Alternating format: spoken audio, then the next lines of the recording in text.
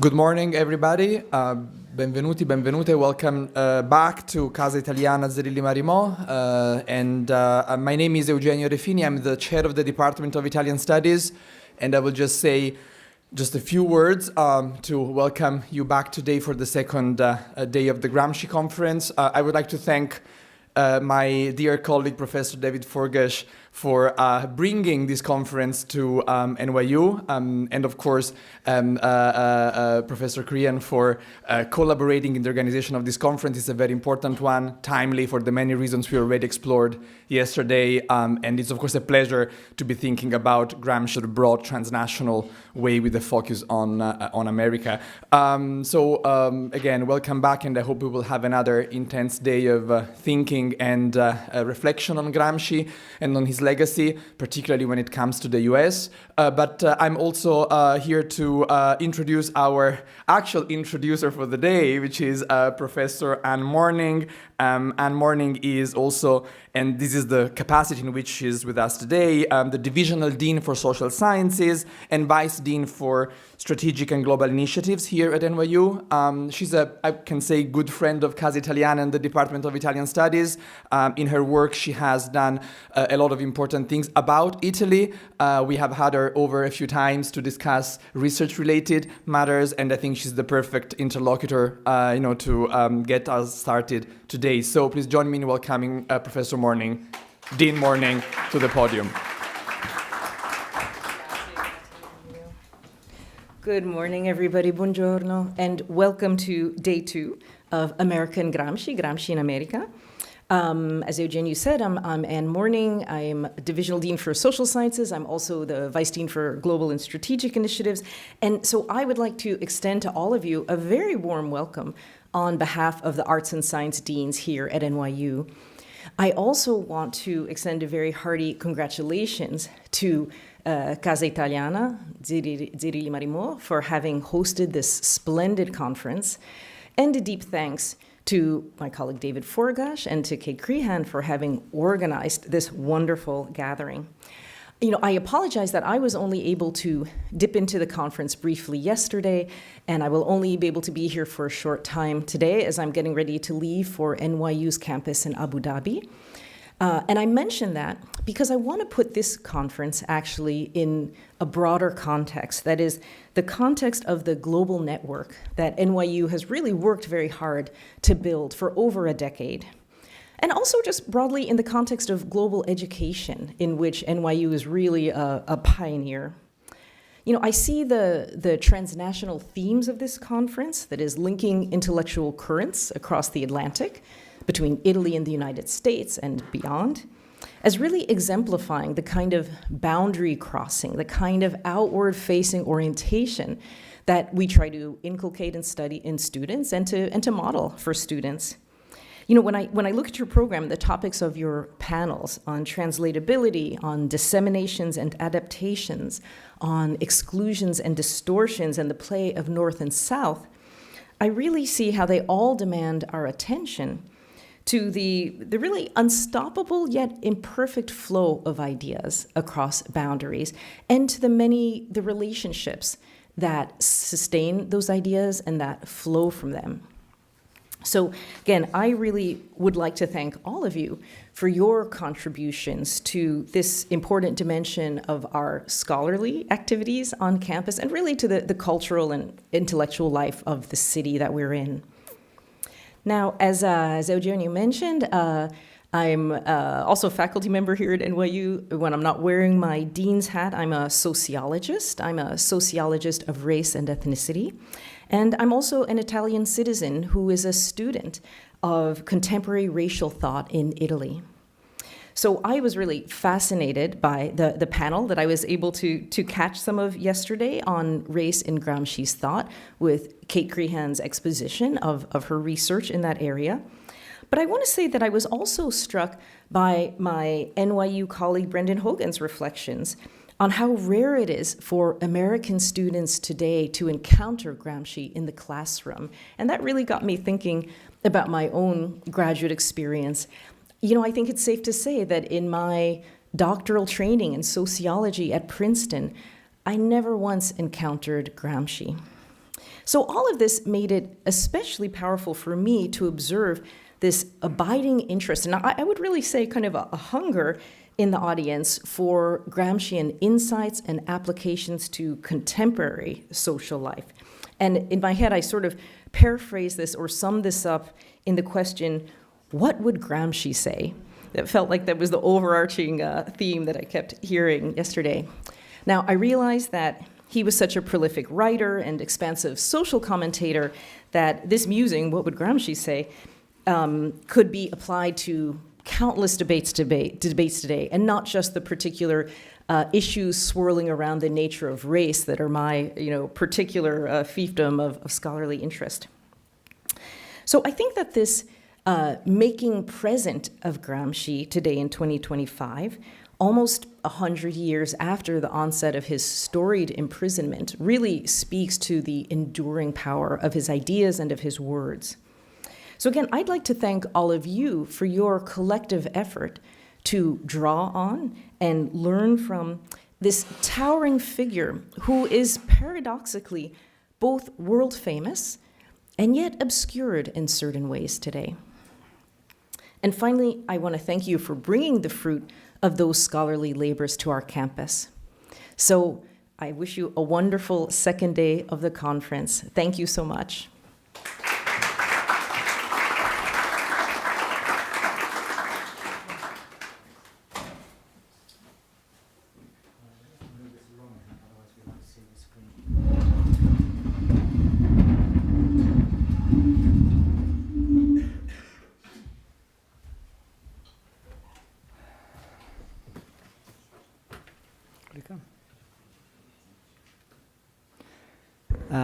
Thanks for all being here at 9 o'clock. I'm very impressed on a Saturday. It's obviously the ghost of Stakhanov haunting this conference. So I have 20 minutes, and in my 20 minutes I'm going to focus on some key moments and key stages in where Gramsci's thinking became known and got used and distributed in the United States. I'm going to focus more on the period from the 1930s to the 1970s because it's not so well known, at least by anybody who encountered Gramsci for the first time in the last 20, 30 years. And I'm going to draw attention in most of these cases to to the processes of transfer and adaptation by which Gramsci's writings were absorbed into this particular political and cultural situation in the US, which is very different from the one in which they originated, which is Italy in the 1920s and 30s. And it, like in all situations, I studied this in an article I did years ago for New Left Gramsci in Britain. There's a kind of process of adaptation and reworking of Gramsci, obviously into the importing or the receiving culture. In the 1930s, there was already some awareness of Gramsci in the United States before any of his writings were known here. Of course, the prison notebooks and the letters didn't get published anywhere until after World War II, but the Italians knew some of his earlier writings from the Factory Councils period. But the reason that he was known or started to become known in the 30s is because of the international campaign of 1934 and 1935 for his release and for clemency on the grounds of his ill health. And then, of course, followed in 1937 by his death. In the file on Gramsci, in the Casellario Politico Centrale, which is the office of the Italian police that monitored the activities of people who were described as subversive, there's a typewritten typewritten copy of a letter by Lucy Parsons addressed to the Honourable Italian Government, Rome. I assume the letter was handwritten because obviously it's been transcribed and it says Parson instead of Parsons. Lucy Parsons was a woman of colour who'd been a prominent American labour activist since the 1880s. And since 1927, she'd been on the executive committee of International Labour Defence, which was the US branch of International Red Aid, what was called Soccorso Rosso in Italy, which was the Comintern, the Communist International's organisation dedicated to defending political prisoners. And the copy of this letter is undated, but it's almost certainly written after September 1934, when the international campaign for Gramsci's release took off. This is not working. What's happened? Oh, yeah.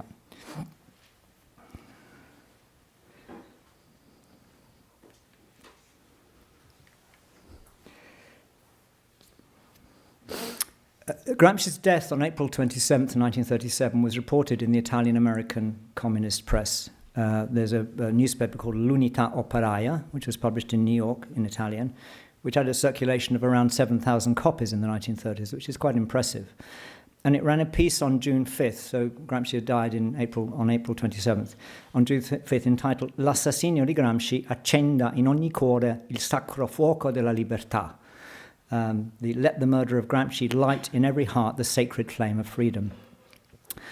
Now, the 1930s was the decade when the American Communist Party, the CPUSA, was at the peak of its organizational strength and prestige. It had over 65,000 members in the 30s, and a particularly large concentration of members in New York and among women and among the Jewish population.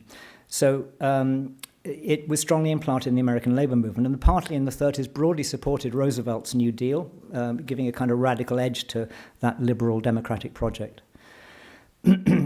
However, when you get into the 1940s, the mid-1940s, in other words, after World War II, the climate starts to be very different. Remember, in March 1946, Winston Churchill gives his speech in Fulton, Missouri, with Harry Truman, President Truman, sitting beside him, saying the Iron Curtain is descending across Europe. And he says, among other things, that communist fifth columns directed from Moscow are a growing challenge and peril to Christian civilization. A year later, Truman addresses Congress, 47, setting out his doctrine of containment of communist influence worldwide as the cornerstone of US foreign policy, the Truman Doctrine. So as the Cold War starts to take off, the systematic hounding of American communists and fellow travelers begins. And of course, this is very different from Italy, where the Communist Party comes out of the resistance as a very large membership party. It has great prestige. It's part of a coalition of anti-fascist forces that got rid of fascism. It is excluded from government in 1947 and then is defeated in the election of 48, but it's still a very, very strong presence, and it's not delegitimated in the same way the American CP was. So I think that's one of the first key differences you have to bear in mind when understanding how Gramsci gets this very different reception in the US. The Smith Act of 1940, so during World War II in Europe, but before American intervention in it, set penalties for anybody promoting or attempting the violent overthrow of the government. And that's invoked in 1949 with this case of 11 communists who were tried and convicted under the Smith Act. Now, Frank Rosengarten is going to come into my narrative a little bit later, wrote in his memoir, Through Partisan Eyes, which he wrote very shortly before his death, how terrible that moment was. You had the espionage trials of Alger Hiss, you had the trials of Julius and Ethel Rosenberg, who of course ended up in the electric chair for espionage. And then, of course, you have in the 1950 Senator Joseph McCarthy's accusations of communist infiltration in the State Department. And several family, friends and relatives of Frank Rosengarten's were marked out as subversives, and they lost their jobs. And he said that this experience helped radicalize him around 1950-51 and strengthen his already nascent socialist convictions. Now, it's just before that date, as the Cold War was about to bite, that you get the first of Gramsci's prison writings appearing in translation in the United States in the Marxist journal Science and Society. And the writings that are printed in translation are his sequence of 5 prison letters from 1932 about Benedetto Croce, which had been encouraged to write by his friend Piero Sraffa. I explained yesterday this indirect correspondence by which Sraffa writes to Tatiana and she writes to Gramsci. And so he's writing this really for Sraffa, and then also Sraffa's going to send it on to Togliatto in Moscow. Why these letters in particular? Why was this the first bit of Gramsci that was known in the United States? One answer is that they were the first letters to appear in Italian in the Communist Party's journal Rinascita, then called La Rinascita, in its very first issue, published in Rome soon after the city was liberated in June 1944. So that's before the north of Italy has been liberated. It's just up to Rome at this point. And the translation was taken from that source. But another answer why these were the first bits of Gramsci to be translated is that the publication of these letters was strategic at this particular moment in the American context. Croce had become the darling of American liberals, I mean, particularly the American liberal right. He contributed an essay to a book called Freedom and Its Meaning, which came out in 1940. Other people were in that. Albert Einstein wrote a letter. Einstein and Croce actually had a correspondence about that period. So between 1945 and his death in 1952, Croce was a staunch anti-communist. And Gramsci in these letters actually remarks on how influential Croce was internationally, particularly in what he calls the Anglo-Saxon world.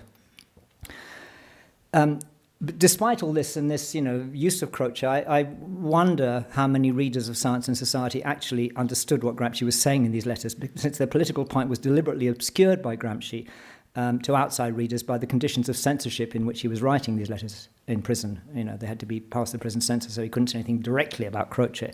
But what he's effectively saying in these letters is that Croce, despite appearances of his anti-fascist liberalism, is effectively colluding with the fascist project. This is explained, has to be explicated in a footnote on the first page of this by the editors who are actually just simply reproducing the editorial comment from Rinascita, where they say there's an objective collaboration between Croce and those who officially opposed him, in other words, the fascist regime. So what Gramsci actually wrote was much more opaque. He said, quote, Croce's writings are a powerful mechanism for bringing about a conformity of the new forces to the vital interests that the dominant group today possesses, which means that you sort of absorb the challenges of subversivism of the left, and you neutralize them by, as it were, taking over the left's intellectuals. Okay, and this is the original, the same passage that they quote. So Gramsci is there, but the meaning of these bits of Gramsci, I think, is rather obscure, probably to most readers, even the educated readers of Science and Society, which was a Marxist journal been published quite a long time before. Okay, now let's jump to the 1950s.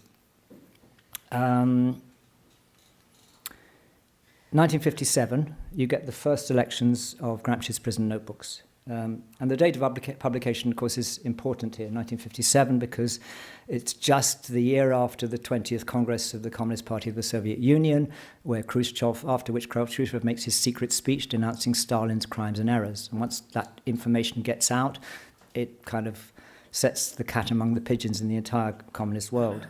It creates divisions and defections in all the communist parties outside the USSR, and it provokes a crisis in the CPUSA.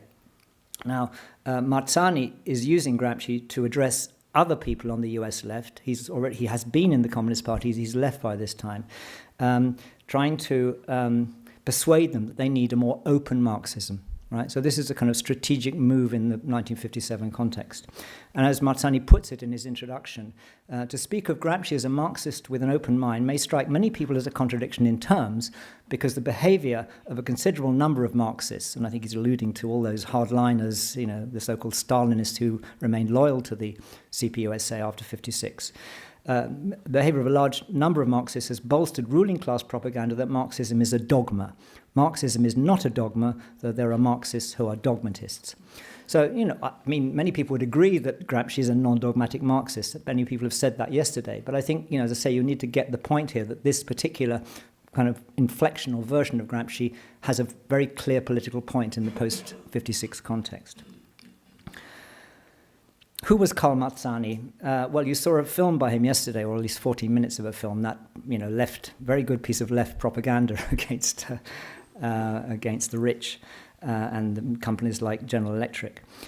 He was born in Rome in 1912. His family emigrated to US when he was a child, when he was 12 years old, 1924. And as an adult, he joined the CP, the American Communist Party, and for a short time he was a party organizer actually here in New York on the Lower East Side. He also actually taught courses at NYU, and that's why his archive is in the NYU Tamiment collection. You can read all his papers here. The other thing I should mention is the Tamiment has the best collection in the US of oral history of the left, the American left, and you can have all these testimonies, and some of them are very harrowing about what it was like to live through the McCarthy years as a communist in that period. So he was a party organizer here in New York, and then he left the party. During World War II, he was in the OSS, the Office of Strategic Services, which, of course, kind of mutates into the CIA in 1947. And after the war, he worked briefly in the State Department. And he was then accused of having concealed his party membership before the war while he was being employed by the government. He was tried, a very unfair trial. He was jailed for 3 years, from 1947 to 1950. So I think by the time he edits the Open Marxism book in 57, he's both an ex-communist who's trying to, remain loyal to Marxism but try and, rethink it, and Gramsci really helps him do that. And also somebody who we can assume was scarred by anti-communist persecution because of those 3 years in jail. Now, Marzani's text was a very slim and inadequate selection from Gramsci's prison notebooks, as many commentators on it later observed. I mean, I've read reviews of it, kind of what you might call stroncature in Italian, demolitions of it by John Cammett, Eugene Genovese, Eric Hobsbawm. But it's actually a very interesting document of its time, of its moment of production, because it's full of Marzani's long editorial interruptions of Gramsci's text. You can see the bits in italics are Ed note, and there are lots of these, so you read Gramsci and suddenly he jumps in and says what Gramsci is saying and how we can apply that to the United States. So actually, for me, that's the real value of this book. It's such a kind of X-ray of that moment in 57 when Gramsci is being somehow mediated and translated for American readers, and this is one example of it. Again, about this thing about dogmatism. He demanded a Marxist study himself. This is this famous thing of know thyself, which Edward Said picks up, of course. The American Marxists might more easily find within themselves large elements of pragmatism, male supremacy, chauvinism, facile optimism, and so on, which are endemic in our society. Perhaps such an examination might show to many that their Marxist world wasn't so coherent as they believed. Perhaps even that it was not there. Might not the result be a quality of tolerance and awareness of fallibility without paralysis of the will? Now, Gramsci might have said something like this, but he's kind of allowing him to say it in this kind of ventriloquistic way. Okay, sorry, I had a bigger version of that, but you can I forgot I had that enlarged. And there are many more passages like that. Now, I mentioned this was a very skimpy selection, and in Marzani's defense, it must be said that he did explain in a translator's note at the beginning of the book that he'd intended to produce a larger selection, but while he was working on it, he got the news that another edition containing more of Gramsci's writings was being produced in Britain. And this would be the book called The Modern Prince and Other Writings. That's the UK edition on the right, the American one on the left. Which was edited by Louis Marx, that's Marx with a KS, not an X, which came out in the same year as Marzani's Open Marxism in 57 originally.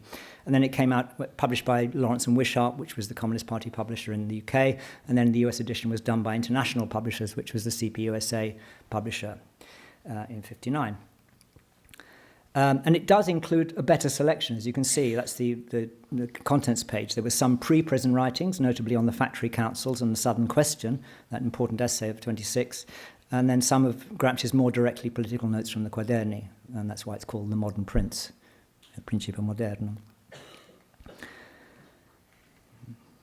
In 1958, in an article called simply Antonio Gramsci in the CPUSA journal Political Affairs, it argued that Gramsci's writings, with their critique of vulgar materialism and of mechanical accounts of historical processes, were of great importance to American Marxists. So here's an American communist writing and saying, against the kind of hardliner pro-Moscow people, that we need this kind of more open Marxism in the CP, in the Communist Party. And this article was signed by Fred Hallett, which was a pseudonym of John Cammett. And it needs to be read, as I say, a part of this internal critique. Cammett also was aiming his critique at those unscrupulous critics of Gramsci, who would have been these hardline people, who sought to prove that Gramsci was really attempting to revive Marxism in an idealist direction. In other words, he was kind of being too Crocean, too liberal.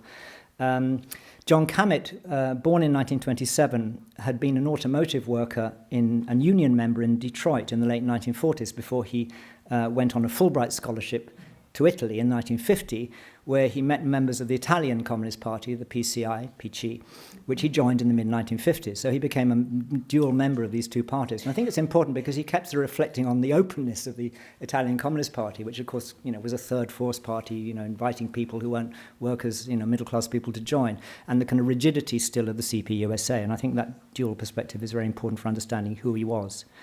And, of course, when he was in Italy, he learned Italian, began to read Gramsci. Okay, the 60s. Now, when we get to the 60s, of course, there's another major set of political changes in the US, the civil rights movement. And actually here we need to recall that the CP, the American CP, had played an important role in advocating for black people's rights already in the 1930s and early 40s, and had some prominent black members, for instance, Paul Robeson. So there was also in the 60s the anti-Vietnam War protests by students, for instance, at Columbia in 1968, and also by veterans. So this is the very first march of the Vietnam Veterans Against the War, the VVAW, founded in New York after Vietnam vets marched together in a demonstration to end the war. So this is a kind of an early case of mobilization by the vets. And then, of course, there was in the same period Black Power and the Black Panthers and the rise of the American feminist movement. So all these changes, gave a new impetus to left-wing movements and a new kind of sense of confidence that the left was remobilizing really across the board. And it was in this context that John Cammett, John's widow, Sandy Cooper, gave me this photograph yesterday. And I was very pleased to get it because I couldn't find one of John looking like he looked in the 1960s. I only had these older ones of him. John, with three other faculty members at Rutgers, including Eugene Genovese, founded a group of left academics called the Socialist Scholars Conference. Actually, they'd hesitated in 1964 whether to use the word socialist. And as they recall later, in 1964, it was still a difficult decision to use the socialist label. Now, I just want to pause here to state that what I hope is already obvious, that this is one of the ways that the US really is so different from the Italian one, because it's in 1964 that the Socialist Party enters government with in a coalition with the Christian Democrats, the so-called opening to the left. It's the right-wing part of the Socialist Party. But, of course, it's not problematic to name socialism or to name communism in Italy when it is very much still the case in 1964 in the US. Now, John then, in 1967, wrote his landmark book, which was based on his PhD dissertation at Columbia, which was advised by Shepard Clough, kind of, let's call him a sort of left liberal, but very open to John's research on Gramsci. And that book came out in 1967, and it's called Antonio Gramsci and the Origins of Italian Communism. And I think it's interesting here that John's experience of having been a factory worker, his early experience and a union man, and so he'd done grassroots political organizing, helped him approach Gramsci in a very different way from most of the studies, including in Italy, which is he wanted to reconstruct the whole trajectory of Gramsci's life and thought from the Turin period of the factory councils to the prison writings. There's actually only a very short section in the last part, and it's not really the best part of the book, on the prison notebooks, but the reconstruction of the period, the 1919, 1920 in particular, is very, very good in this book, I think. So, and in fact, this book would inspire work by other scholars, particularly two in Britain, which came out soon after this. Gwyn Williams, who's Welsh, a book called Proletarian Order, Antonio Gramsci, Factory Councils and the Origins of Communism in Italy, 1911 to 1921, which came out in 1975. And then Martin Clark's, I think, not so good book, but Antonio Gramsci and the Revolution That Failed, 1977, which is also his PhD thesis. Okay, the 70s. Sorry, that went a bit quickly. I'm in the 70s now. I've got to race through this because I gave myself 20 minutes and I can't, break the rules I gave all the other speakers. In 71, the Socialist Scholars Conference produced this book of collective, that's the one, remember that thing formed in 64 by John Cammett and others at Rutgers. They produced this book of collected papers by group members, and they noted in the introduction that after 2 decades of Cold War, socialism in the US again appears to be gathering strength. So I think that, that's an interesting indication of how they took the temperature of that moment. And in the same year that this book came out as well. This is the first American edition of the book that came out in the same year, originally in the UK, with Lawrence and Wishart. Again, it's international publishers, the CP's publishing arm. And it's a much more ample selection of Gramsci's writings in English. And this is still the book that is probably most widely used, I would say, along with my Antonio Gramsci Reader, by people coming to Gramsci for the first time. And I think, I know both the authors, both the editors, and I think it's still a very good edition.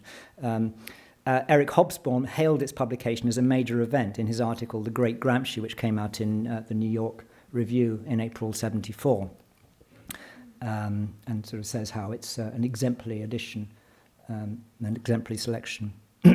And I think the publication of Gramsci in English then sort of sets the ball rolling for a number of scholars in different academic disciplines in the US to start kind of thinking Gramsci and thinking their work through Gramsci, through a Gramscian lens. One example is Eugene Genovese, who had already mentioned, who was a colleague of John Kamet's at Rutgers when he was at Rutgers and set up this Socialist Scholars Conference. In his book Roll, Jordan, Roll, he applied the concept of hegemony to define the master-slave relationship in the antebellum South in the US. As one of mutual accommodations in a profoundly unequal power relationship. Slaves, according to Genovese, there's been some discussion, he's been attacked for this, but his thesis is that slaves weren't just passive victims, they actively resisted dehumanization, they built their own culture, their own religion, their moral systems, their world of songs, their culture, within the confines of enslavement.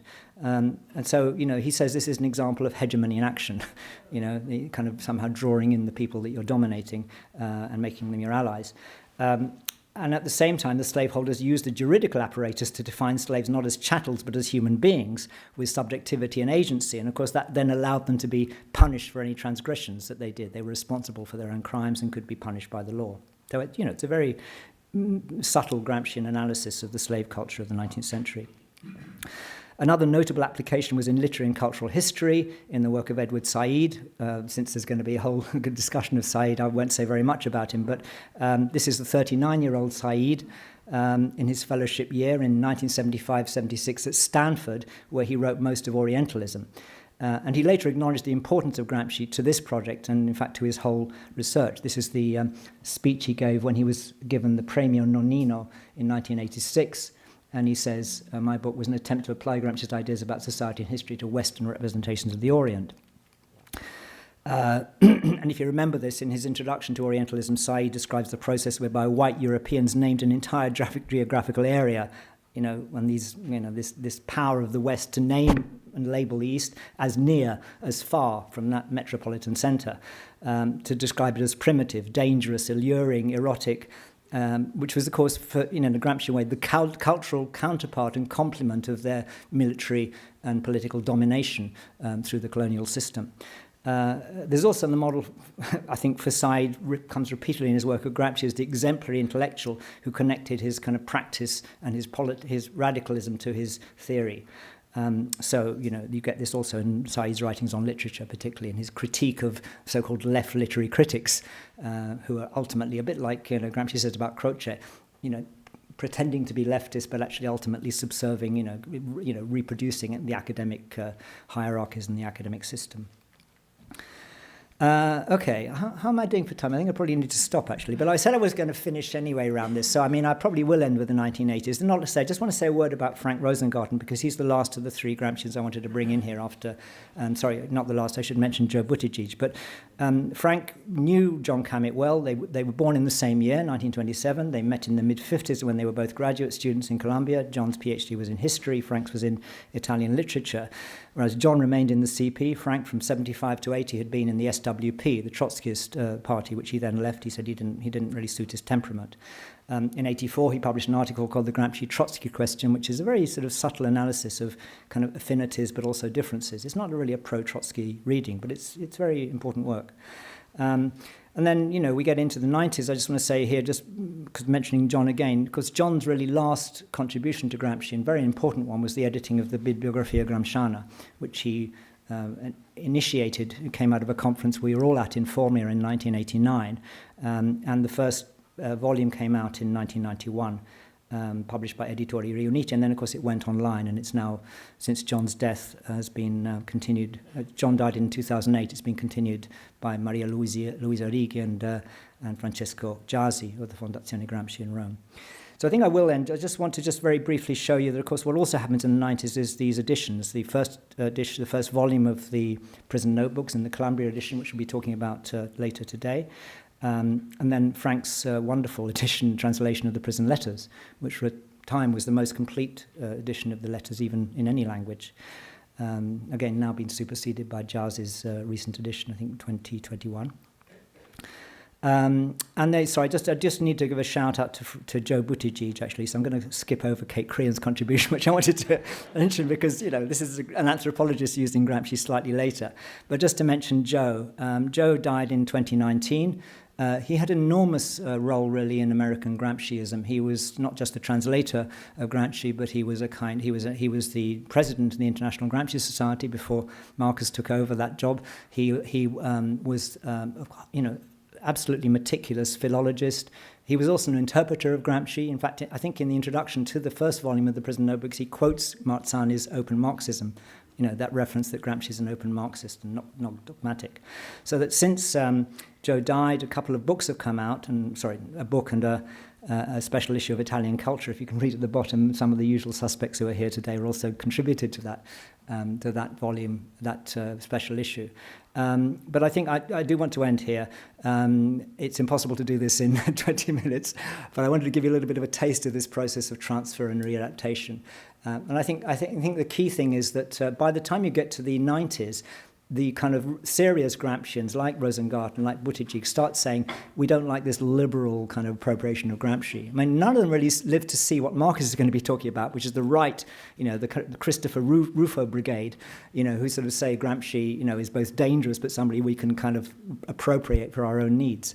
What they're, constantly saying Gramsci has to be read as a Marxist, as somebody who linked theory to practice, as a revolutionary, and not as somebody who's just producing a sort of theory of cultural persuasion. And that's a real dilution of Gramsci, and they were kind of defending to the end that radical reading of Gramsci. So I will stop here. Thank you for listening.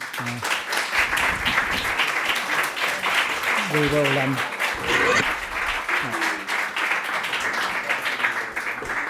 We'll go on to Peter Thomas now. Peter? You don't have any... No, okay.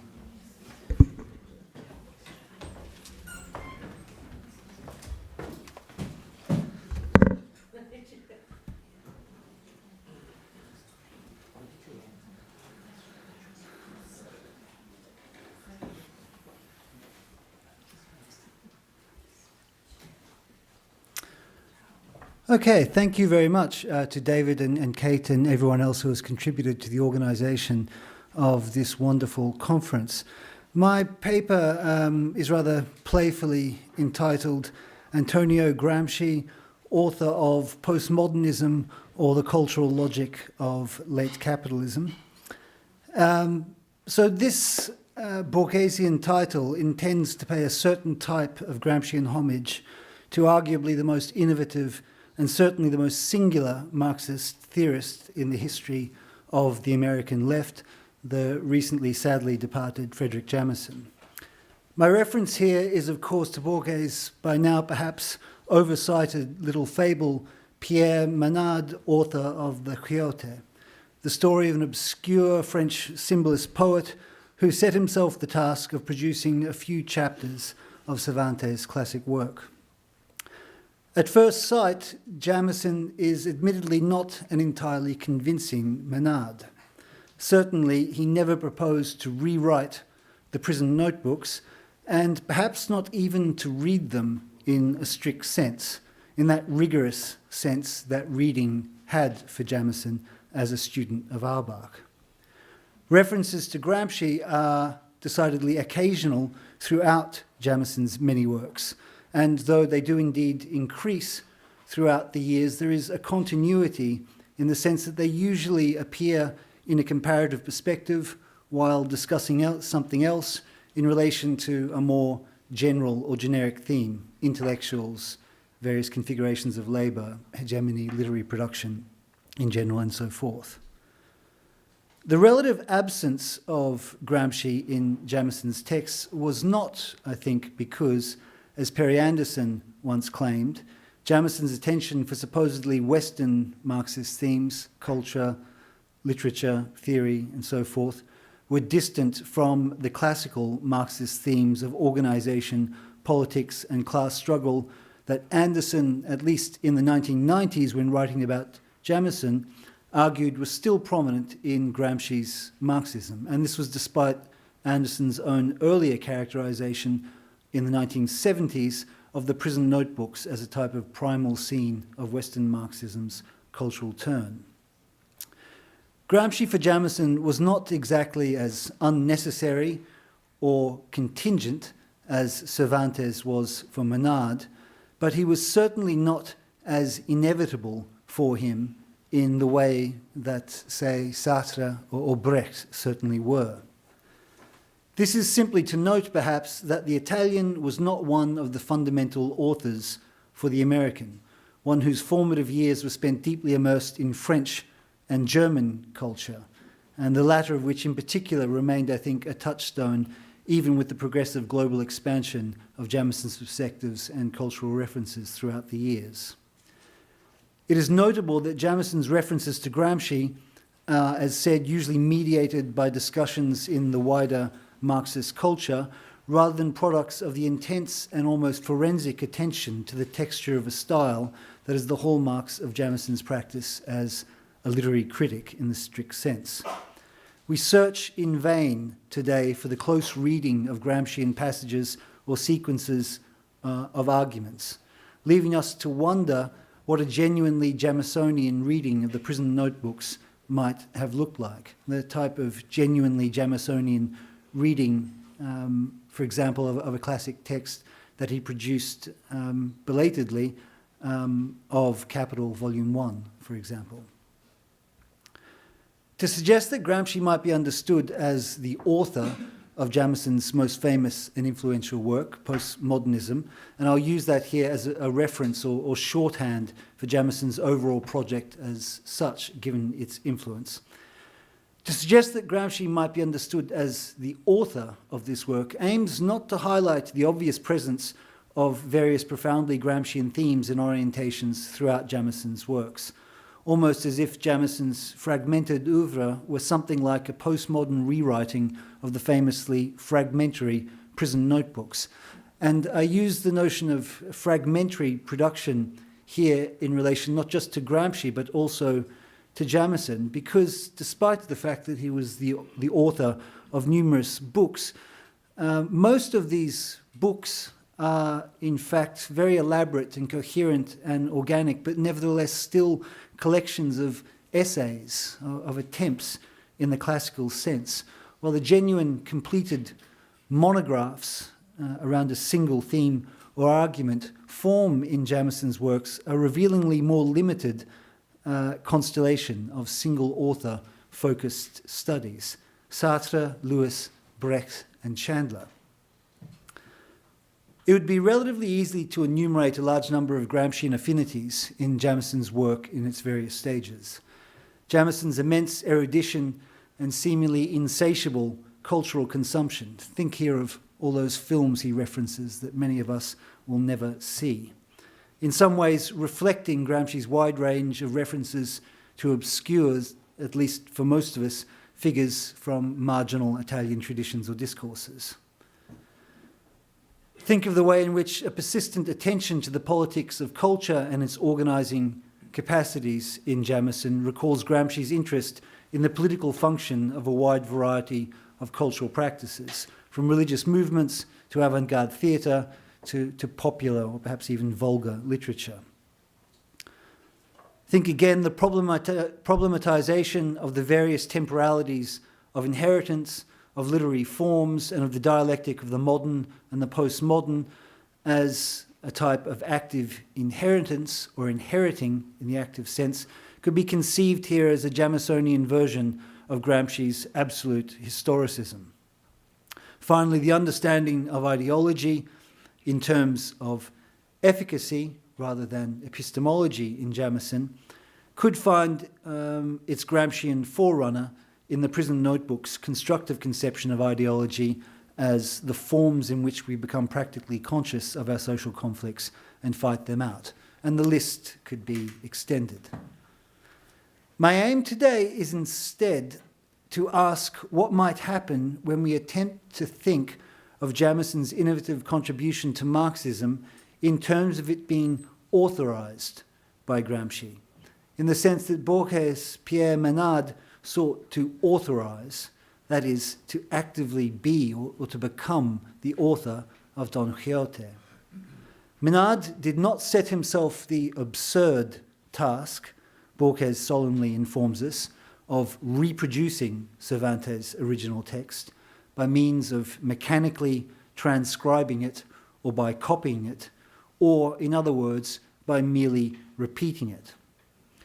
Rather, his infinite labours aimed only to produce a few pages that would coincide with the Spaniard's production, pages that would enable him to come to the text through his own experiences rather than those of his illustrious forerunner.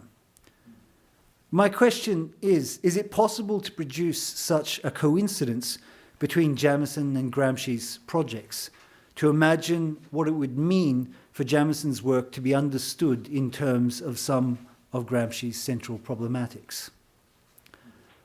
In order to do so, I think we need to understand postmodernism, which again I'll be using here as a type of code word for Jamieson's much larger project, both before the moment of the postmodernism essay and book in the late 1980s and early 1990s.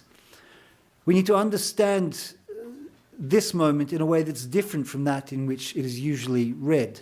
For a common and perhaps dominant reading, the significance of Jamieson's postmodernism work, standing as a sort of centerpiece in his larger contribution, is that it provided a powerful historical narrative that enabled the contemporaneity of the post-Cold War New World Order to be shifted back onto the terrain of social history, explaining as a phenomenon that could now be set against its restored noumenal foundation. This is a reading that ultimately depicts Jamieson as a more classical Marxist than it might seem to suppose at first sight, or indeed even explicitly proclaims.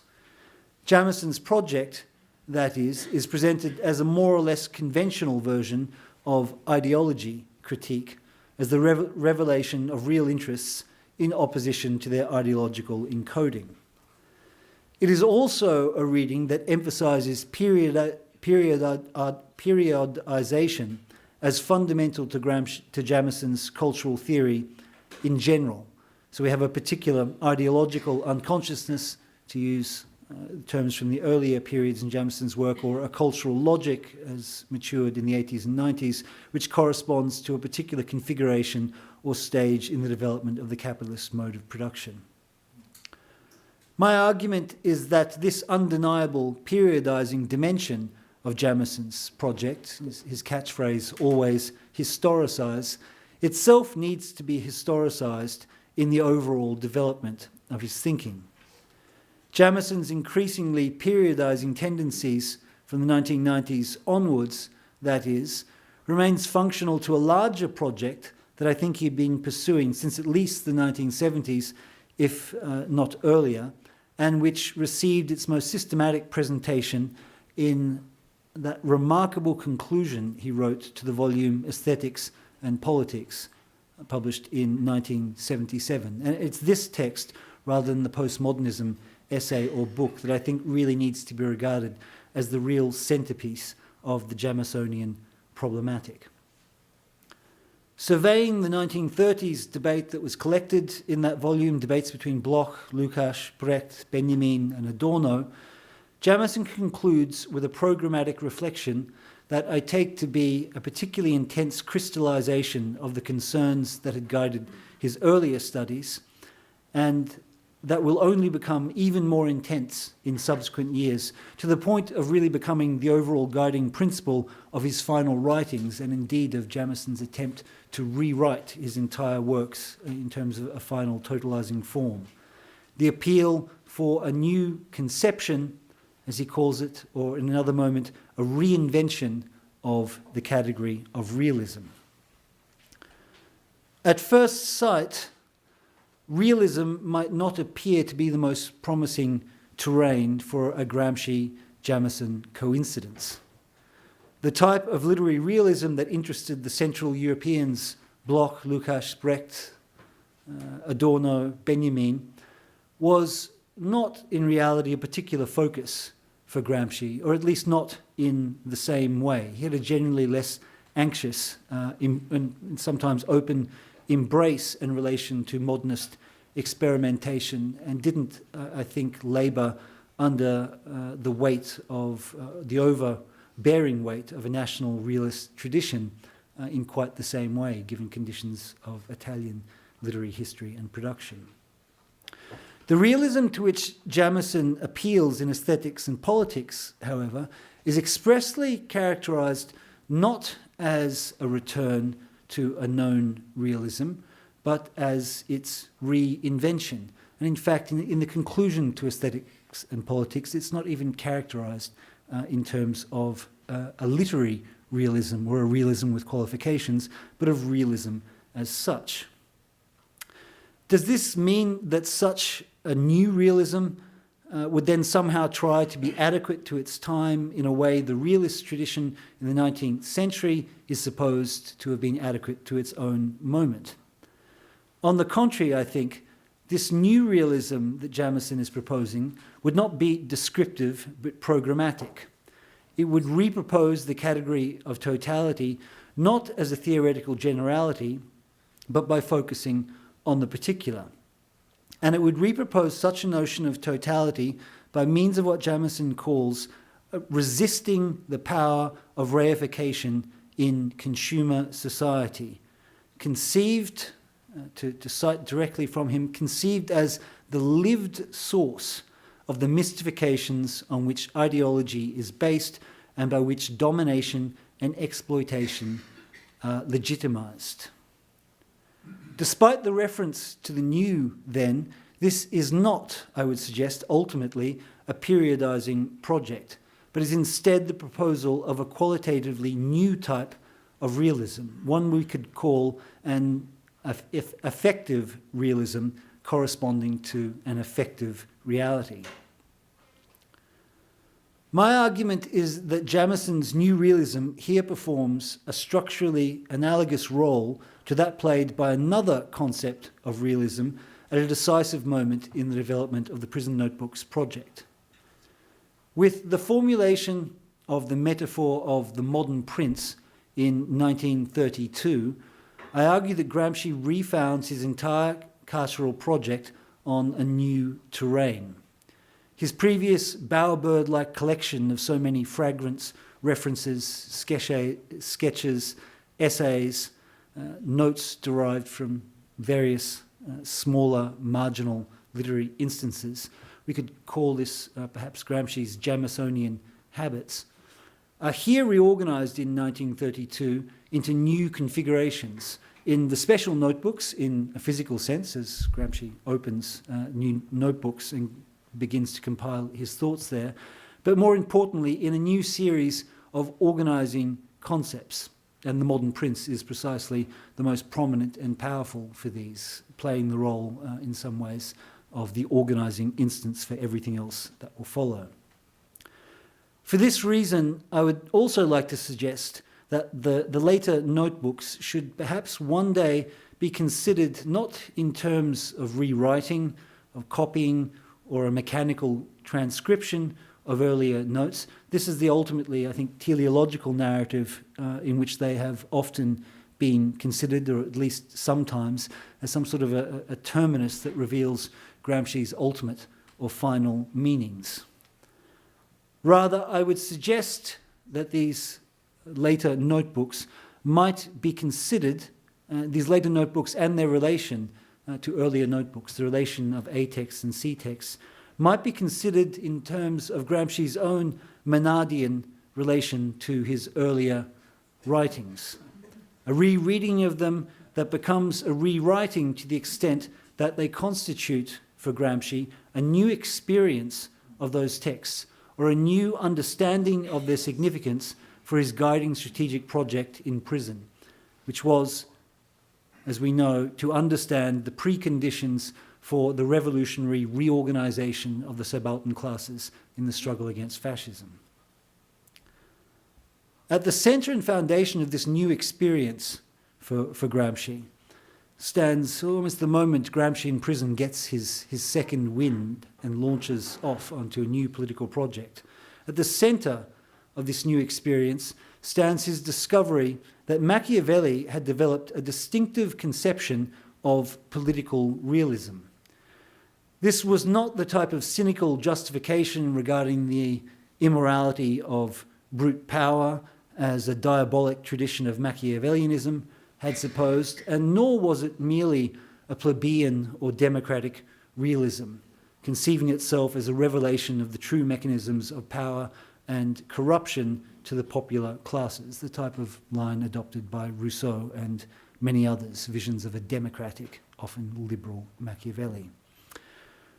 Rather, Gramsci located Machiavelli's political realism in a new understanding of the relationship between political power and political knowledge, and an understanding of their structural separation as foundational for the processes of what I have elsewhere glossed as processes of subalternization, which constitute the lived source, to use Jameson's terms, for all forms of politics hitherto, which is to say, in all forms of societies politically divided into classes, into rulers and those over whom rule is exercised.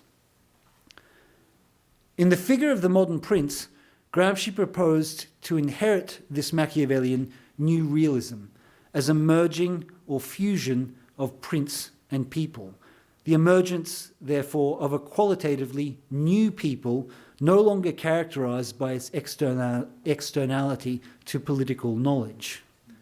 Within the expansive civilizational dynamic of the modern prince, political knowledge is instead regarded as internal to the people, as its own conscience and expression, its lived experience and sources for the contestation of all forms of domination and exploitation.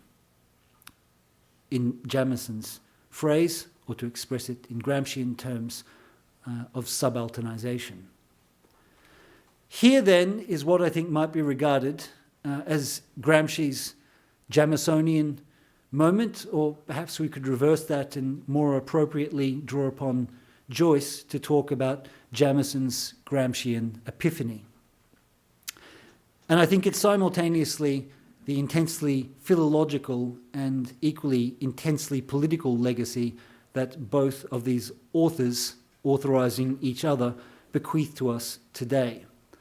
The search for a new realism defined not in terms of accuracy, adequation, correspondence, or whatever other ultimately Platonic figures we choose to some type of a fixed and a mobile present, but in terms of its capacity to investigate in detail the particular lived experiences of the subaltern classes in the reifying and subalternizing structures of a present that remains structurally contradictory, continually relating those lived experiences to the notion of a totality or a totalized system of relations that alone can explain what they are, the particular forms in which they're experienced, and how that experience itself, under conditions of reification and subalternization, occludes their explanation.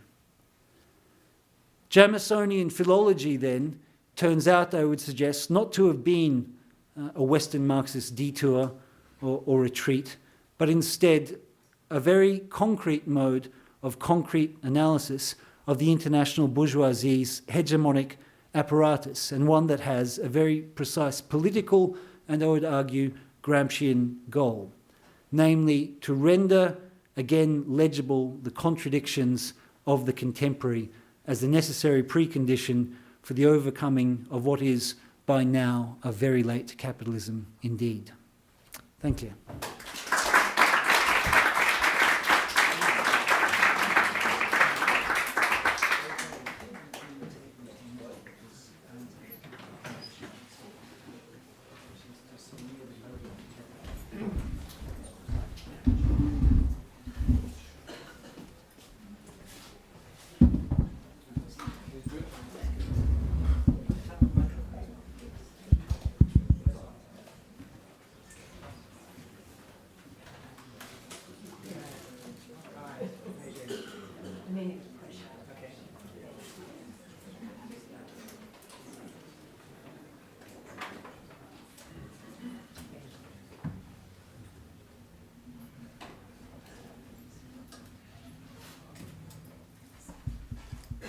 Hi, everybody. Can you all hear me okay? Yes. Okay. I tuck things behind my back.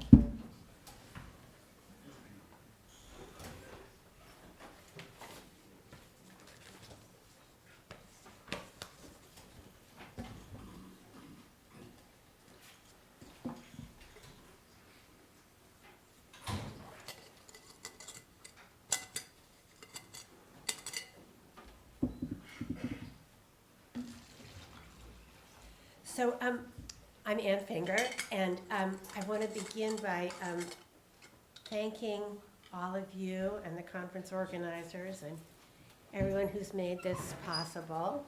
I'm going to be talking about disability, which is a largely unexplored aspect of Gramsci's life and writings. And I should say that our David and Tom Shakespeare have been, in the UK, have been two notable exceptions to this. They've both done very important work on this subject. And so I'm going to begin by talking a little bit. I should say I don't come out of a really academic background. I have a master's degree in creative writing and long history as an activist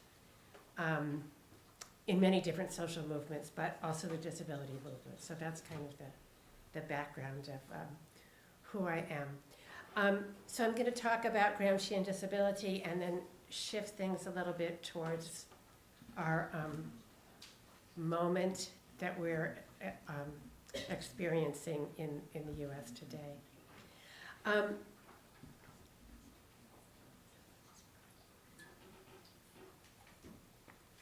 There's a really wonderful historian of disability, Douglas C. Bainton, who has made this amazingly pithy and important statement: disability is everywhere in history once you begin looking for it, but remarkably absent in the histories we write. A statement which I sometimes amend to: disability is everywhere in fill in the blank. And it's certainly present in the life and writings of Antonio Gramsci, however denied and glossed over it has been. And I'm really fascinated, as David was showing those covers of books about Gramsci, how almost invariably we have that picture of him as a young man, and that picture that I always think of as the head without the body. We just see him from the neck up. Unlike in the conference program, which I think is so important, where we see him at the age he was when he wrote the prison notebooks, and it's definitely obvious that he has a disability, or that there's something unexpected about his body. I think often Gramsci's disability is mentioned in a glancing way. It's acknowledged and then it's not explored. And I encountered Gramsci, I think, in the early 1980s, when some friends of mine were saying, oh, there's this really important author you should read, Antonio Gramsci. And I was reading, I can't remember what book it was, some collection of his writings. And in the introduction it said, almost as an aside, Gramsci had the appearance of being a hunchback dwarf. And I was like, what's the difference between appearing to be a hunchback dwarf and being a hunchback dwarf? It was this almost amusing level of denial about his disability. The family legend was that Gramsci's hunchback was due to his having fallen from a maid's arms when he was a baby, having gotten dropped on the stones of the hearth. And in fact, he had tuberculosis of the spine. Tuberculosis, as well as being a respiratory illness, can sometimes enter into the bones. But I think that legend, and even the persistence of that legend, when we now know that the medical facts are fairly different, really speaks to the preference for the best way to be disabled is to be disabled in war. Second best is to be disabled by an accident. Third best is illness, and the worst thing is to have a congenital illness in terms of the way that disability gets read culturally. But I really think that his experience of living in a world where he was always slightly at odds really contributed to his understandings of how power gets embedded in very ordinary, very seemingly insignificant social and cultural interactions. I think about what it's like to sit in a chair that doesn't quite fit you. That's an experience I've had throughout much of my life, where your back can't be supported, your feet don't touch the floor, getting onto a streetcar where he couldn't reach the strap, having his hump rubbed for luck, which was a thing that hunchbacks, if you rub their hump, you could have luck. Certainly played a role in his understandings of the way that power gets exercised. And, of course, his brilliant intellect had a lot to do with it, too. And disability certainly played a role in how Gramsci was seen in the Italy of his day. Anyone who's lived with a disability can attest to the contradictory and shifting responses disability evokes in others. So,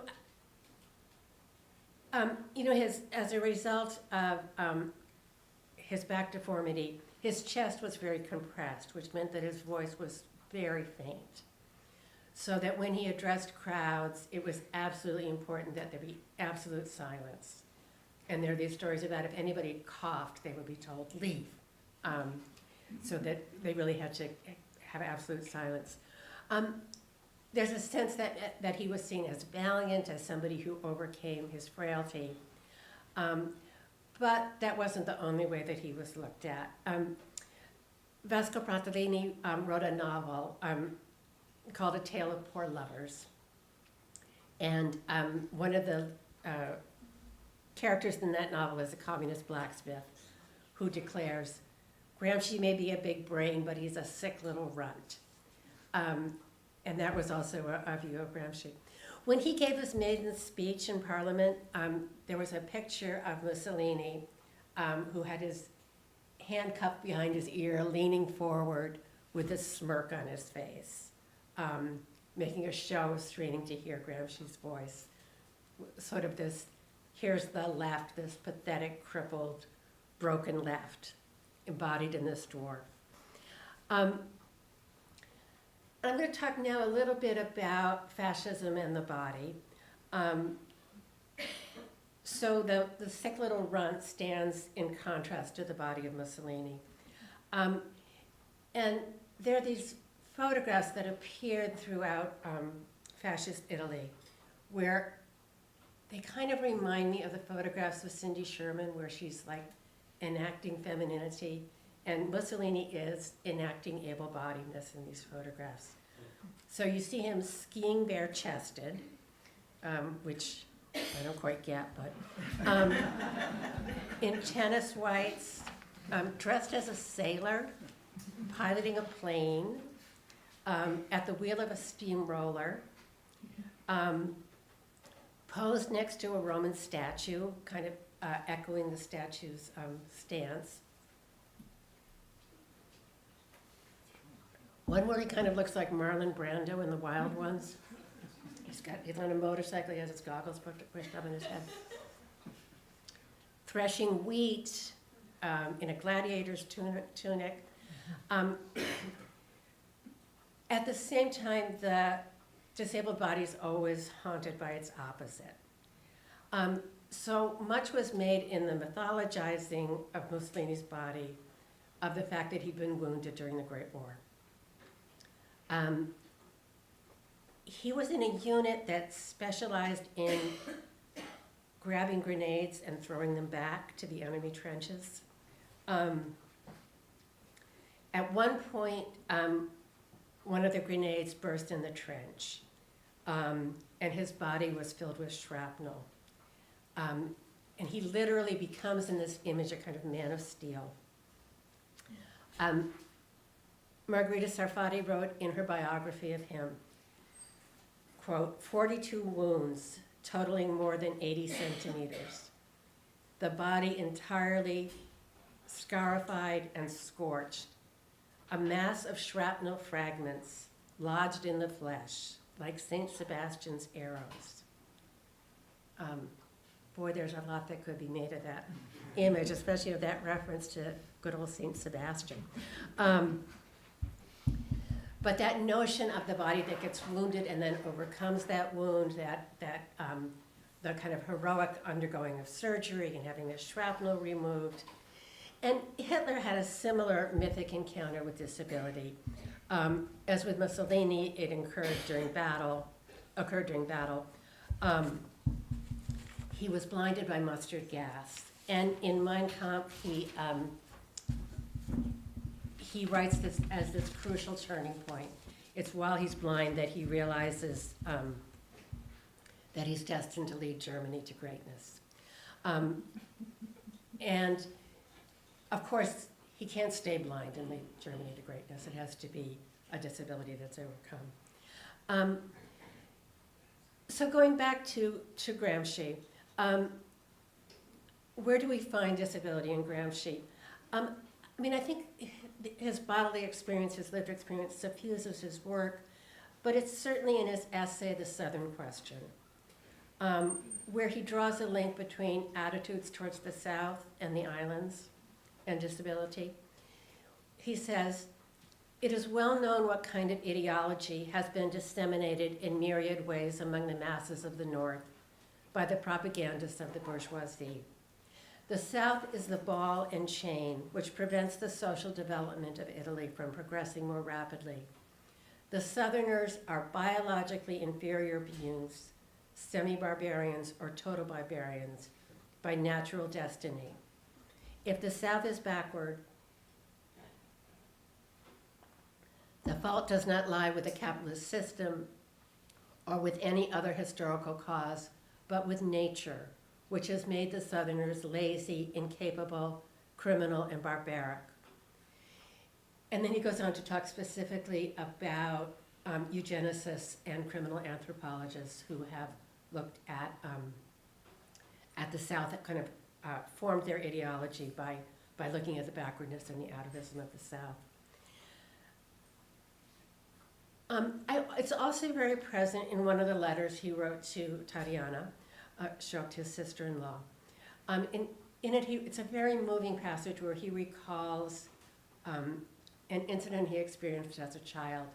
He was asked by his mother to deliver some crocheting to another family on the island or nearby. And this mother, the family was spoken of as this mother who has suffered a great deal, and the suffering had been unjust. When he got to her home, she said she would pay him after he came with her to this outbuilding that was on her property.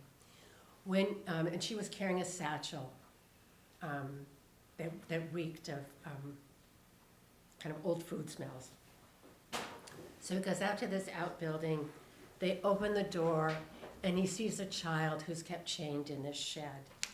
And the mother takes the satchel, empties it into a trough, and adds water to another trough. The story is, I mean, he specifically tells Tatiana that he's telling her this story for a reason, but it's interesting to kind of, I sort of see it as this kind of gem of a story or rock of a story that's been hiding inside of him, this memory of seeing this disabled child who's treated like an animal. And he does say, the mother was always spoken of, but as enduring this suffering, but I thought of the suffering of the child to have such another. So turning my attention from the past to the present, from Italy to America, to think of the lessons we can learn from Gramsci and his time to our time, when disability is once again being constructed as a threat to the healthy body of the state. So much has happened since Trump assumed the presidency for the second time that this event seems like distant history.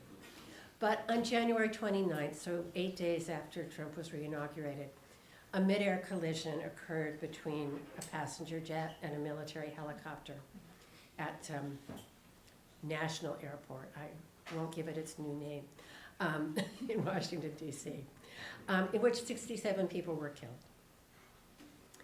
And according to Trump, who was at fault for the accident, it wasn't due to understaffing of air traffic controllers. There was a single air traffic controller when there should have been two overseeing this flight. It wasn't due to the fact that military helicopters were deployed near active runways. Instead, he pointed to in a statement about inclusion of disabled people on the Federal Aviation Administration website, pretty blatantly stating that disabled people, by his definition incompetent, were the cause of the accident. And when he was questioned about this, he said, "I have common sense," which just an interesting phrase to hear at that point. And I think it's also interesting to consider the assassination attempts on Trump and how those have fed into his notion of him being some kind of a Superman, which is funny, but anyhow. The bullet grazes his ear, and it's remarkably similar to an incident in which Mussolini was almost assassinated by a British spinster who just grazed his nose. But that notion of him rising up from that, pumping his fist, the person who encounters disability and manages to evade it. And I'm also fascinated by these portrayals of Trump, who,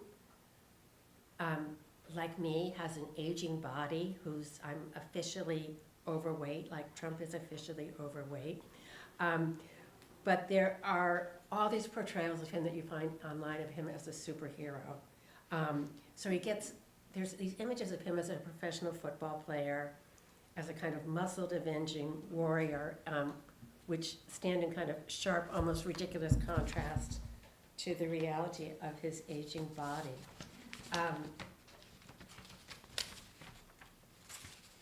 And the statement by his personal physician that this was in his first term, that Trump will be the healthiest individual ever to assume the presidency, which gains power almost from its very ridiculousness. I mean, there's like this fictive body and the real body, and the fictive body and the real body simultaneously exist in kind of two different realities.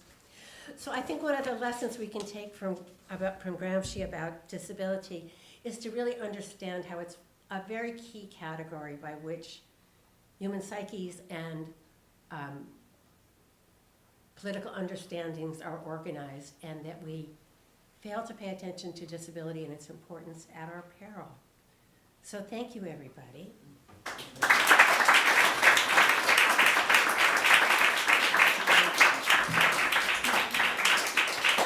Are we all up on stage together?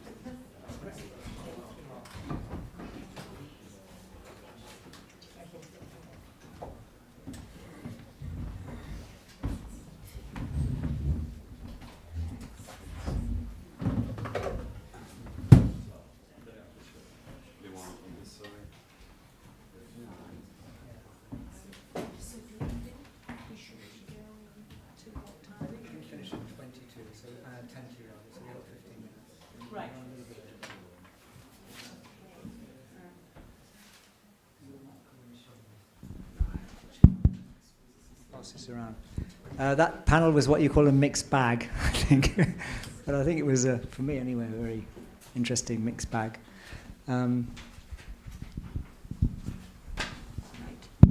Okay, so we've got 15 minutes for a discussion. So I think just let's open it up and see what questions do we have. Yeah. Hi, to David Forgacs. About the Gramscian reception of the Quaderni, like in the 50s here. I'm from Argentina. We had even an earlier reception, which was also a way of critique the Stalinism and orthodoxy, but it was also it has this the idea of bringing some key concepts of Gramsci, like the study of national history or the national popular, in order to understand Argentinian reality. So my question is here the reception is only the critique of the orthodoxy or if there's also, especially in the 50s examples you gave, if there's any idea of use of Gramsci for understanding the American reality. That's a good question. Not as far as I'm aware, but Renata Holub, I don't know if she's here. Renata, no, but will be here this afternoon. Is actually going to talk about the kind of differences between the reception of Gramsci in Latin America and the reception in North America. And I think a lot of people who worked on this say that the reception in Chile, in Argentina, and Brazil, where they all had military dictatorships, was much more political. People read Gramsci politically. Some of them were prisoners, some of them were, or had been in exile. So there's that kind of sense of political affinity with Gramsci, and then also an understanding of the national situation, obviously, and how you get out of that kind of that sort of far-right regime. So America's in a different situation. You're in this kind of liberal, democratic, hegemonic system. I think they're much more interested in how you create alternative currents of thought and power in that regime. So as far as I know, I may be missing something, and somebody else could fill me in. A lot of American Gramscians here. I'm a Brit who looks at the America from outside, so I suppose I have the advantage of externality, but I don't have the insider knowledge. So I think my answer is not as far as I'm aware. Just I think you need to speak into the mic because the live stream people won't hear you. Since I already have, just a second. Sorry, I had just one quick question for David and the footnote. I was wondering if in the early period of Gramsci's readings and translation of in the US, what are the Gramscian notions that appear to be more successful among the notions of hegemony, passive revolution, etc.? Does some stand out as particularly important? We have seen the importance of the attention for subalterns, which is, so to speak, translated and re-elaborated in perspectives as different as those as Genovese and Said, but among the others of Gramsci political thought, are there, and then just one minor thing, just to get rid of the mic, one thing that could be added, bridging your paper with Professor Finger's paper, is that the issue of disability was so present in the eyes of the beholders that it even appears in what is likely the very first mention of Gramsci in the American press. In an article in The Liberator in March 1921, an article by Nick Matson on the split of the Socialist Party and the founding of the Italian Communist Party, Gramsci is presented as the editor of the Ordine Nuovo, a little humpbacked fellow of 28. So this is probably the first appearance of Gramsci in the American press, and I find it significant that it's described in this way, just to give him some features.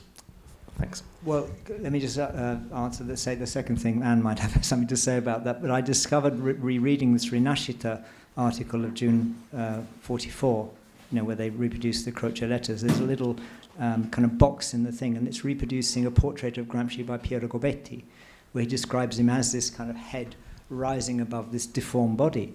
And that's written, I mean, must have been written in 1919 or something like that. I don't know the date, but, that whole tradition runs and runs and runs. And they put that in as a sign that, the head transcends the body. It kind of miraculously rises above his deformity. Your other question, I didn't talk about the subaltern, and of course Marcus Green has done a lot of work talking about the American misunderstanding and simplification of the notion of the subaltern, and I think, Marcus edited this wonderful edition of the Notebook 25, is that the one? Which is, the one on the subaltern classes, subaltern social groups.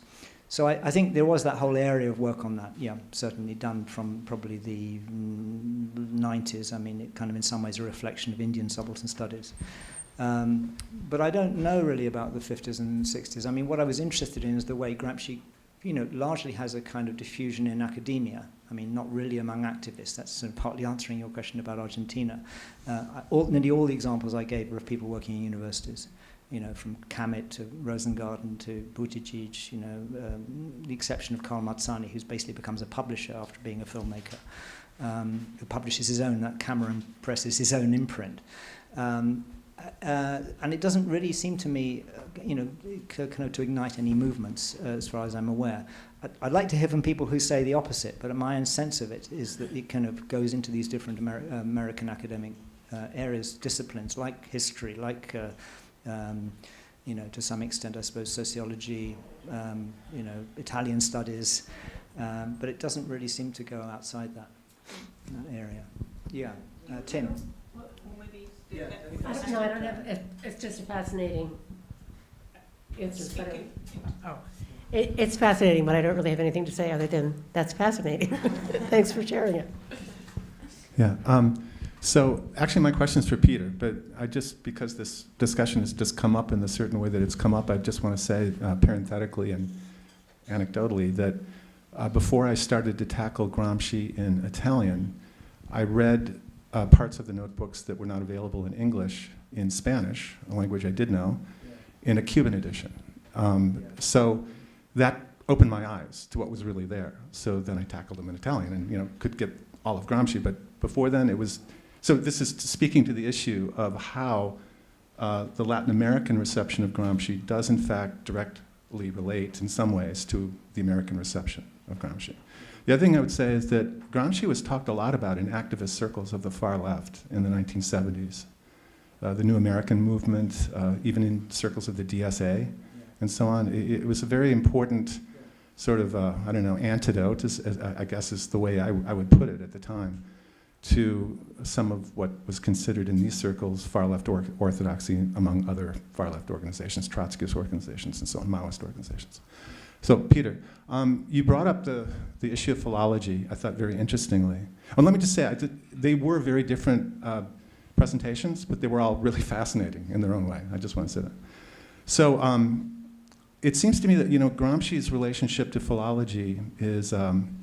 it's a very serious and consistent one, where he is making the argument about the responsibility of readers to read the whole of a person's work and to practice scrupulous honesty in interpretation and to make a distinction between good and bad readings of text based on the responsibility that one has actually performed and showed.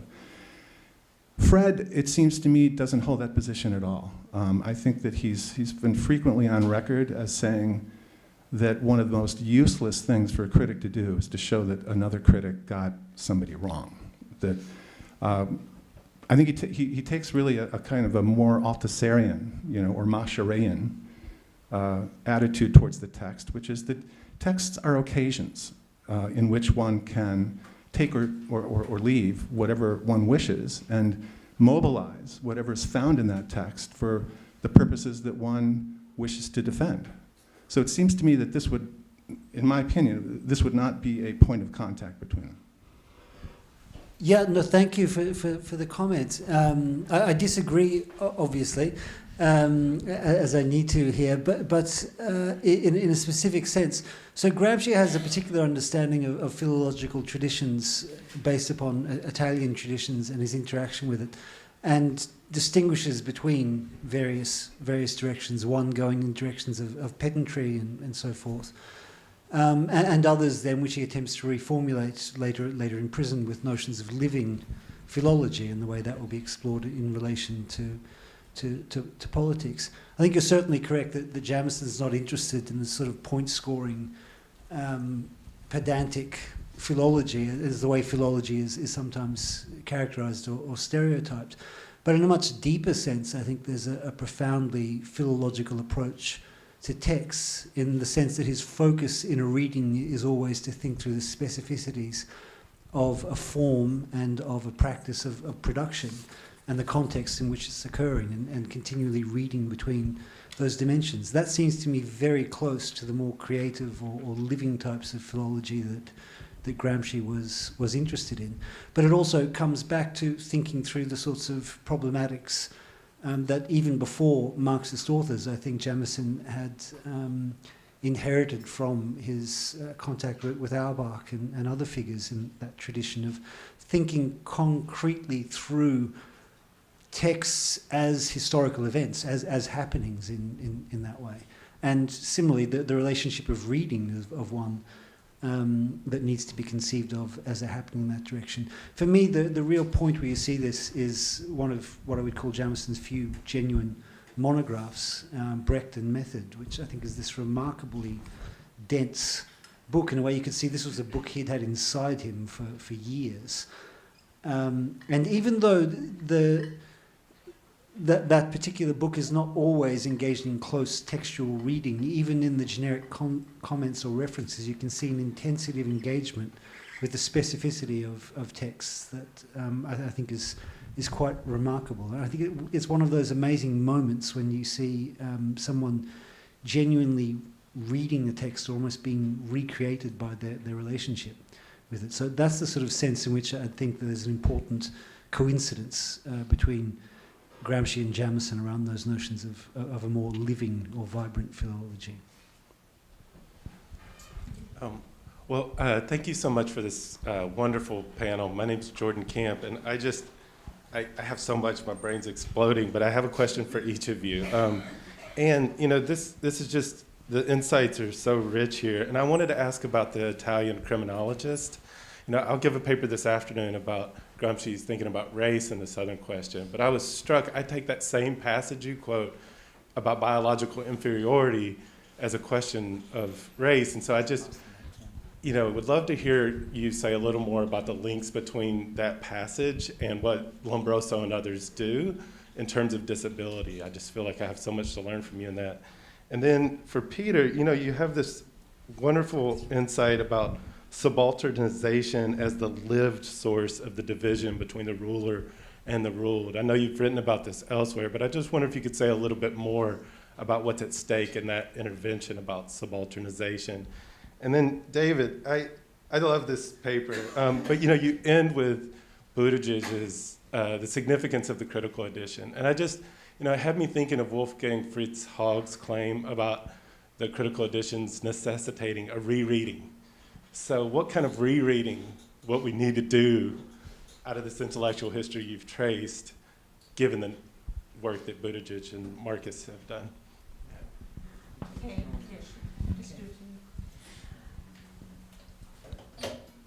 Get a little closer to the mic here. Lombroso and his whole school of criminal anthropology are really fascinating. And they really tried to move crime from being a moral issue, a religious issue, to being something that was scientifically understood. Unfortunately, their scientific understanding was pretty weird. So, I mean, there's a passage in Lombroso where he talks about looking at Karl Marx's face. Because Lombroso was a socialist. Right. And he says, when you look at Marx, you can see marked on his face the fact that he was a great intellect. And we know that Marxism has great validity because of the brow and the bushy eyebrows and stuff. And Lombroso looked down on the people of the Paris Commune, and he does a similar thing of reading the communards' bodies as being, as showing evidence of their futility and their kind of leftist adventurism. I think there's so much more I could say. I mean, I read a lot of Lombroso, and one thing he starts talking about is shapes of ears. He makes a great deal out of that. And you know, when you've been reading this, and you start thinking about people's ears, I mean, it's amazing how that ideology can seep down into you. I remember, I'd just been reading Lombroso, and I was in line at a cafe, and the person ahead of me was giving the barista a really hard time, and I thought, he's not really. No.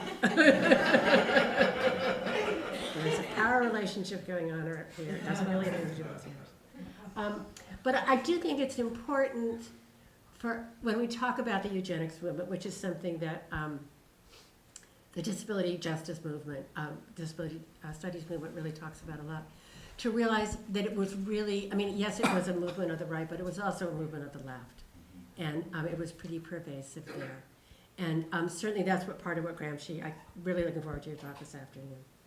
It's certainly part of what Gramsci is talking about in the Southern Question. Yeah, regarding subalternization, so I tried to suggest today that, in a way, Jamison's notion of reification in the conclusion to aesthetics and politics plays a structurally analogous role to Gramsci's notion of subalternization. Jamison sounds quite Lukashian when he's doing that, but when you look into what he's talking about reification, it's not quite on the line you'll get in history and class consciousness, because it's based in trying to understand the structures established by the commodity form in an epoch of real subsumption and so forth, in a way that I think is incredibly relevant for the contemporary moment. In terms of Gramsci's theorization of subalternization, the significance I'd see there, as it were, I think he's working in a direction similar to that which Marx worked in the analysis of the commodity form. He's trying to understand the formal conditions that are generated in societies in which the capitalist mode of production is dominant, and the formal preconditions for the continuance of the capitalist mode of production. And this is maybe his great Italian or Machiavellian innovation. I would suggest that it's a reconnection with fundamental insights of the Marxist tradition in the 19th century. It is certainly very different from some of the more vulgar types of economism that become identified with Marxism in the first part of the 20th century, and which continue today, but which I would characterize as themselves heresies or deviations. But the point is this: in order to get the capitalist mode of production functioning, you need to subalternize populations willing to accept those conditions of there being those who rule and those over whom are ruled. And by thinking that through in formal terms, Gramsci sees a way, I think, of unifying the various experiences of domination, exploitation, subordination, subjugation, in a meta-category that I call subalternization, as those instances in which there is a disempowerment of popular initiative and the creation of processes of domination, exploitation, subordination, all of the variations of it as a structuring principle of the society. So that is, in a sense, I would regard as Gramsci's return to a more fundamental political core of the Marxist tradition. It could be regarded as a departure from forms of economic reductionism that tried to invade and expel that notion. But I would just emphasize this, that the struggle between classes is always a political struggle. And insofar as it is not political, it is no longer a struggle between classes, because classes as human relations don't exist as such, as objects. They're always conceived in relational terms. That necessarily means in terms of political conflict.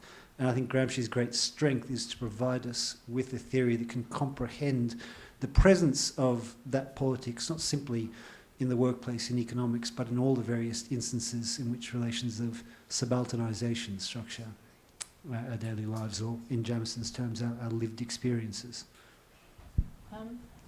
So I think we maybe David, just very quickly. I'll do to a end it. 30-second soundbite because I think the idea is we're running 10 minutes behind. We're going to have coffee. We need to come back at, I think, probably 10 minutes later, so it'll be 10 past, right? So to get your 20 minutes, but we need to keep more or less to time. So, sorry, that's already 15 seconds. So 50-second soundbite. There's a panel this afternoon, at 12 today, talking about the Columbia edition. I mean, I would say Joe Buttigieg's introduction to that edition, which I still think is a wonderful piece of work, sort of ways of reading Gramsci, zigzagging diagonally. One advantage of the 1975 Giratana edition and the one that's coming out now in the national edition, which is kind of was overseen by Gianni Francioni, who died earlier this year. Another Gramscian we've lost. Sort of suggests that you read Gramsci in a much more interesting way if you can kind of connect notes together in your own way, and you see the openness of the text.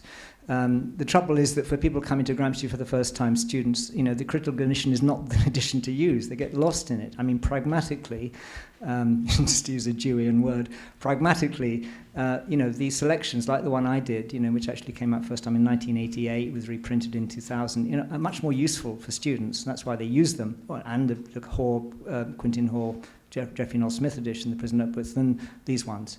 So there's a big question about who these texts are for and who reads them. Sorry, that's already 50 seconds. But I love Peter's point about Gramsci being like, Pierre Menard.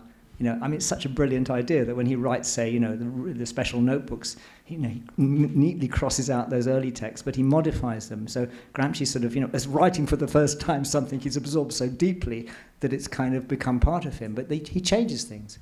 So, you have to be a kind of hardcore philologist to do that in detail, in the way that somebody like Marcus does or Joe Buttigieg does. But that is the real interest to me of, reading the special notebooks through the earlier drafts. Anyway, enough. Let's go and have coffee. Thank you, everybody.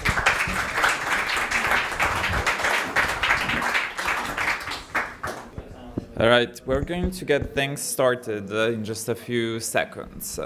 There was a little bit of confusion with the breaks and the schedule. So in the interest of time, I will be introducing our two speakers together. So this is the sixth panel of the conference. It's entitled Exclusions and Distortions. Our first presenter is Timothy Brennan, whose paper is entitled Gramsci in the United States, An Exasperation. Timothy's essays on literature, popular music, intellectuals, and imperial culture have appeared in numerous publications, including The Nation, The Times Literary Supplement, New Left Review, and many others. He is the author, most recently, of Places of Mind, A Life of Edward Said, and he's currently at work on Borrowed Light and Imperial Form. He teaches humanities at the University of Minnesota.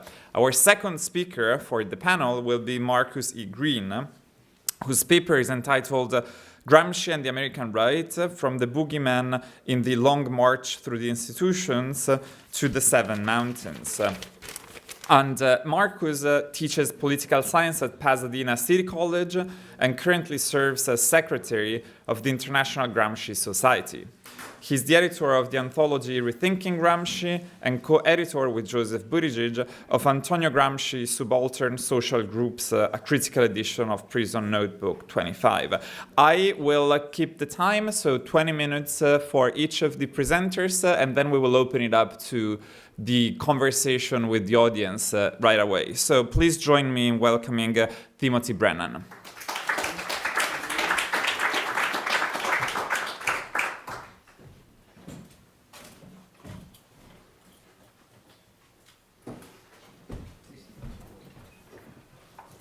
Thank you. I realized that I actually got my bio read. Nobody, that hasn't happened before. Anyway, I had a chance to thank Kate personally for her part in organizing this, but I'd now like to thank David and also Nicole virtually for bringing us all together. There's a lot of names here that represent writing that I've engaged with for quite some time, so it's really fun to see the faces behind the names and to come together to compare notes. So I think it's really valuable, so I'm really happy for that. I think that, let me talk a little bit about the word exasperation in my title. It refers to Gramsci's reception in the United States, which is one that seems to me to cast him as a lonely renegade from the politics of the Third International. And I would say that it's rather that he was the distillation of the politics of the Third International, and that he had, in his forced retirement, the opportunity to chronicle that politics. I don't think that he was understood at the time as offering ideas that were at variance with those of his comrades. A lot of his publications, in fact, took place before he went to prison. He certainly writes as though he doesn't understand himself to be at variance with the politics of the Third International.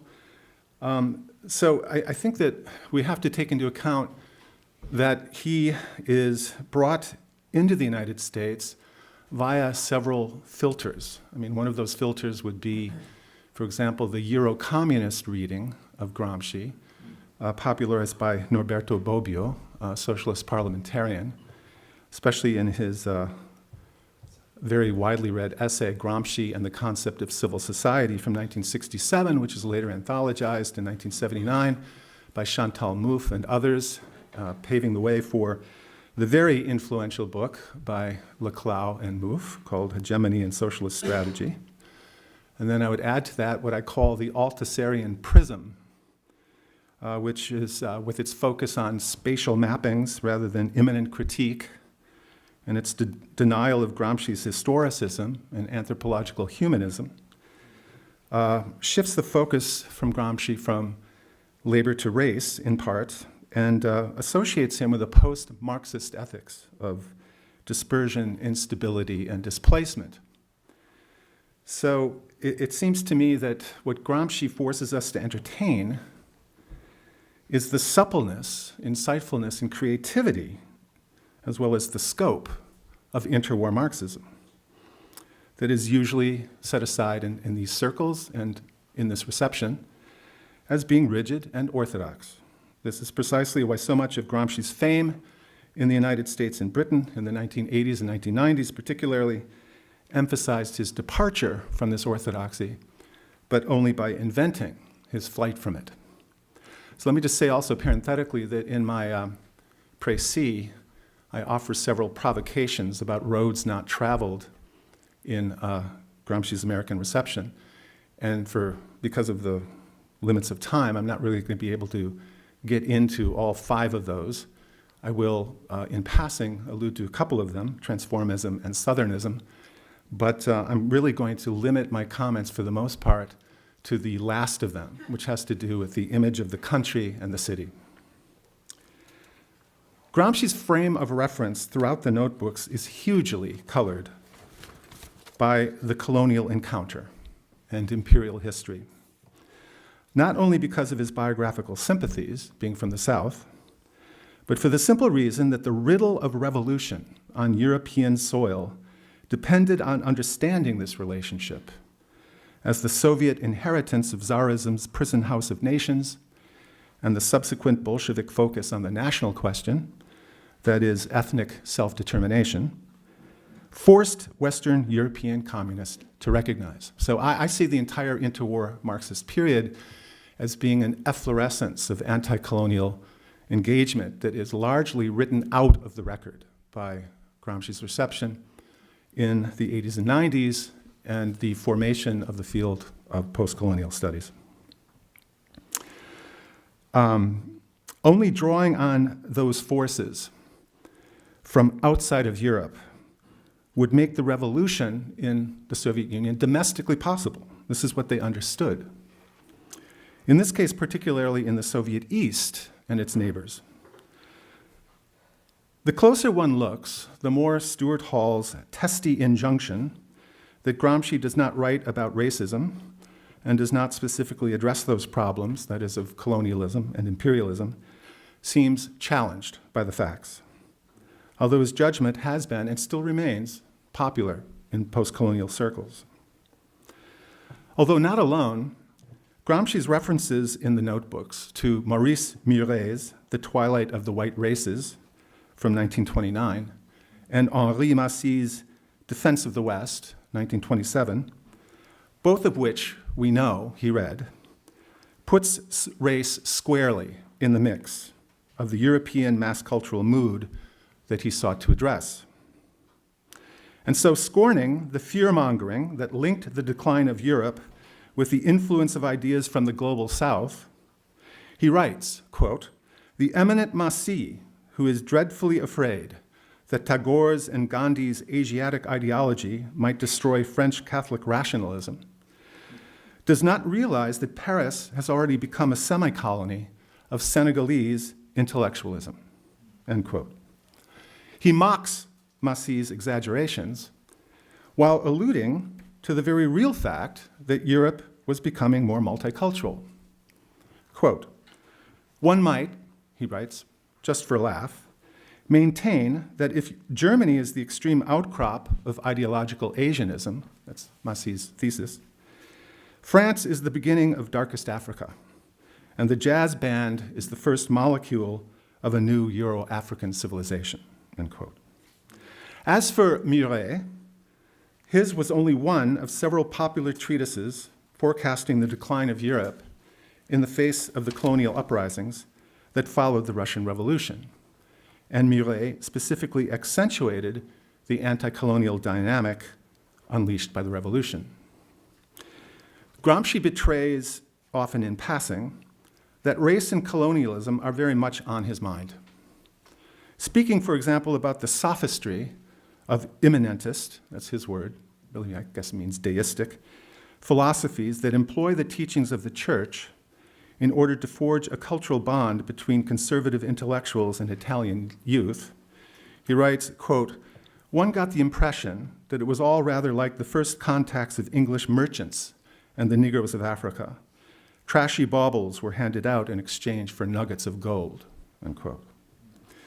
When ridiculing the buffoonery, that's his word, of Filippo Tommaso Marinetti, he notes that the futurists stormed onto the cultural scene by branding themselves the most tenacious proponents of imperialism, end quote.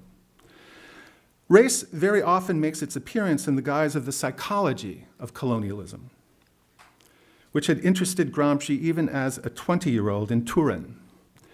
In one emotional outburst, for example, he writes, quote, "A student has assassinated the English governor of the Indies, or the Italians have been defeated at Dogali, or the Boxers have wiped out the European missionaries. And then horror-stricken old Europe invades against the barbarians, against the uncivilized hordes, and a new crusade against the unfortunate peoples is announced. Whole races of noble and intelligent people have been destroyed or in the process of dying out. The liquor and opium that their civilizing masters distributed to them in such abundance have done their damaging work," end quote. Just try to tell the Italians, he says, to bring the point home, that the Austrians came to bring us civilization, end quote. The fact is, he concludes, that, quote, "Wars are waged for reasons of commerce, not civilization. The English bombarded who knows how many cities in China because the Chinese did not want to have anything to do with their opium, the very opposite of civilization." Or take his skepticism towards Croce's declaration that because Christianity has been so thoroughly absorbed into modern civilization, that we are all Christians. A view, he goes on to say, that implies that Western codes can be introduced into non-Christian countries like Japan, Turkey, etc. The simple truth, he counters, is that Western codes are being introduced in pagan, quote-unquote, countries as the expression of European civilization and not of Christianity as such, and good Muslims do not believe they have become Christians or forsworn Islam, end quote. At times, race is confronted directly, as we heard in Kate's paper, as in the long letter to Tanja Schucht in October 1931, where he seeks to transcend the sort of tribalism that often leads to ethno-nationalist pathologies, declaring in reference to the mysticism, that's his word, of the Zionists, who strategically deploy a historical condition in order to create the illusion of an inherent racial essence. defiantly declares, precisely as a member of a discriminated against ethnic minority, that, quote, I myself have no race, end quote. Even as a Sardinian of recent Albanian and Spanish heritage, he understands himself, historically speaking, as fundamentally Italian.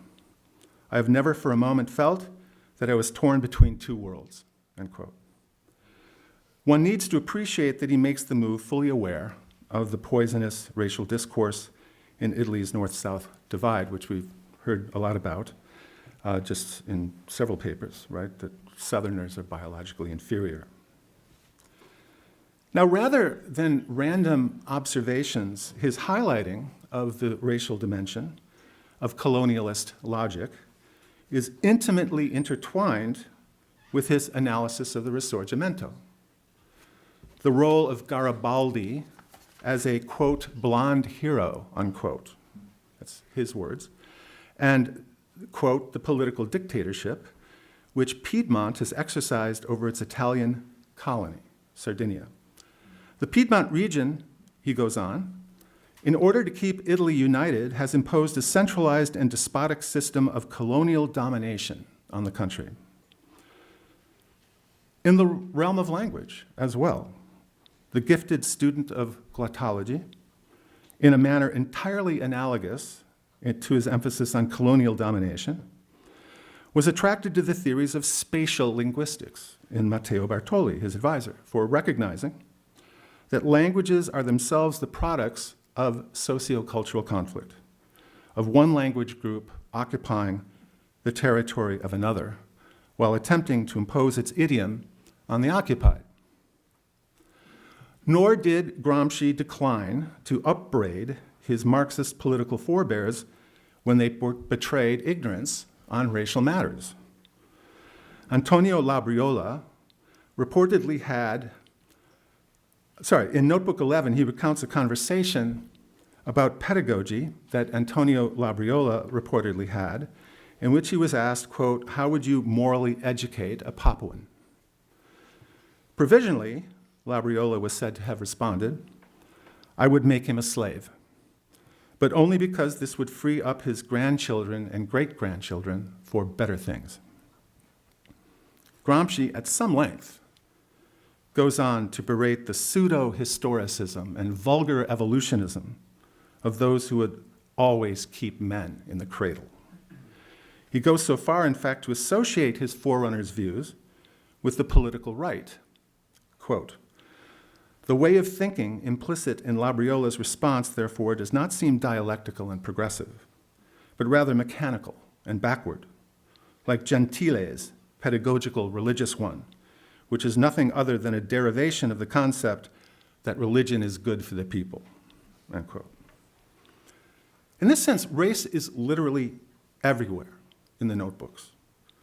It is absolutely central, for instance, to the underappreciated presence of Gramsci's analysis of the role played by diasporic intellectuals in shoring up the imperial center. In Notebook 4, he adduces the US Back to Africa movement, observing that Liberia has become the intended, quote, Zion of the American Negroes, and raises the possibility that it may prove to be the African Piedmont. Neither, as we have seen, a positive connotation for Gramsci. Indeed, American expansionism, his phrase, is behind this ostensible struggle for liberation in which blacks have become agents in the conquest of the African market and the extension of American civilization. This discussion takes place immediately after Gramsci's analysis in the same entry of how an intellectual elite had been recruited by the imperial center of Rome. Freedmen of Greek and Oriental origins, is his phrase, who had, quote, assimilated the culture and historical experience of the most advanced countries of the West, and therefore had come to act essentially as imperial emissaries. The process is not unlike what Gramsci calls Southernism in his certain aspects of the Southern question, which is usually not appreciated for what it is. a translation of the Italian north-south intellectual division of labor into an implicitly center-periphery one. There is, at any rate, a sustained and interconnected series of themes throughout the notebooks that address the ideological support Southern intellectuals had given to empire, in the sense of drawing on their cultural authority of being from a peripheral part of Europe to concoct a spiritual afflatus that served to pacify metropolitan protest. If Gramsci's treatment of actual third world locales, uprisings, or military engagements is haphazard, there are several places in his writing where the colonial question received a more dogged theoretical treatment. First, in his analysis of the city-countryside relationship during the Risorgimento, echoed interestingly in his brief comments on supercity and supercountry, where he ridicules fascist critiques of soulless cosmopolitanism, along with their paeans to rural virtue and creative spunk, as against urban technocratic banality. And it is echoed as well in his observations on the historical role of cities. In that spirit, Gramsci's country and city motif, which arises briefly in a number of entries and is often explored, like the more famous concept of passive revolution, in the costume of the Risorgimento, as a matter of purely Italian history, which it is not. That should be understood as referring more generally to center and periphery, that is, to industrial and agrarian capital, to developed and underdeveloped world, to modernity and pre-modernity, in short, to Europe and the colonies. In fact, the super of supercity and supercountry suggests the purposeful abstraction of the terms themselves and their more ambitious theoretical reach. Gramsci consistently focused, not unlike other interwar European Marxists, on questions of empire, and they structured many of his other reflections.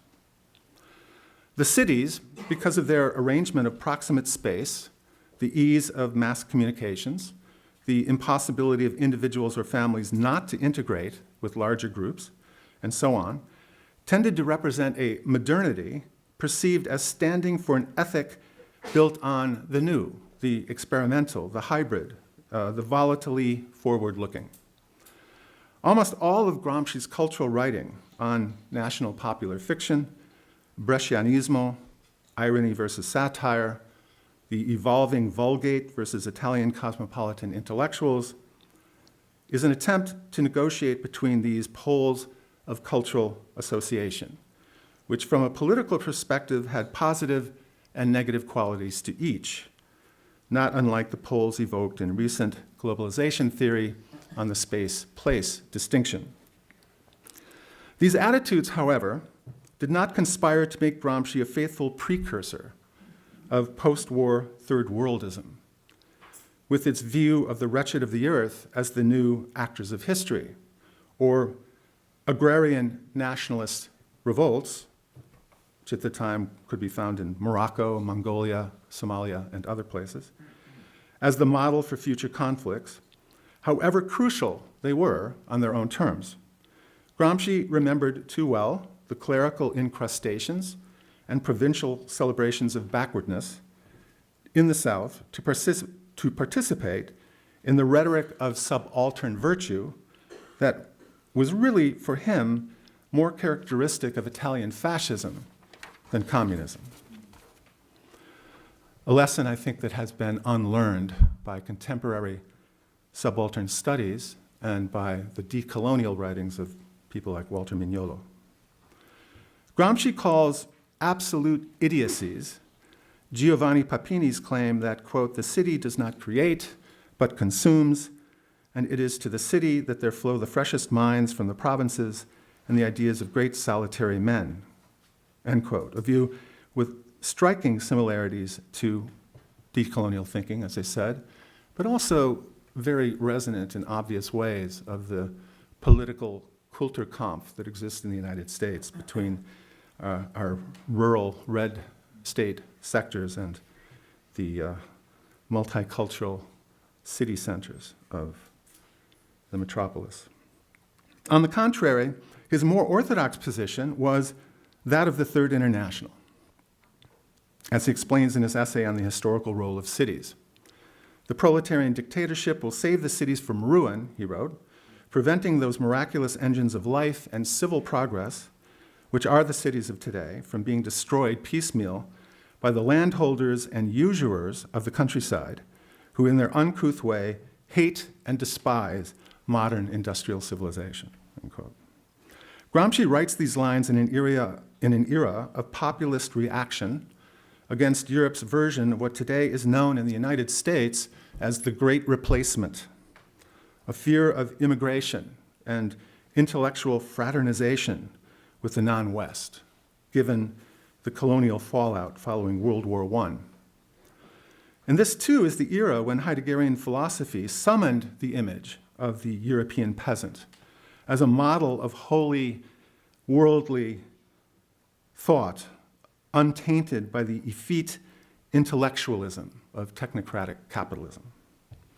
His position, then, is a nuanced one that appears at times to be saying the opposite of what it means.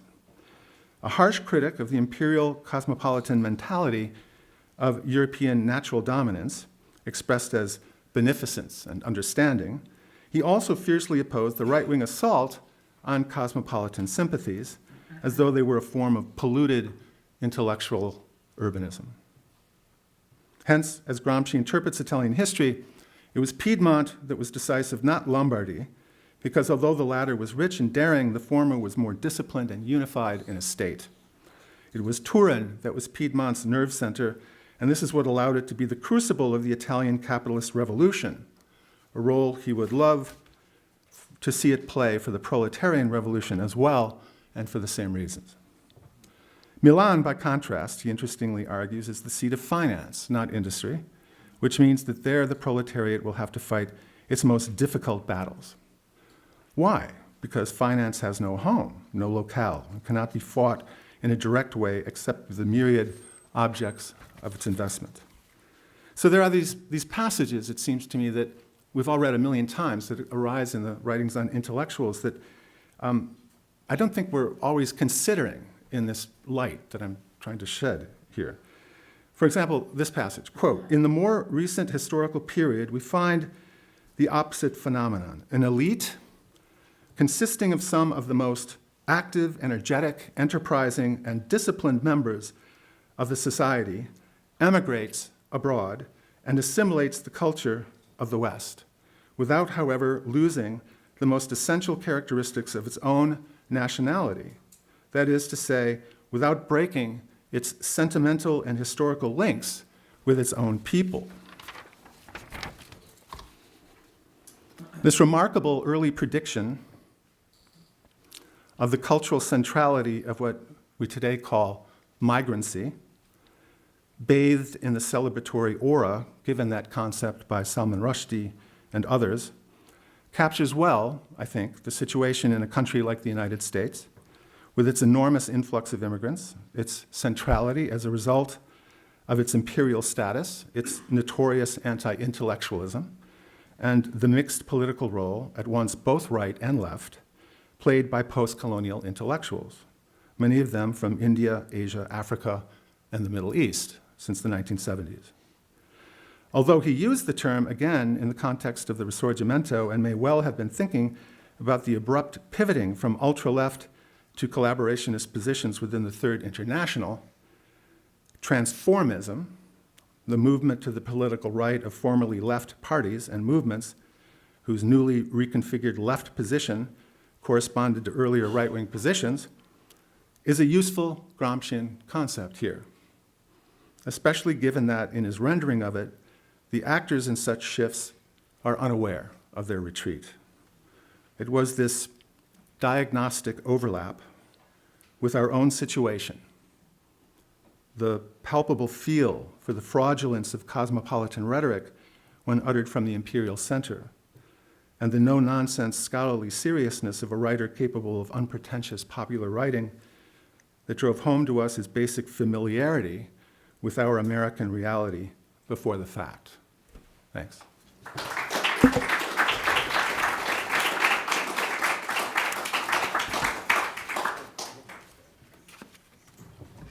I'll open it up to the public right away, and I suspect there will be a roaming microphone somewhere around.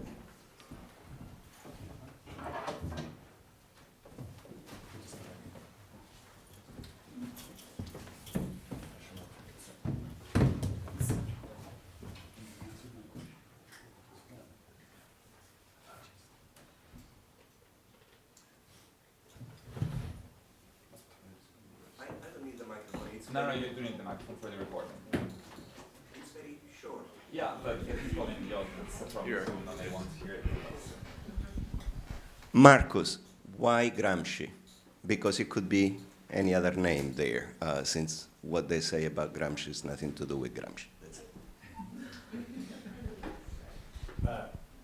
it. So that's where I think that it's not on. Okay, thank you. That's where I think that the Santa Fe document was influential, because I think these were right-wing, policy analysts looking at Latin America and seeing how Gramsci was actually taking up politically. And then I think that's why I think that document is so influential, because it puts Gramsci in their radar, and then it just gets recycled. So from Chile. Yeah, yeah. I think that, even though there's obvious distortions of Gramsci's point of view here, that they do understand that Gramsci singled out culture as an important arena of conflict, right? And so, what Breitbart News has made famous, the phrase that politics is downstream from culture. So, and by the same token, everybody is now pointing out that every Trump accusation is really a confession or an admission, right? So they understand that their project is one that can succeed better if it is projected upon an enemy. So they're actually singling out what they themselves are attempting to do. And so Gramsci becomes more useful than some other people that we could mention on the left that perhaps are just as influential. Like Lukács, yeah. Tim, I enjoyed your paper very much, but I want to tell Marcus why I found his paper absolutely fascinating, and you can either comment or just stand up and take a bow when I'm done, because when I listen to papers, we go to these conferences and we're preaching to the choir, but when I listen to papers, I say, okay, yeah, great, but how would I teach this, okay? And what you described, okay, with Rufo is the culmination of I don't know how many decades of the American left just thinking that what we do is so axiomatically good and true that we don't need to message. And what these people have done, have occupied the field. Gramsci is convenient for this, okay? But Rufo is the culmination of a crescendo, okay? And, how do you teach it? And you remind me of Joe Buttigieg in many great telephone conversations. And one in particular, I told him about a course I was teaching, general education requirement for undergraduates on oppression. Big state university in the Midwest, and I was talking about the pushback I would get from. And he said, well, gee whiz, Joe, how do you respond to that? And I said, Joe, very easy. What would Jesus do? If Jesus Christ, no, really, and Joe was at Notre Dame, if Jesus Christ were in Congress, would he shut down the government to deprive poor people of access to health care? And they can't answer. And so what I found, I'm a wise guy, I know. So the thing is, but there's no answer for that. And so, what I found fascinating, and especially, in Gramsci, let's face it, was concerned with what the Vatican did, no? But what you have is that molecular, right? Because what they've gone door to door. Democrats don't. That's why they lost the battle over Obamacare. Americans love the Affordable Care Act. They hate Obamacare. So you look at a Wojtyła, okay, who was against the war in Iraq, but the American bishops were allowed to not speak about his position on the war. You go from him to Francis, okay, who redid the Council of American Bishops in his own image. And now you have, and I'll close with a little, hopefully humorous remark, you have a Pope Leo who, if he were to come here, would probably be deprived of his American citizenship because he took out Peruvian citizenship. But this is where it's being played out. And the Democrats, you know, have pretty much abandoned the field. But thank you, because I just like mouth agape, okay? Yeah, the thing, thank you, and I think the hard thing to think through really is, how do we fight back, right? What is our response? And the Democratic Party has virtually no response, all right? But where's the left, right? And that becomes, I mean, the real hard, practical, and organizational question, rather than just rhetoric, right? Yeah, thank you very much for two fantastic presentations. Just two brief comments. Firstly, Marcus, when thinking through some of the dynamics you were talking about, it really struck me that it's not America that is the land of the future, but maybe Latin America, because a lot of these dynamics of the appropriation, the demonization of Gramsci, followed by the appropriation of Gramsci, is something that's been going on in Latin America for quite some time. I recall in Brazil years ago seeing a sort of cartoon of Gramsci as a sort of vampire figure, but then thinking through all the different levels of invocations of Gramsci in terms of organizing a popular extreme right movement. So there are interesting things there. I don't know, has the American new right or post-fascist right, or however they think of themselves, have there been networks there going to Latin America, bringing those things back, or how has that played out? Well, with Milei, right? Milei, he brings up the fact that he hates the cultural left, and he's engaging in cultural wars all the time, right? And he has invoked Gramsci as well. I can't remember what article. Joe Buttigieg at one point brought up an article about Pinochet citing Gramsci, and Pinochet said it was a wolf in sheep's clothing. Gramsci's the wolf in sheep's clothing, right? So even Pinochet was aware of this, right? So the link, I know in the current moment there are linkages, like with what's going on, but I would have to dig deeper to really, to make those connections. Yeah. And just a quick comment, and Timothy's paper, I mean, connecting up with the work Kate was going over yesterday, I think we need to say at this conference something really significant has happened in terms of putting to bed that old sort of fairy tale about all these elements missing in Gramsci. And you're entirely right of situating Gramsci much more clearly in the extraordinary contradictory but also incredibly emancipatory culture of the Third International, with a clear focus on imperialism as a global system. You can really see how much more you can do with Gramsci about all sorts of pressing issues around racialization in ways that I would suggest are much more useful to us practically when confronting those contemporary issues than many of the theories that are circulating around those themes. So that's a sort of element in Gramsci that, in a way, the great success of the presentation of a certain type of Gramsci meant we were cut off from resources in Gramsci, but also produced a certain type of Gramsci that could be appropriated by the far right. You can appropriate Gramsci, who's somehow neutrally conceiving the influence of cultural institutions. It's much more difficult to do when the image of Gramsci as a third international revolutionary and anti-imperialist is put front and center. So that's also a dimension, I think, of thinking through how we recreate and reproject these images of Gramsci, of drawing upon those important perspectives we've heard here.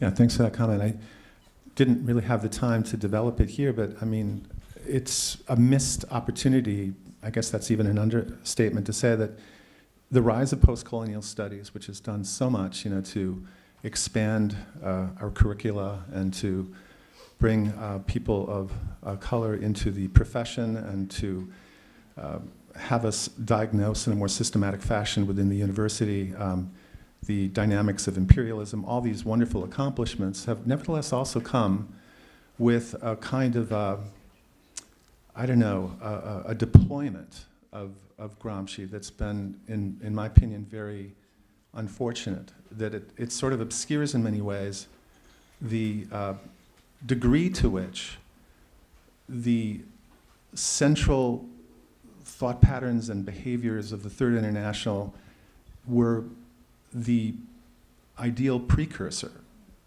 at every level, including at the cultural level, for many of the ideas that found their way into post-colonial studies, but were disavowed by post-colonial studies. There was an attempt to sever that connection between the interwar era and Marxism parole in it. This is like an amazing period of history, right, where people from all over the world are resident in Europe, fighting side by side with those with whom they share a political program on a completely equal footing. I mean, there's nothing really quite like that before this. So I think that there's, at the same time, and it's complicated, but the theoretical and intellectual traditions that Gramsci represented are sort of stunted and shunted to the side by the one field of knowledge that should have upheld them. And in their place, there was a rather unseemly reliance on what are basically the right-wing philosophies of interwar Europe that have been somehow taken on and made to appear liberatory. So that, Dipesh Chakrabarty, just to give one of many examples, as one of the leaders of and major spokespersons of late subaltern studies, calls Heidegger his guru, for example. But it's very detailed, that particular relationship, the way in which those affiliations were established in post-colonial studies, where there's a kind of glorification of the subaltern, not as a sector of society that needs to have a better voice and that we need to kind of establish and create a society in which there aren't subalterns. It's more the subaltern becomes a holy icon that is now a reference point for wisdom that intellectuals should submit themselves to, or the notion of blood and soil and territory and the idea that there's no way in which one ethnicity can ever communicate with another because there's no translation between them. This sort of notion, right? This deep denial of the universalism that's so important to the humanist and Marxist project and Gramsci's project. So those kinds of connections are ones that I'm also sort of alluding to when I bring up the term of transformism. That, of course, in many ways, post-colonial studies was on the left, but in many ways, because of the class formation of many of the people who came over and became the leading lights of post-colonial studies, Homi Bhabha, for example, and his concept of hybridity, which is deeply problematic when it comes to analyzing imperialism. It's that kind of dynamic that I was sort of alluding to and didn't really have enough time to, spin out. But anyway, I thank you for bringing that up. It allowed me to clarify that. So we could continue conversing for a long time, but now I shall exercise my dictatorial powers to declare the panel over for the sake of the common good. So please join me in thanking our speakers.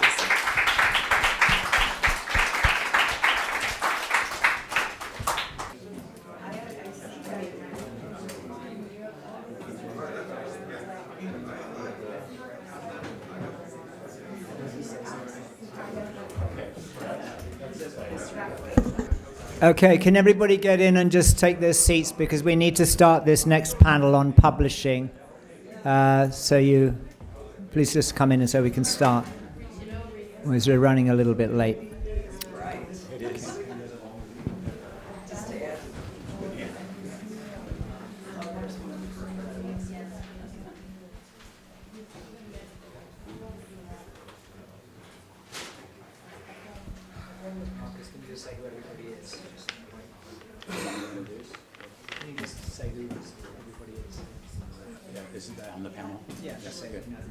Okay.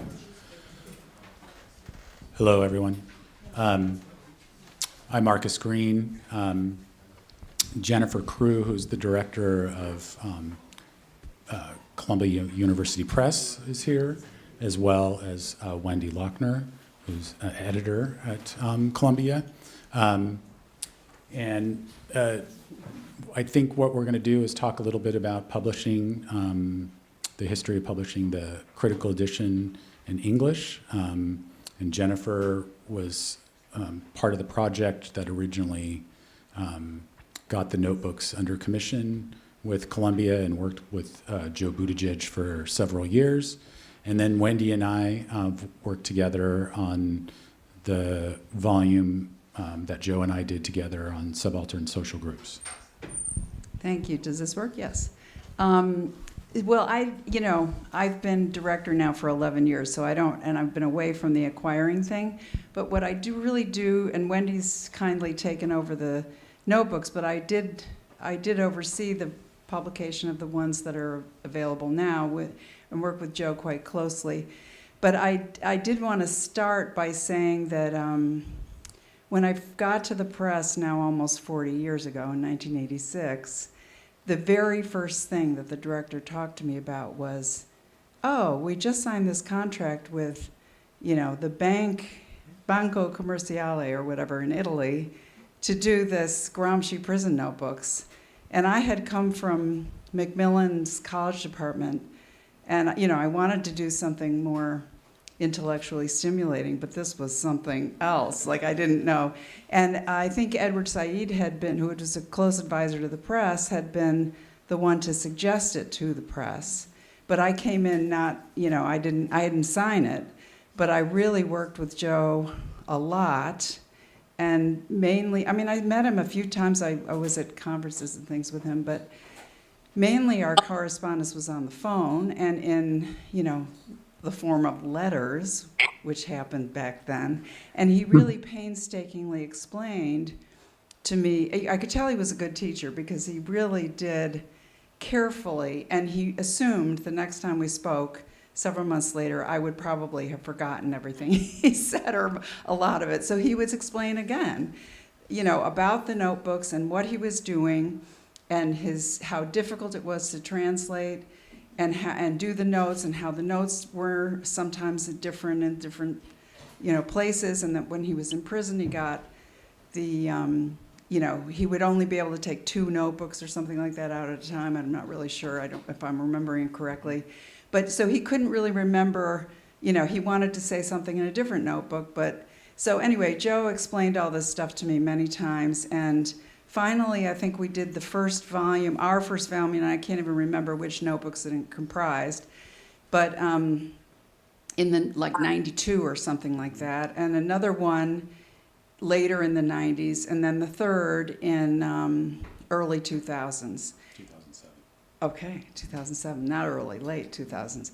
And then I was, of course, anxious about the final, but Joe was busy, I think, and you know more about this than I do, with other stuff, and they were hard. So, and one section of one of the volumes, he did bring in another translator, I think, but in the end, I think he decided he wanted to handle it himself. So. And he spent more time, fixing things and doing different notes and all that.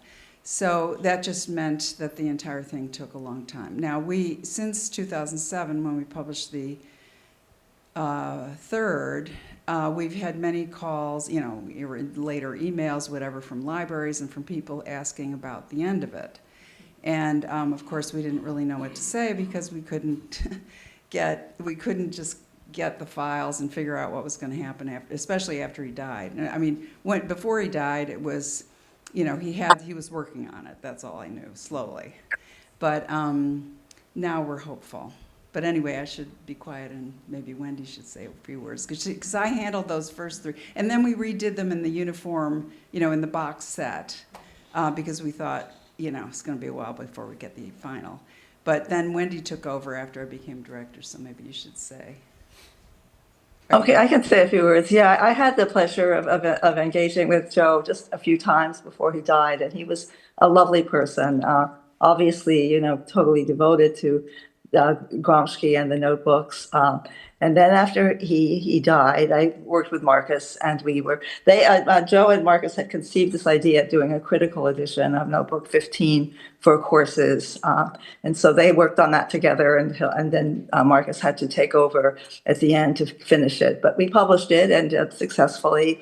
And Marcus, from the beginning, kept asking me, well, what are we going to do about volumes 4 and 5?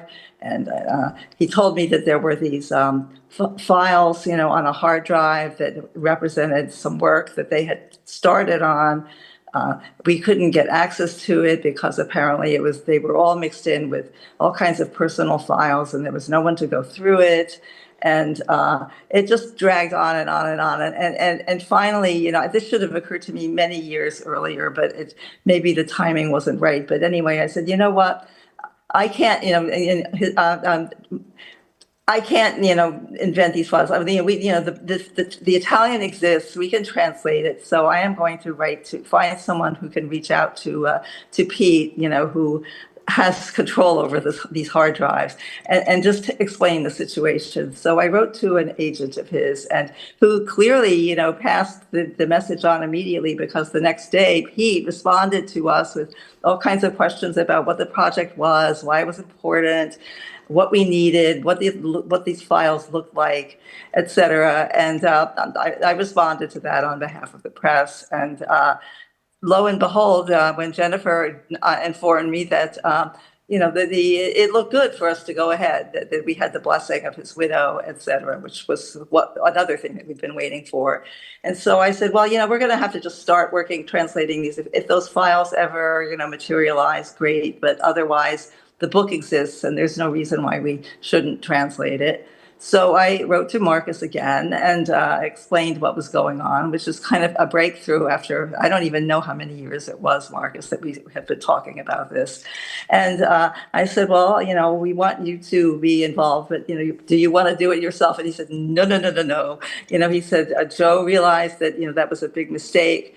But, it sounds like there was some trouble with another translator. So I think that, Marcus and I will try to figure out, who, a group of simpatico people who are kind of on the same wavelength, in terms of how they would go about translating the book and from what perspective. I mean, the last thing you want is different translators translating things differently or with different political ends in mind. So once we come up with a group of maybe 3, 4, however many Marcus thinks would be good, we want to just sign a contract and get this work started. Now, I'm retiring at the end of the year, and it's my fervent goal that I can have this underway, before I leave at the end of the year. So, I will hopefully be talking with Marcus a lot more, and we can be putting together this package that we can then go to contract with. So that's, in a nutshell, where we are. But it's a huge improvement over where we were just a week ago.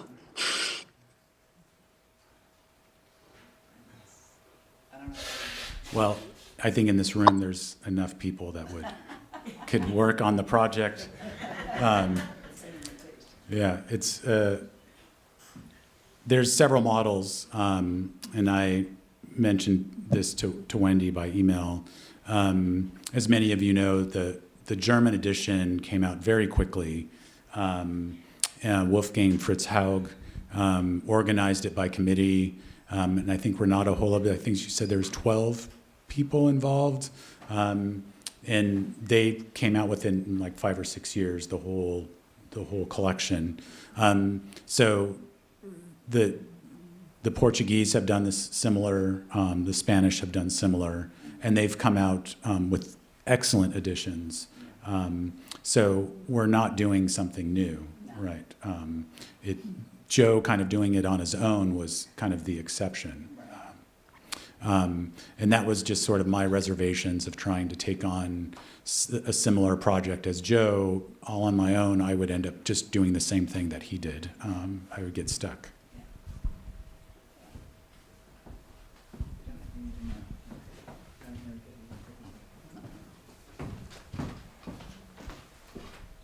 Thank you. I just wanted to ask perhaps a rather vulgar question, but how is this going to be financed? Because I know that there are many people in this room who could do a wonderful job as part of this, but they tend to be already rather overstretched. And essentially, it seems to me that people, need to have time to do this, and someone has to pay for that time. Well, one of the many things Joe did was apply for grants for the translation. But there's at least one source of Italian translation. I don't know. I mean, I thought of that too. I mean, it's going to be. I always like to just say we're going to do something and then figure it out. So I don't know, Wendy, if you have ideas about that. Fortunately, the books have been very successful that we've published in translation. So it's, we still need to find funding, but it's not like we are funding a project that's very valuable that has a very limited audience. I mean, I think the audience for Gramsci has increased since the first 3 volumes were published. And so I hope that that would enable potential grantees or even individual, funders to recognize that this is, especially at this time of our, global political scene, a really, really valuable work to support. So but I don't, other than the Italian the funding source that I know of, actually, I think that an agent told me about a few other places in Italy that I have a list of a few places that fund projects. So, I will, assiduously work to contact those people once we know what it is that I can tell you that we're doing. Here are the 10 people that are working on this. This is our schedule. We really want to get this out so that people can read it and use it and teach it as fast as we can. Can I say something? It's really interesting hearing all this. I just wanted to say that, and I appreciate you creating this box. It's, what they call a cofanetto in Italian with the 3 volumes in it. But, if you go on the Columbia University Press website, it is, I think, a bit misleading because it says Columbia University Press's multi-volume prison notebooks is the only complete critical edition of Antonio Gramsci's seminal writings in English. Yeah, I noticed that myself. And then at the end morning. it says, this set includes notebooks 1 through 8. Now, there are 29 notebooks. Plus 4 of translation, which obviously you can't translate the translation. But, there's a long way to go to get to the end of this. Yes, I know. So, I'm not suggesting you correct this necessarily. But we'll correct it. I noticed it this morning. But just to give people an idea of the amount of work that's going to, to do 9 to 29, you're talking about 20 notebooks that still need to be translated. Yeah. Well, we'll have to tackle it. I mean, it's... but I do think sources outside the U.S. right now are probably going to be better. Yeah, I'm just wondering, like, when you look at the Buttigieg edition, of course there's the translations, but there's the critical apparatus. Right. There's meticulous footnotes that he's taken. I mean, absolutely necessary, especially with a writer like Gramsci, who's referring to all kinds of people who are ephemeral from the point of view of most of us today. So that critical apparatus must take even more time than translations. And then a very, very good glossary is absolutely de rigueur, that would be necessary. What I'm asking is, would it be out of the question to use the critical apparatus of the German or the Portuguese edition, and it could be kind of only the translation then from the Italian into English that would be left? And that would save a lot of time, and it, of course, due credit could be given, but I'm just wondering, is that possible? It's possible. It would be a permissions issue. We'd have to pay, the German or Portuguese publisher. But first scholars would have to agree that apparatus was good, and then we have to get somebody to translate it. And do people know? Is it good? Well, I think, translation in different contexts matters too, right? From one national context to another. Right. So what Joe did is that he used the Geritana apparatus, right, translated that, and then supplemented when he needed. Because again, cross-context, for Italian readers, many of the things in the Geritana edition are going to be well known, not for English readers. The other hugely influential aspect of this is the Italian national edition that's in progress now. And it's quite interesting. You have to forgive me, I can't remember exactly what note from Notebook 6 that is in the Subaltern Social Groups anthology. I was looking it up because As you know, some of the notes in the anthology appear from Joe's 3 volumes, and going through the footnotes that Joe supplied, there was one footnote in a note from Notebook 6 that absolutely made no sense. I couldn't figure it out. The title and the author were off, and so I emailed Fabio Frosini, who's working on the Italian National Edition, and he says, as they're working on the Italian National Edition, he discovered all sorts of problems with Notebook 6. So even in the original Geritana edition, members of the Gramsci, Geritana organized teams at the Gramsci Institute to work on different notebooks. And I guess the team that was working on Notebook 6 wasn't very good. And they made a lot of mistakes. So going forward with the rest of the editions, even though the National Edition is very far behind, they're delayed as well. But I think it's very important to have those dialogues with the current National Edition to supplement the aspects that aren't more up to date than what's in the Geritana edition. And I mean, other things just to point out as we're going forward and discussing these things. One of the other things that's much different from the Geritana edition to the National Edition is the renumbering of notes and notebook numbering. Giuseppe Francioni came with a very sophisticated, elaborate scheme of dating the notes and renumbering the notes that are different from the Geritana edition. I have to admit, these discussions with Joe, he was quite serious that he did not think that renumbering the notes was a good thing, that we should actually just follow the Geritana edition.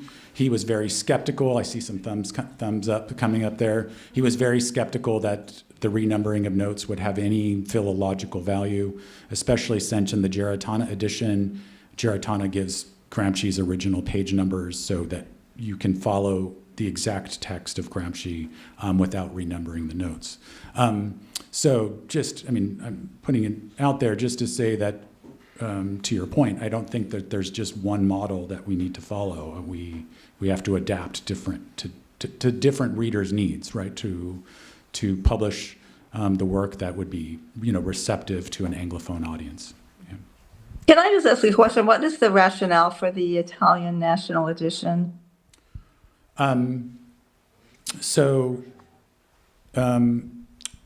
This was a project to publish Gramsci's complete writings.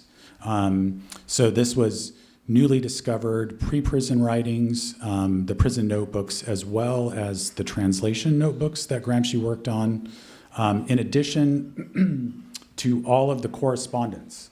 So Gramsci's letters that he wrote, as well as letters that people wrote to him. So a complete catalog of everything pertaining to it, even also documents that's pertaining to Gramsci.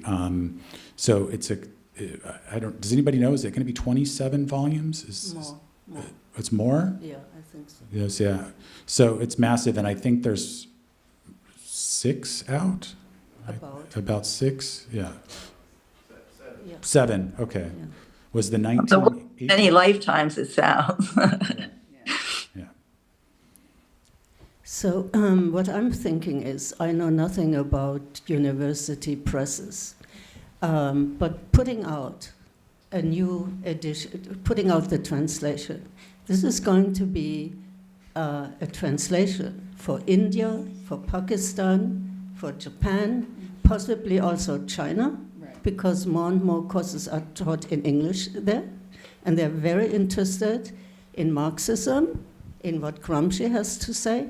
So I wonder, like I say, I know nothing about university presses, but do you have contacts? Do you have, in India, does Columbia University Press have a relationship with publishers there? Yes. Wouldn't they be interested? It will be a money proposition for them also? We sell our books throughout the world in English. We have a team in the UK and Europe and North Africa. We have commission reps around the world.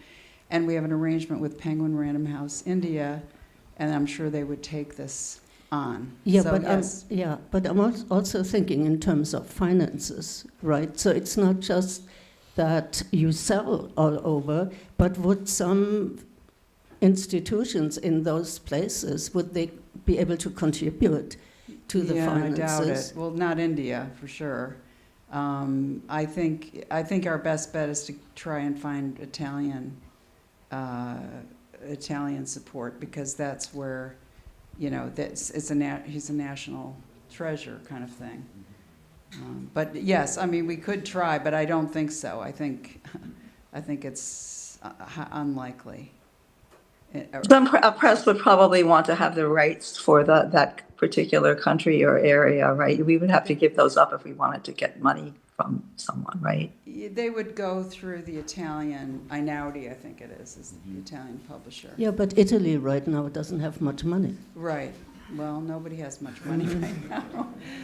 But I don't think they're. I mean, I can't imagine there's another country that would give money to support the translation. Mm-hmm. Thank you. Okay. I wish there were, but I don't think so. Sorry, Sylvia, here and there. Oh, guys. Yeah, just a note. I mean, I understand the concern people have when they hear about a new national edition and the complications. I'd note that when Thomas Arnold of Rugby School came to produce his classic Greek textual edition of Thucydides' History of the Peloponnesian War, he went through and detailed the 34 previous critical editions of the Greek text that had been developed. So that's what happens to classics, that you get lots of texts in conflicting areas. I wanted to pick up on the point regarding this particular edition and Joe's contribution to it. And in many ways, as Marcus and I were discussing, I think one of the big challenges in continuing the project is not so much the translation itself, as rather the editorial apparatus and the accompanying notes, which have a certain specificity to them and really were a sort of labour of love that Joe had undertaken. It was very finely tuned to explaining certain figures and perspectives and aspects of Italian culture, but also of German and Russian culture, specifically for Anglophone readers. And I think it'd be very important for the continuation of this edition as an addition to find some way of continuing that work. And that would seem really the big challenge, because the massive work that Joe put into producing this, of thinking carefully through, of translating already before his translation, translating a whole perspective for his readers is what makes his, I think, edition of the prison notebooks. Joe's work was not simply to translate it. He was in some ways producing his own edition in a very specific way. And that's a real labour of love, and it's there, I think, that real resources need to be found by thinking creatively about various foundations, institutions, universities, networks, and so forth.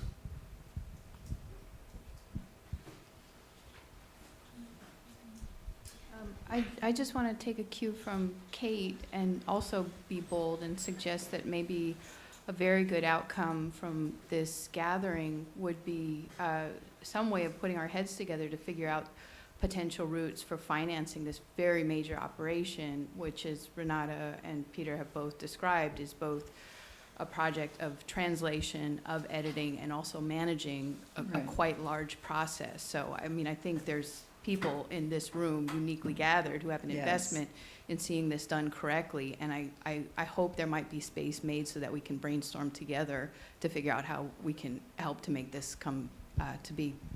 Thank you, that's a great idea.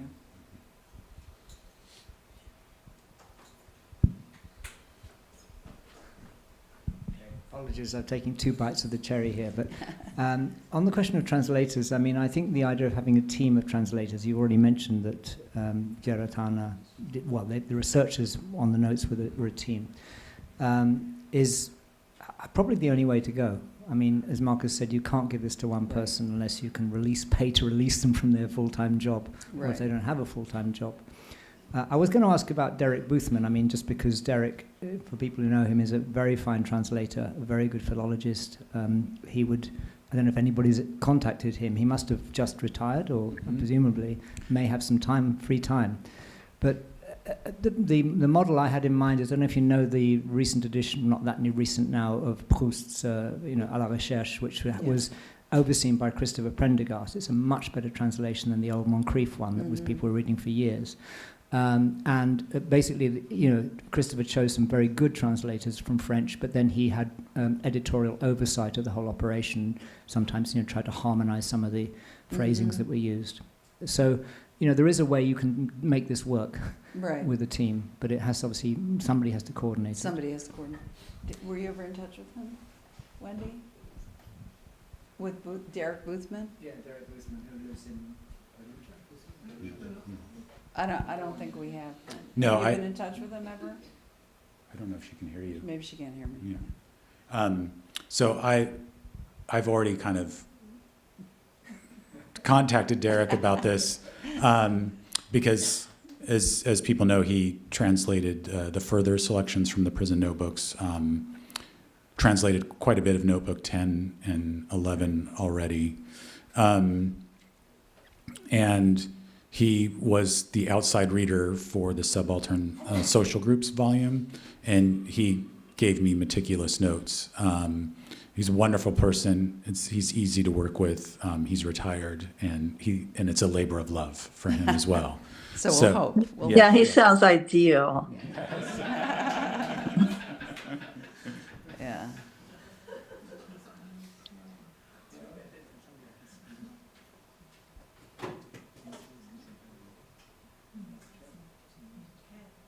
I think that's it.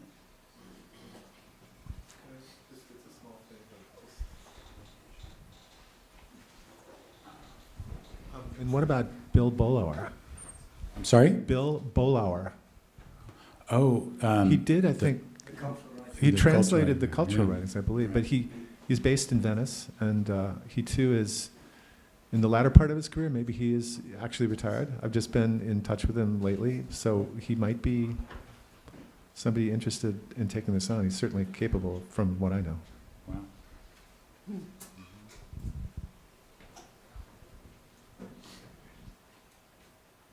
Well, if anybody has any other ideas, let Marcus know.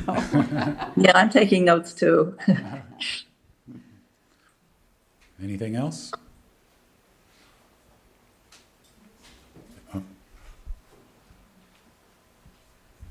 Thanks for this wonderful panel, and it's been very powerful to see this investment from the press. And my hat's off to Marcus and to Joe for the labor.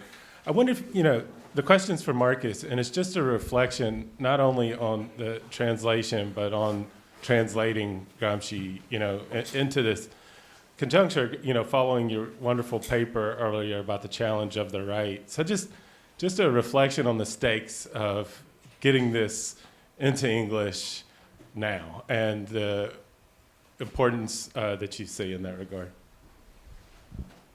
Well, I think, following up from Tim Brennan's paper as well, and Peter Thomas's intervention, right? I think the way that Gramsci's been used and abused, misappropriated, misread, and so on, is not just due to the translations and the anthologies that exist. It has to do with, poor scholarship, poor critical reading, these sorts of problems, but also political manipulation. And among the Gramsci scholars, there's been a lot of debates between the divergence between philology and politics, right? So Gramsci scholarship can become sort of philological on its own in some ways and non-political. But that is essentially anti-Gramscian, right? And I think the importance of the connection, this is one of the things that Joe was very clear on, is the complete connection between philology and politics. And for the current political moment, I think having the critical edition in complete form for this current political moment is vital, right? As the conference has shown, Gramsci gives many people the skills to understand conjunctures and different moments in different places, and very powerful. So I guess that's the urgency, is, we need to get it done. Just quickly to follow up on that point in the political direction, I wonder, Marcus, you presented the trajectory of the right, their sort of false, absorption of Gramsci and enlistment of Gramsci, but Pete is not an unknown figure in American politics, and I wonder if any of the connection between his career and this kind of publication has ever come up in the process, or if that's something that might be considered, or has the right actually made the connection between Pete, Gramsci, and his dad? Yeah, so there's been many sort of hit pieces on Pete. Joe always called him Peter, so I'm going to call him Peter. Pete is his public name, I think. So when Peter was running for president, there was a number of hit pieces that made these connections between Gramsci and Joe and Peter. And if you haven't noticed the first 3 volumes that Joe did, he always dedicated it to, he had always thanked Peter and Anne. And at Joe's memorial, when I was working on the Notebook 25 project, I told Peter that I was going to dedicate it to him and my wife and my son and Joe's wife. And I wanted to make sure he was okay with that. And his response was, they're going to come after me no matter what. So he was, not concerned about the ramifications of that at all. He was expecting it. Whereas his mother, I'm not sure. I think she may have had reservations about the connections between, Gramsci, Marx, and Pete's political career. But I think Pete is quite realistic. There's no way that he can rewrite his past. I'll add to that just by saying, of course, when he started to run, and when I heard Pete, I said, oh, no, that's the same guy, mayor of South Bend. But I thought, oh, he's sunk because, people will draw these conclusions. But I think it's only been minor, it hasn't been in the mainstream media. And I got an email over the summer from somebody, a reporter from Politico, who's doing a book on Pete. And I wrote I'm like the eulogizer in chief at the press. So on our blog, I write, if somebody famous dies, and I had some connection. So he had found that blog post that I wrote right after Joe died, and he wanted to interview me. And I thought, oh, this is weird. But he said, I mean, maybe he's seen these right-wing things, but I think nothing much came out at all in the mainstream media. But now if he runs again, which I think he will, it'll come out. I think it'll come out. But well, especially kind of given the presentation I just did, and in the Wall Street Journal, saying that Gramsci's MAGA's favorite Marx or communist, yeah. Right? Someone's going to make those connections between him and Joe.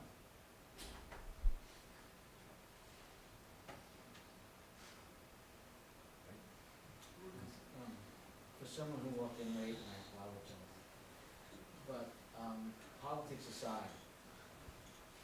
Well, Joe, you need to wait for the mic because people following this on sorry, are not going to hear you. So sorry.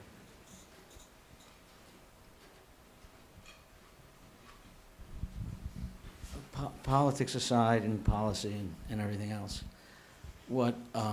I met Peter once. He was with his dad in Rome.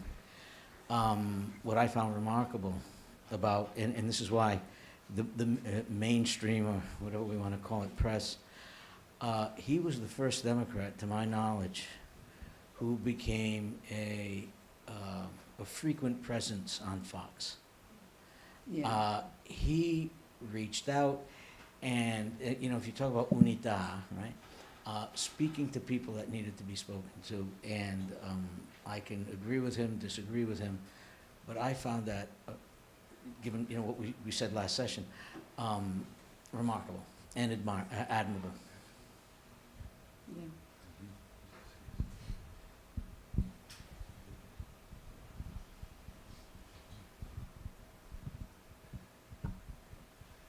Is that it? Okay, thank you very much. Thank you. Nice to see you, Wendy. Yes, thank you all for your enthusiasm, and I do hope you talk among yourselves and come up with some ideas for financing. I really appreciate your interest. Thank you. Back, because there are some sort of empty seats. Is pretty much everybody here as far as we know? I'd be a real pity if they would miss the beginning of Renata's paper. Okay, they're just going to go and check. David, would you adjust that for Renata? Adjust what? Bring it down? Yeah. Are you okay to stand, or you just want it lower? You didn't hear me. Do you hear me now? That looks good. Yeah. I mean, having used this podium a few times to do classes, you actually have to be quite close to it. If you stand here, it doesn't really pick up. I mean, not right in your mouth, but, 6 inches. So I just want to say, I think through my own oversight, my own omission, I didn't include Joe Francese's bio or his abstract in the thing I printed. Yeah, he's forgiving me with the... and there's got a Catholic-Jewish exchange there. And but Joe is Emeritus Professor of Italian and University Distinguished Faculty at Michigan State University. He's published widely on modern and contemporary Italian literature. You modestly didn't give me your list of publications, but anyway. And the other 3 bios, the other 3 speakers, who are Renata Holub, who's going to speak first, Mauro Pala second, and Jordan Camp last. I think you've got their bios and abstracts in the pack, and we printed them so we didn't use a lot of time, going through all this stuff. So do please look up who they are and what they've done. So Renata, if you come up to start. Thank you.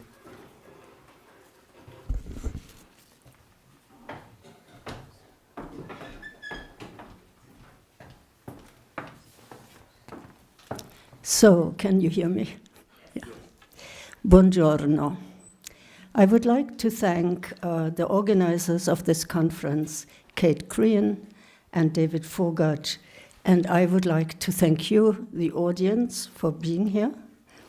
My topic is obviously massive, and I changed the structure. I will begin with a brief outline of the northern reception, and then I will provide a few snapshots on the southern reception. At first sight, the North American reception, United States and Canada, looks as if it could be drawn in a straight line. 1967, the date when John Cammett published his monograph, 1971, when the selections of the prison notebooks were available to North American readers. Throughout the 80s, the reception was predominantly Marxist-oriented. By the late 80s, there occurred a 2-pronged shift, one in which academics produced monographs on Gramsci's work, mostly within the framework of their own disciplines. Pepe Fontana's focus was on political science, Marcia Landis on film theory. My own work focused on the Frankfurt School. Kate Crehan developed an anthropological approach, Peter Ives, his linguistic orientations, and so on. This disciplinary approach has continued to this day as geographers and even environmentalists accommodated Gramsci's conceptualities. The second aspect of this shift in the late 80s pertained to a definitive displacement of Marxist interests in Gramsci by categories of multicultural thought. As the multiculturalist machinery was heating up, Joe Buttigieg began his translations of the notebooks, and Frank Rosengarten his translation of the letters, and both began to plot the establishment of an international Gramsci society. Stuart Hall's influence and Gramscian interpretations was also largely absorbed by the logic of multicultural studies, while Edward Said's work, as well as that of other post-colonial scholars, maintained measures of analytical autonomy. Meanwhile, in Canada, since the early 90s, a distinct tendency had emerged that was inspired by Robert Cox and Stephen Gill. It integrated Gramscian analytical concepts into the fields of international studies. In these, they analyzed the geopolitical functions of international organizations that had turned into new juridical subjects on the terrain of international relations. This current has been elaborated, particularly in the domains of international law, where scholars such as Claire Cutler trace the tendency towards the privatization of international private law, in the context of which corporate actors, as new historical subjects, settled their disputes outside the purview and control of international courts. In its academic space, the Gramsci reception from its very beginning was faced with the introduction of French theory into elite institutions. Conferences at Johns Hopkins invited 200 members of the French elites for seminars on structuralism that facilitated the importation of avant-garde French theory. Was the essence of the project to introduce a radical change in methodology, one that would eliminate Marxist categories of analysis in the human sciences? Gramsci's academic space was limited by both French theory and the Frankfurt School. Concurrently, Eugene Genovese had developed an extraordinary research project that was indeed essentially Gramscian.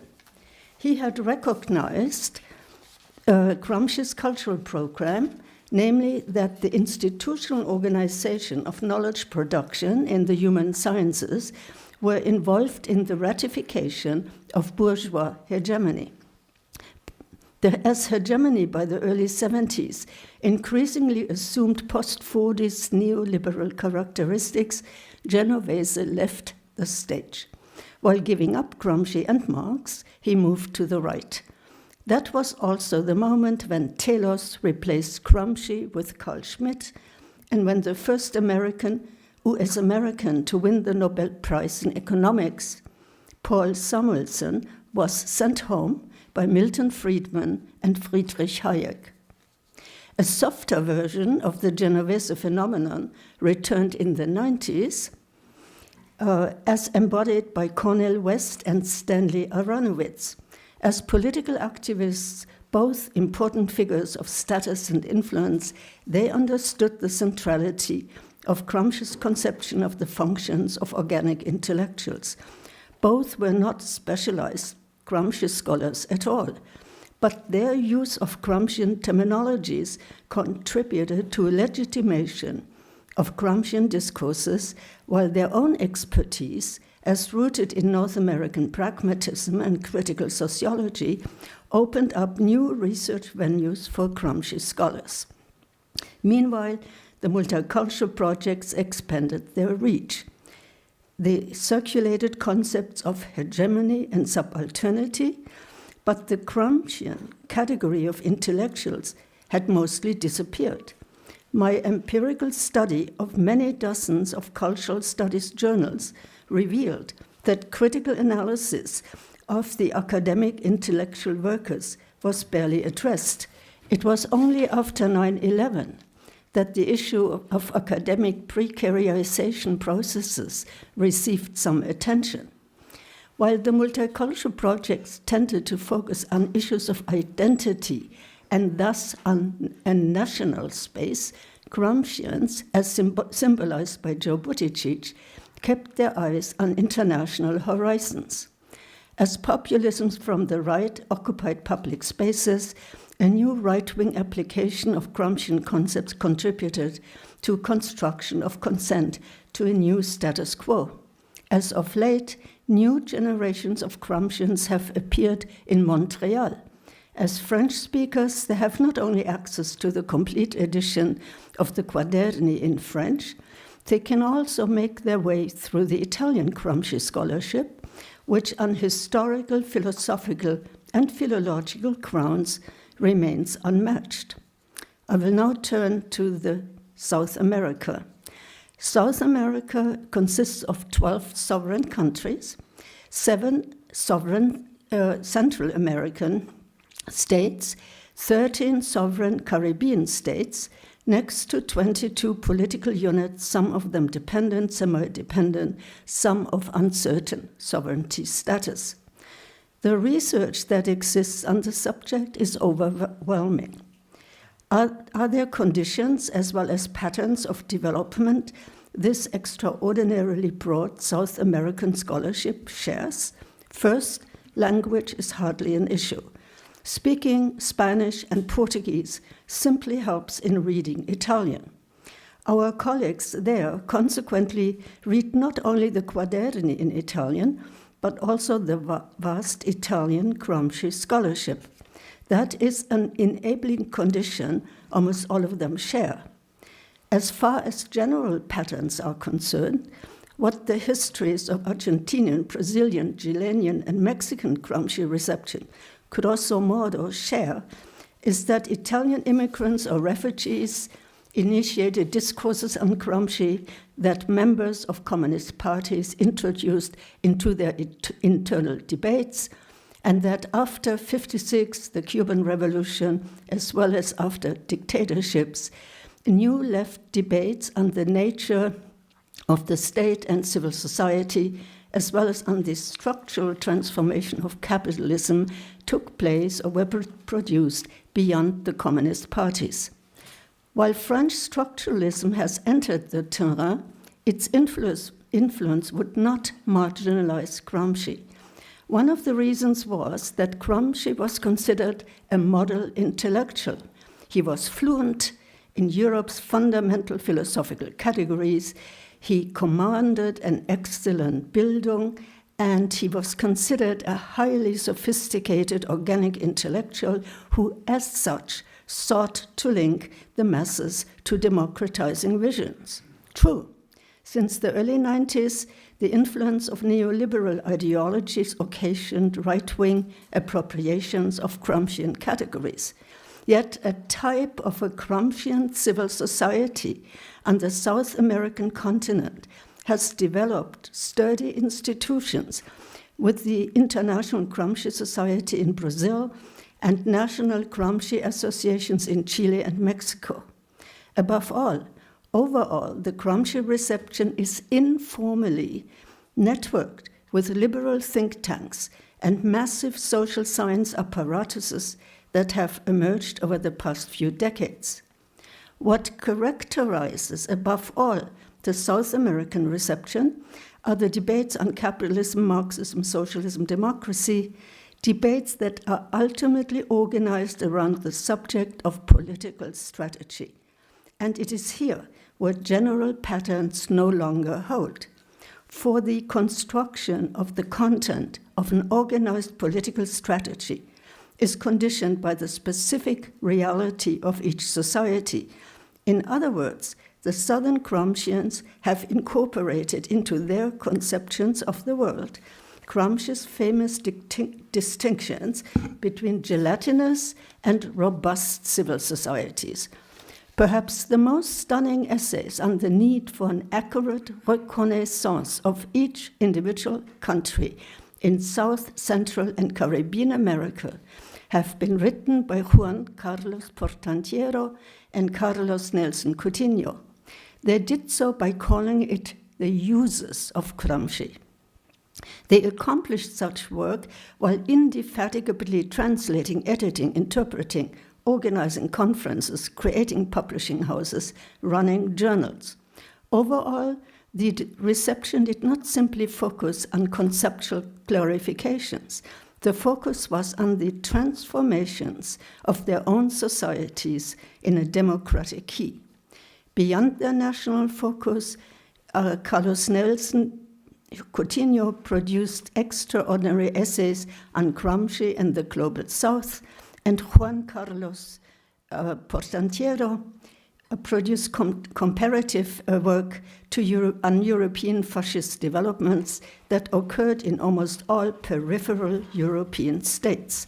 Their research on individual South American societies, in conjunction with their global visions, has turned them, in my view, perhaps into the world's most important Gramscian theorists. Initially, the public protagonists were mostly men. It has changed. One of the few organic intellectual women was Dora Canussi, who, after her arrival in Mexico City in 1968, was soon to meet Argentinian and Brazilian refugees who commanded a vast theoretical background that they applied to practically all the human scientific fields. Dora Canussi had early access to the Gramsci Institute in Rome and its research agenda. Her research is superb as she combines the philological methods with her vast knowledge of the realities of Mexican society and the state. While her translations, editions, and interpretations were essential to the development of Gramscian studies in Mexico, her international organizational activities were unexampled as she convened old and young to the conference tables. My excursions into the South America reception have led me to the conclusion that we North American Gramscians can learn immensely from the Gramscians of the southern continent.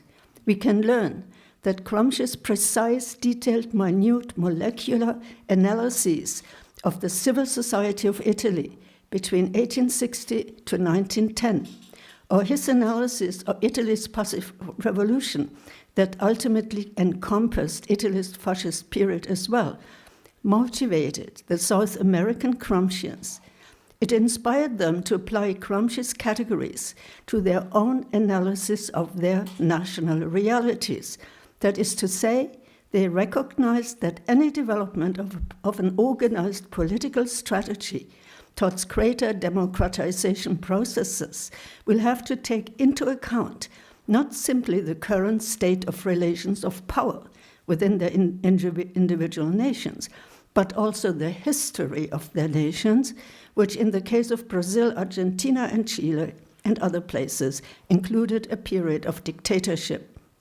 The South American Gramscians learned from the famous insight of Gramsci about the kind of states that lacked a significant civil society and those states who had already developed one.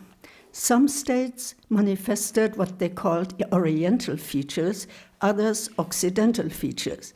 It was ultimately their analysis of very complex social compositions that required them to develop an analysis of the structures of feeling of social groups, campesinos, workers, middle strata, military, latifundia, oligarchies, elites, liberals, masses, intellectuals. And these analyses of the mind, of forces, and the heart resulted in their recognition of a continually changing reciprocal relationships in complex constellations, both in terms of alliances and in terms of antagonisms.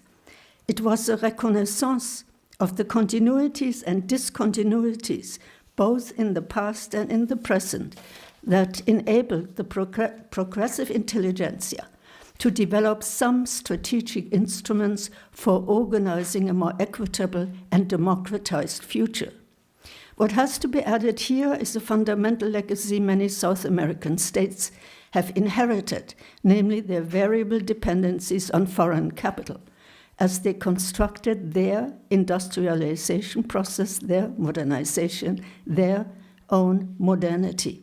As we speak, these dependencies are in decline, as when foreign exchange reserves are no longer solely held in dollar, and as the processes of de-dollarization have been growing over the past few decades. We can learn from our South American friends.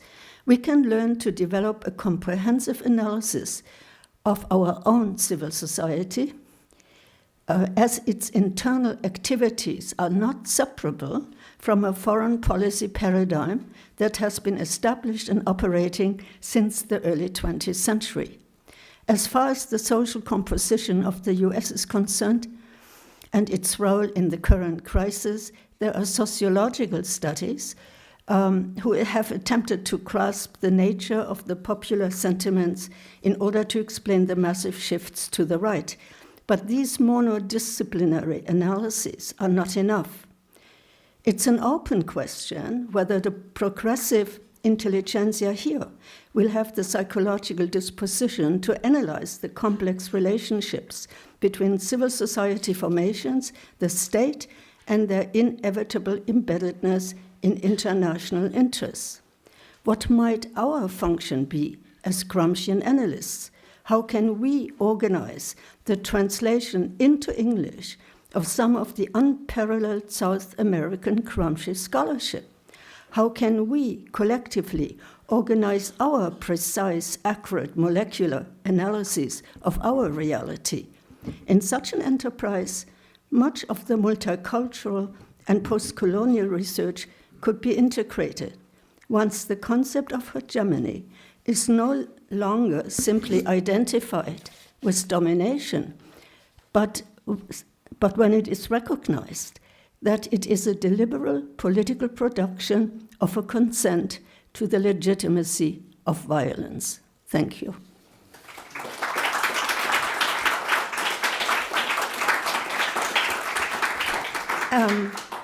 And now, Direttore, that I have fulfilled my obligation to the 20-minute command, may I have 1 second to thank all the friends who have helped me with the South American reception, with Manuel Almeida in Puerto Rico, Massimo Modenesi in Mexico City, Marcus Green sitting here among us, Giuseppe Vacca in Rome, Francesca Izzo in Rome, and Dora Canussi in Zurich in Switzerland. So I thank them.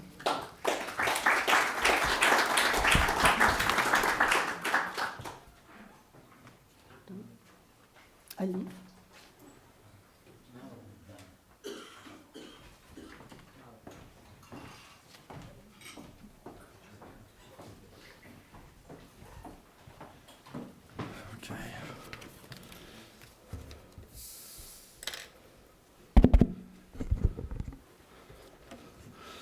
So good afternoon, and once again, I want to thank you for hosting me, for giving me a chance, and I want to thank all the others who've spoken so far. I think I've learned much.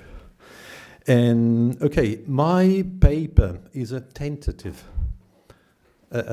description of 2 themes. So the relationship between Edward Said and Gramsci, and second, this topic in relation to the idea of the Southern question.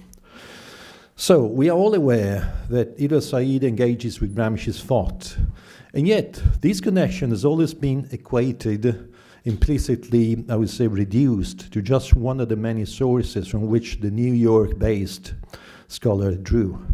Nothing more than a passing influence among many. This brief paper argues the opposite, that the Palestinian-American intellectual actually adopts key thematic and formal elements from Gramsci's work and reworks them in a literary analysis interwoven with the diachronic complexities of the social sphere. In so doing, Said enacts a multimedia exegesis that spans from the 19th century in his writing, so the age of Western civilization, right through to his premature death. That doesn't mean that Said's conclusions are the same as Gramsci. The Southern question, or rather alcuni temi della questione meridionale, is not merely a geographical issue, but I would say it's a conceptual lab for understanding and intervening in a social organization. It's a structure articulated across heterogeneous dimensions and characteristics. So we will talk about the origin, but of course, I mean, we could compare it with India, for example. This approach takes inspiration from the concept of differential pragmatism, which Renate Holub used to develop productive ties between literature and the social sciences. And it's within this framework that Said invokes Gramsci to resist the trivialization of a dominant hegemonic feature. So in this case, we can say that Said found Gramsci inevitable.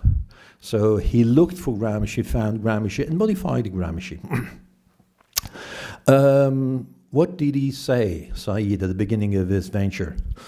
As I now practice and I treat it, criticism is an academic thing, located for the most part away from the question that troubled the reader of a daily newspaper. Up to a certain point, this is as it should be.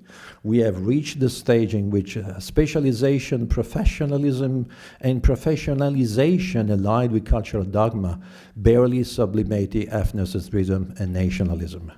In that relatively in trouble and secluded world, there seems to be the academic. There seems to be no contact with the world of events and societies, which modern history, intellectuals, and critics have in fact built. Instead, contemporary criticism is an institution for publicly affirming the values of our European dominant elite culture. The result has been the regulated, not to say calculated, irrelevance criticism, except as an adornment to what the powers of modern industrial society transact, the overall compliance of the intellectual class to which critics belong. Unquote. For most scholars, Orientalism is the crowning achievement of its career. In truth, however, it belongs, this is my opinion, to a much broader and more complex project, shaped between 1978, so Orientalism, and 1993, culminating in the culture and imperialism. This later work, a compendium of comedic criticism attuned to the urgent demands of the word, the text, and the critic, which came out in 1975, marks the culmination of a path, along which Said increasingly turns to Gramsci as a solution to the crisis outlined in his 1975 J'accuse. Moreover, even within academia, Said's critique spares no one. Orientalism launches a direct attack on the American left, particularly those English studies faculties who, over more than 20 years, failed to produce works of the scientific and historical quality of figures such as Alperovitz or Kolkom. If we momentarily set aside early 20th century Sardinia, the birthplace of the Southern questions, and a place which is not easily decipherable in the American context of the 1980s. So we will find that Said prefers the island philosopher to Foucault and even to Lukács, not because of the project itself, but because of what lies beneath it. It's a coordinated effort that ends centuries-long subjugations of a group of people, which for Said is in itself an act of immense ethical value. So we conceive immediately, well, something that resembles, shall I say, that the land where it comes from. So we have Sardinia, but we have also, the British colonies, Palestine, I should say that. So Palestine and Sardinia are coupled. And Said operates through similarities. This is the first similarity. In response to the kind of politics that mimics the natural science and relies solely in statistics, Gramsci, as Peter Thomas notes, proposed, quote, a philology of relations of force. That is a study of the differentiated intensity and specifically of social practices in their historical becoming. So basically something diachronic and something that keeps history in the range of today, before and after, without possible variations. Variations because of philology as an indispensable tool for the objective historicization of fact is elevated in Gramsci to a living philology. I'm quoting from the quote, so the first is from the notebook 13 and the second notebook 4. So what is philology? Philology can be also a living philology, so the fundamental innovation introduced by the philosophy of praxis into political and historical science. The demonstration there is no abstract, fixed and immutable human nature, doesn't exist fixed human nature, but rather the human nature is the totality of historically determined social relations. So it becomes plural. An historical fact that can be verified by, within certain limits by the method of philology and criticism. Gramsci's philology, which systematically investigates what occurs in specific places, is the methodological expression of the importance of particular fact, understood as defined and precise individualities. So it's our idea, we have to recognize some aspects of this. We can see what's happening, what's going on in these fragments. And these fragments are becoming, in this sense, a trend, something mobile, not a simple example. And this is the context in which Said recognizes himself. An explicitly geographical model which is provided in Gramsci's essay, some aspects of the Southern questions. What does he write about the Southern question? It's underwritten and underanalyzed. This study is the only sustained piece of political and cultural analysis Gramsci wrote. I mean, it's, although he never finished, it's the only book that he managed to publish before being arrested. It addresses the geographical conundrum posed for action and analysis by his comrades, and how to think about, plan for, study, how to study and why study Southern Italy. Given that it's a social disintegration, so the word disintegration recurs in the Southern question first, and then later in the notebooks. Social disintegration makes it incomprehensible and yet paradoxically crucial for an understanding of the North. So we have to see what doesn't work in order to understand what it could work. This model grounds the origin of the philosophy of praxis, Gramsci's personal interpretation of Marxism developed in prison, after he had already put it into practice in the Southern question.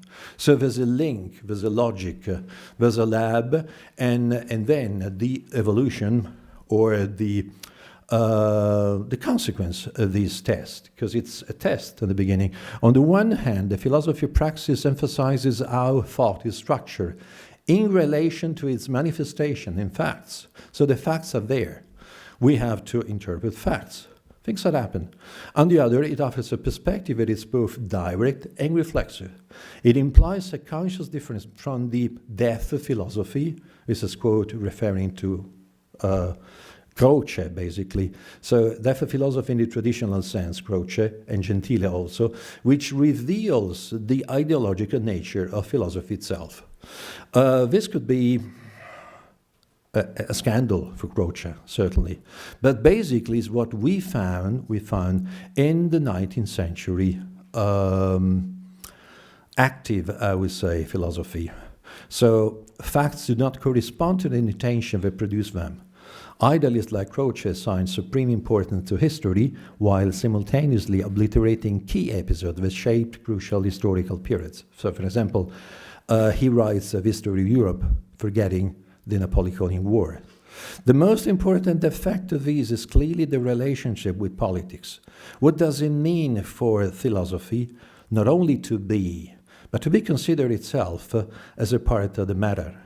Or when this doesn't happen, what does it mean to deny this level of radical involvement? So radical involvement, because we are talking about what is thought, what is believed, what is prejudice also, what is ideology.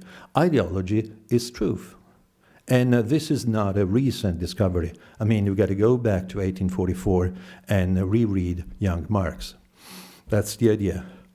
And this also explains why Gramsci's attention is focused on pragmatism in various forms.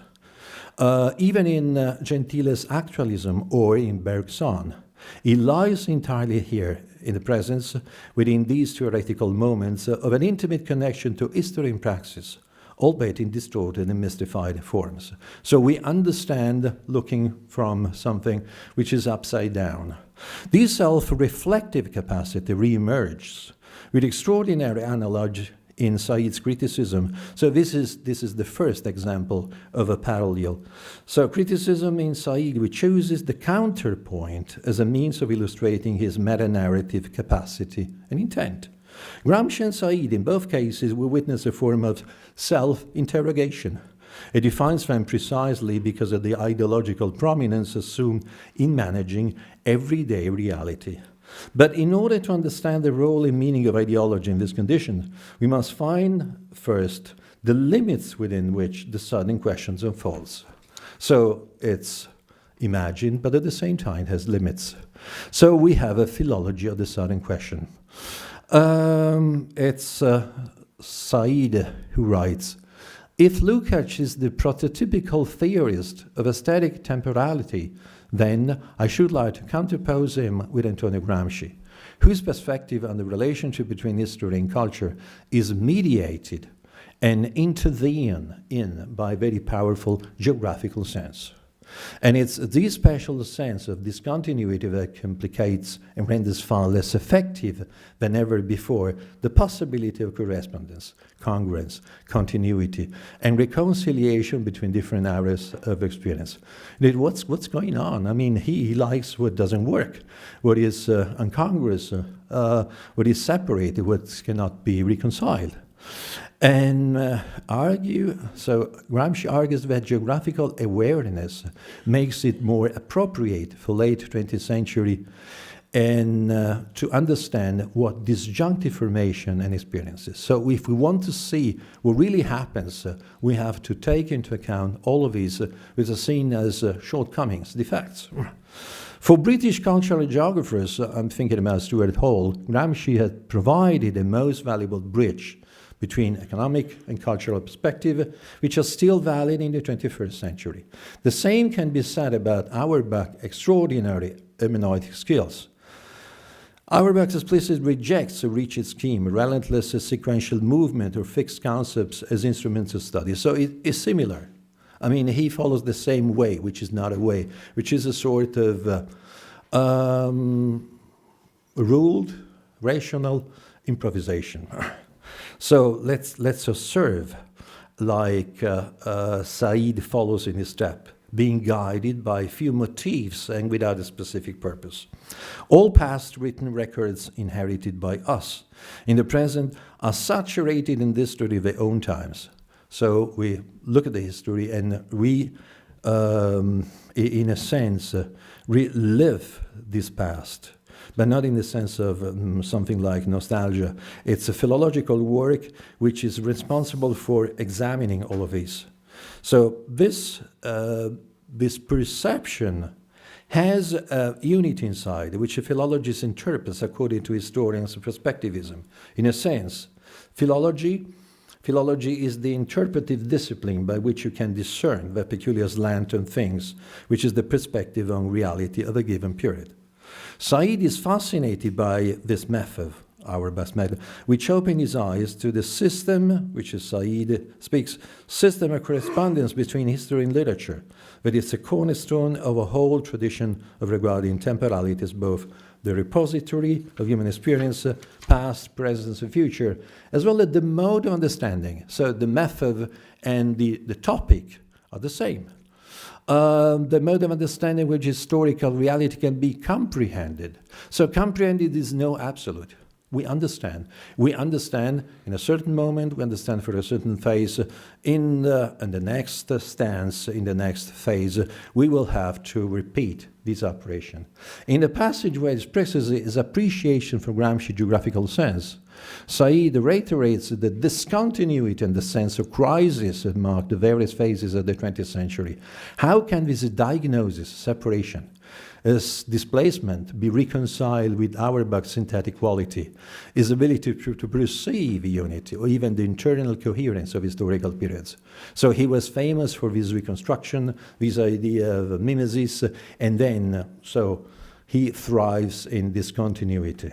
According to Gramsci, the solution lies in the dual function of a conception of history. That is, on one hand, we have philology as the method of erudition in the verification of facts. We will find these in Buttigieg. Buttigieg's method is a synthesis of these. And on the other hand, we have a philosophy understood as the general methodology of history.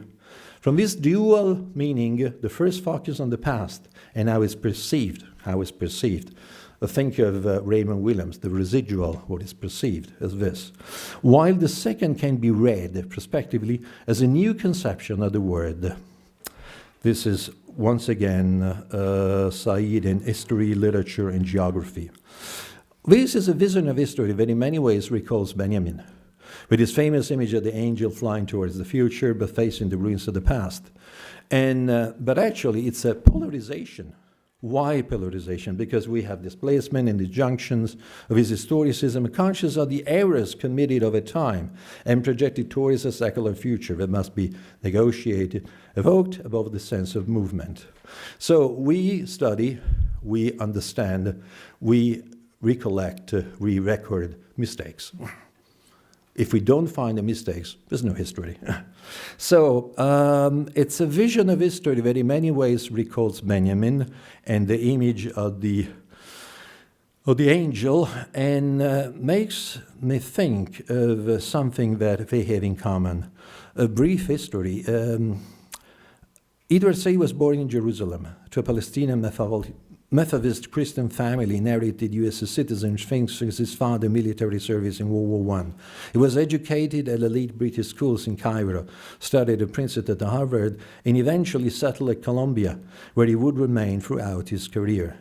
He lived in New York City and argued that, about in New York City, exile can produce rancor and regret, as well as sharpened vision. What has been left behind may either be mourned, it won't do that, or it can be used to provide a different set of lenses. Antonio Gramsci was born in the Sardinia village of Ales, where he spent his youth and part of the adolescence. In Turin, he attended university, was seen and listened, very interesting intervention about this time. This career as a journalist and political activist. After the outbreak of the Soviet Revolution, he spent turbulent and yet exhilarating years between Moscow and Vienna. Following his arrest in November 1926, he began a long period of imprisonment, moving between various prisons, Regina Coeli, San Vittore, Turi, internal exile, and eventual hospitalization into clinics also, Formia and Rome. Amid the inexorable decline of his physical condition, we shouldn't forget that both of them were extremely familiar with the body, the idea of the body. So a sort of awareness of the body, which brings back to Vico, for both of them. So this is what brings Gramsci to explain, to analyze his own time, explain the victory of fascism, and to envision a new order. In both biographies, there's an intimate awareness of defeat. National in scope, yet deeply personal, that drove Said and Gramsci to travel, to engage in dialogue and confrontation with the world as a response to the consequences of defeat. Said's journeys encounter no material obstacles, whereas from the time of his arrest onward, Gramsci's travels became the imaginative backdrop of a painful yearning. So yearning is life, yearning which is documented in his letters. Of Said, we can say that all of his positions are situated. We're talking about positions because they are transient. And just in Said's case, who is pragmatically opposed to two things, cites Gramsci according to Said? Two things from one end to the other. First, the tendency to homogenize, equalize, medialize everything, what we can call the temporalizing and homological function by which the whole problem of specificity, locality, identity is reformulated so as to make equivalence. So there's no equivalence. B, the tendency to see history and society as working according to deterministic laws of economic sociology or even universal philosophy. So it's basically ignoring 19th century philosophy in all of its expressions. Beyond the shared rejection of positive determinism, the two thinkers also exhibit other methodological affinities. points of convergence that meet in the elaboration of lived experience. Said insists that the critic must position himself in opposition to any kinds of hegemonic experience and authority, and his models, Fanon, C.R.L. James, Dubois, and M. S. Césaire, they all embody a libertarian impulse that arises from the margins, from the peripheries and the colonies, so not from the center. So this movement is later enriched by metropolitan pedigree that restores the lands similar to the Southern question. So out, then return in, and in without recognizing the same places, because who has left has changed. So along with the desire, retour en pays natal. Le retour en pays natal is a lived utopia and a renewal awareness of himself. For the young Middle Eastern critic raised in a liberal environment following in the footsteps of figures such as Northrop Frye and Lionel Twining, the 6 Days Wars in 1967 marked a turning point, a moment of reclaiming, once again, Palestine, his intimate Palestinianism, he writes, the end of an exile, a transition from being exiled to becoming a Palestinian once again, a revitalization of thought. He doesn't speak of identity. He doesn't trust identity. It's a condition. It's a mobile condition. So go back where I was born to continue. Given these premises, if one is to share Gramsci's approach to the Southern question, it is necessary to begin with the themes, and themes are dictated by Gramsci. Certi temi, related to the Risorgimento, il Risorgimento, that make it possible to understand in what sense the post-war experience, the crisis of the liberal state, the shortcomings of the socialist movement influenced Gramsci's interpretation of the Risorgimento process. This is the history of the South. In the famous letter to Tatiana, dated March 1927, after soberly but firmly declaring the failure of post-unification democracy, Gramsci outlines a work program. Already in this letter, before February 9, 1924, to Togliatti and Terracini, the Sardinian communists had distanced from Bordiga position about its southern backwardness. It says no southern backwardness, and rejected also the idea of the southern movement. It said we don't want the southern movement, we want a national movement. So all Italy at least. Situating instead southern Italy dynamics within the framework of a developed capitalism. So it's part of the capitalism in this period, and it's the capitalism which somehow swallows all of these, if we want to understand it without look outside of us. The privatization of pasture lands, the tariff wars with France, then the most receptive market for Sardinian agri-food exports, the capital flight of local landowners to the north, all of these unfolded in the shadow of the rhetorical celebration of 1861, 1870 Rome as capital. In a recent study, Gianni Fresu revisited the island's history, refuting the stereotype of the South as chronically incapable of overcoming centuries of delays and inequity. So no inadequacy, his socio-economical analysis, Gramsci, and Fresu also, they all reveal an internal imbalance within the demographic fabric, manifesting at various levels tensions compatible to forced Piedmontization, occurring simultaneously with integration of the indigenous elite into the ranks of wealthy colonizers. So imbalance is typical Gramscian. Imbalance, balance, no. Imbalance, there's also imbalance. Details, little things, but crucial. The measurements of a discomfort that it's not merely economic and the difficulty to defining and naming it form the core of the Southern question. It's also a linguistic problem. From a specific case, the phenomenon spans into debate over the foundations for building a nation. Elaboration is the ensemble of patterns making feasible for a society to maintain itself. This is American left in the word, the text, and the critic by Said. So a nation must be feasible for itself. Internal elaboration within an ethnic group becomes a necessary step. Said is particularly attuned to the cultural dimension in the genesis of a nation, a theme that dominates much of the literary essay. Don't forget literature.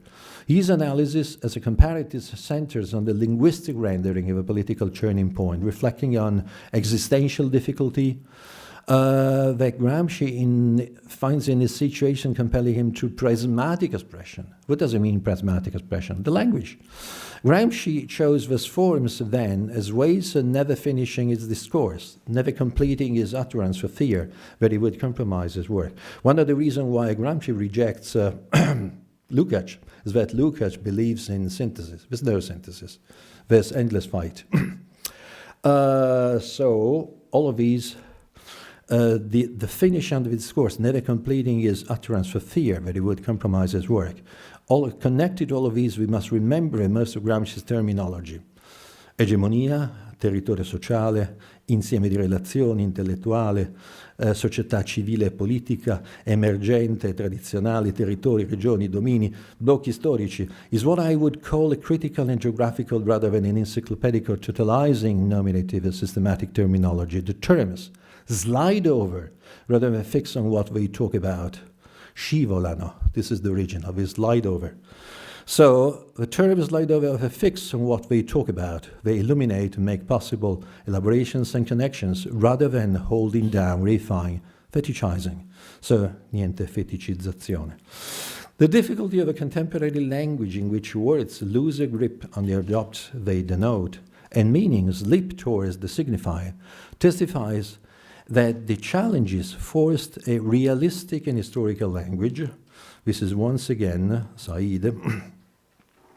And then we find Giancarlo Schiro, who's a scholar of Gramsci from a linguistic point of view, and says, we see a very strong shift in the notion of people-nation from an exclusively political dimension to one of culture, literature, and language. So widen the idea of nazione. From the very beginning, Gramsci connects the problem of nazione, nazionale popolare, with that of intellectuals, a topic already introduced in the notes and the Southern questions, but greatly expanded in the prison notebook.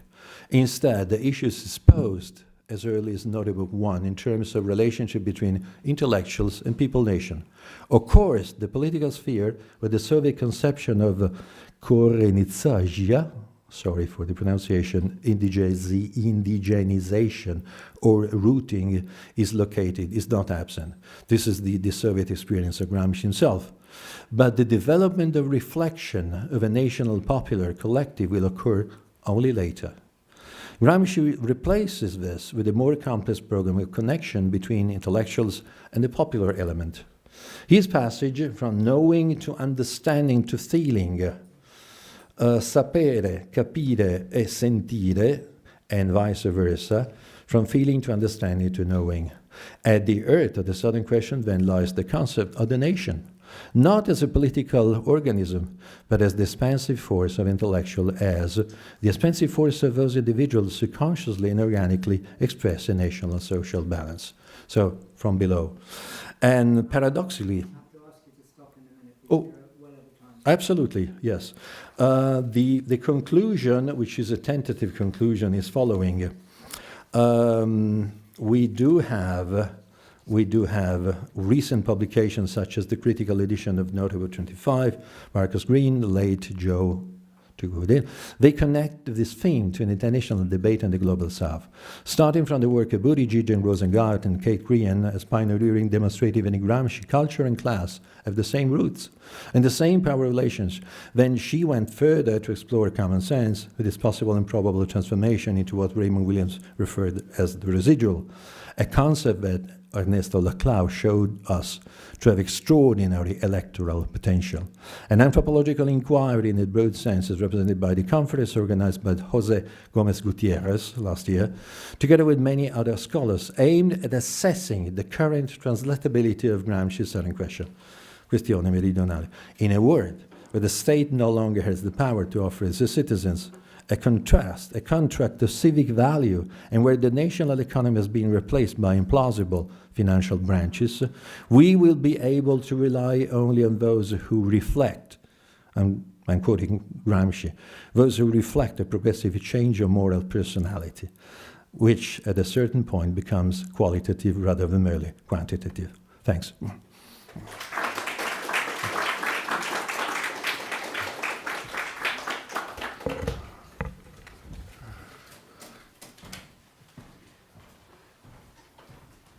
Okay. Thanks to everyone, especially the organizers, for wedging me in. I don't know how well this aligns with any. Oh gosh, Allison, I'm going to quote Dante. Be kind. Okay, so. It may be a bit choppy because I'm trying to condense it, and if I go like this, I'm quoting to save time. Okay, so in the years before and following the turn of the millennium, I taught a one-credit course on critical method for graduate students. Its purpose was that of familiarizing them with the discourse of the profession, or providing them with the vocabulary and concepts necessary to succeed in their programs.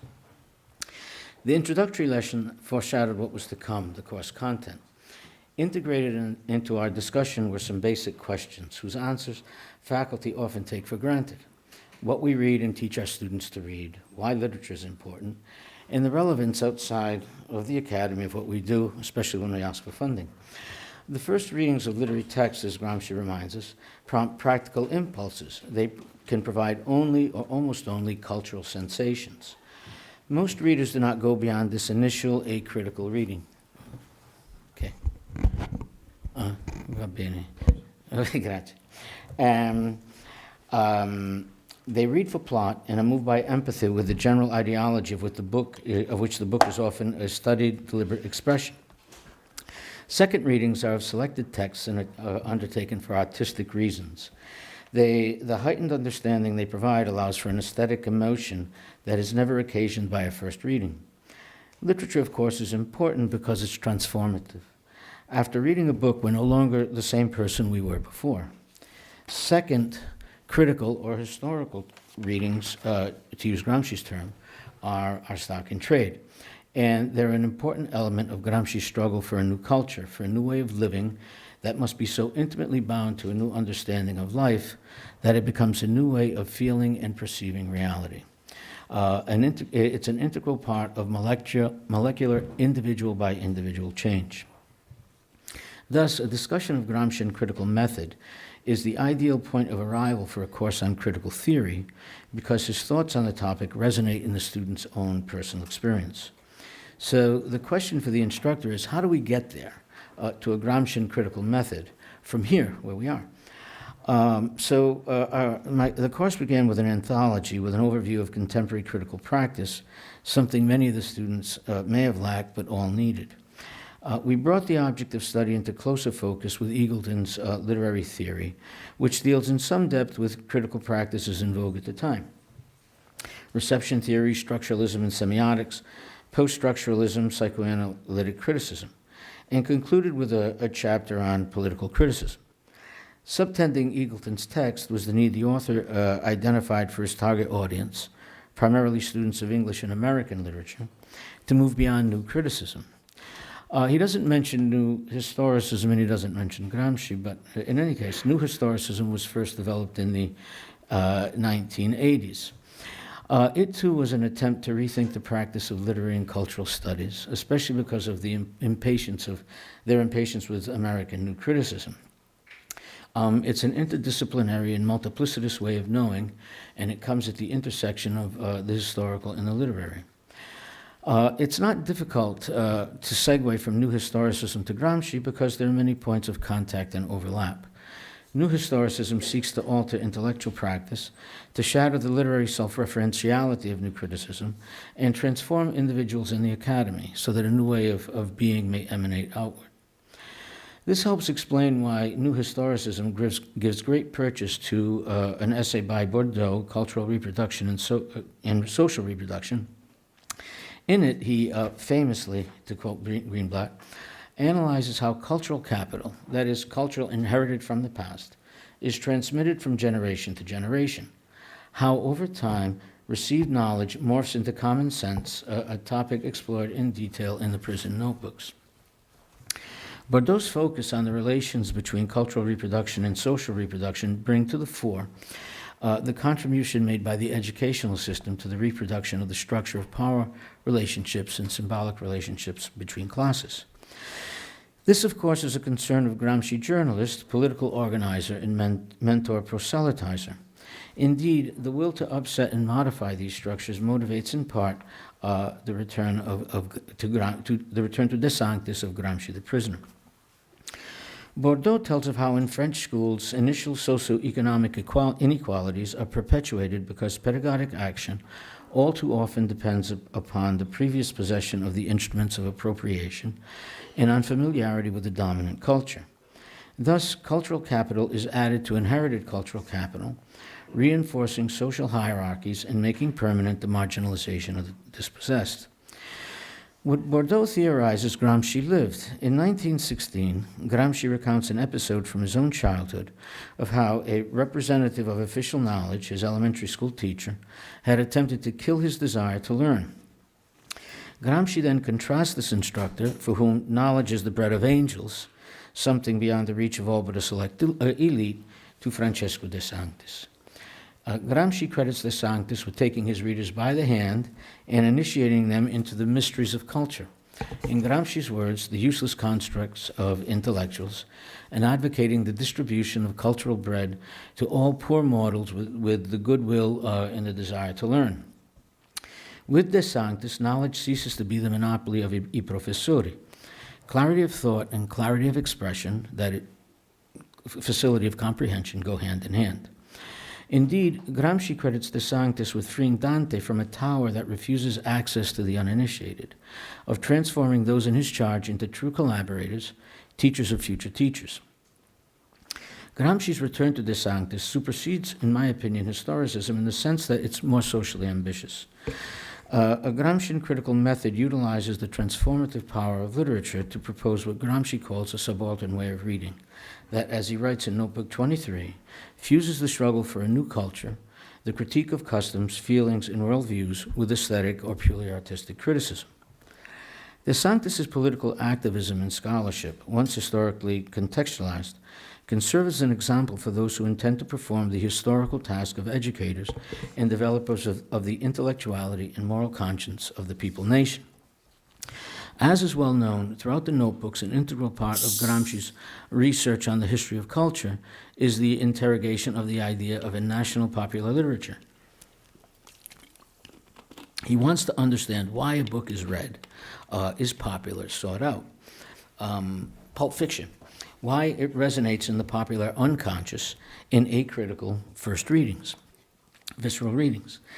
His different way of reading or critical approach is a development of a De Sanctisan method which provides the model for the type of literary criticism proper to the philosophy of praxis. Such a materialist critical approach evaluates works using an absolute or integral historicism. It sees the artistic work, as Sepeño has written, as one of the many organically connected manifestations of the reality that surrounds and circumscribes its genesis, and therefore helps define it. De Sanctis' battle on two fronts, against both formalism and contentism, as Giarratana explains, approaches texts on a case-by-case basis, deciding each time what needs to be placed in relief and explored. In other words, De Sanctis was against a priori criteria, criticism that does not take into account the concrete conditions in which certain ideas or certain artistic manifestations arose within those with those characteristics and not with others. Form, according to De Sanctis, is not something that stands alone and is different from content. It's generated by the content. And since content produces the form with which the content identifies, works such as the Divine Comedy are masterpieces for one reason, because we find in them a perfectly symbiotic union of form and content. De Sanctis, because content and form come together in an inseparable living or organic unity, it falls to exegetes to destruct and then reconstruct the text, to redo what the writer has done, redo it in their own way and by other means, and then evaluate the extent to which the artist was successful. To do so, De Sanctis argues, we must meet artists on their own terms. That is, evaluating words not prescriptively, but descriptively. Not by imposing criteria for evaluation, but by asking, after the fact, if the writer succeeded in fusing content and form into an organic whole.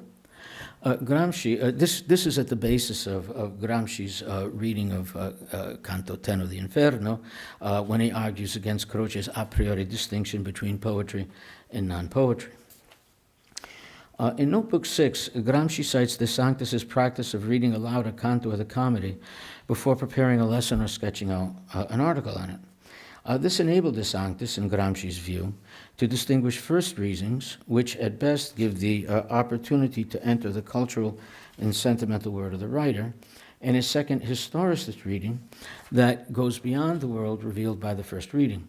It allows us to contextualize artists and their works. Historicist readings of literature, to properly contextualize a work, must first employ a close reading that, among other formal criteria, examines the writer's use and choice of language, understood as an ensemble of images and ways of expression that do not fit in the purview of grammar. Matteo Bartoli, the professor of historical linguistics who would have directed Gramsci's dissertation, considered grammar an historical document, the image of a national language in a specific point in the development of a linguistic community. It follows that the language of a literary work is a photograph of a civilization in space and time.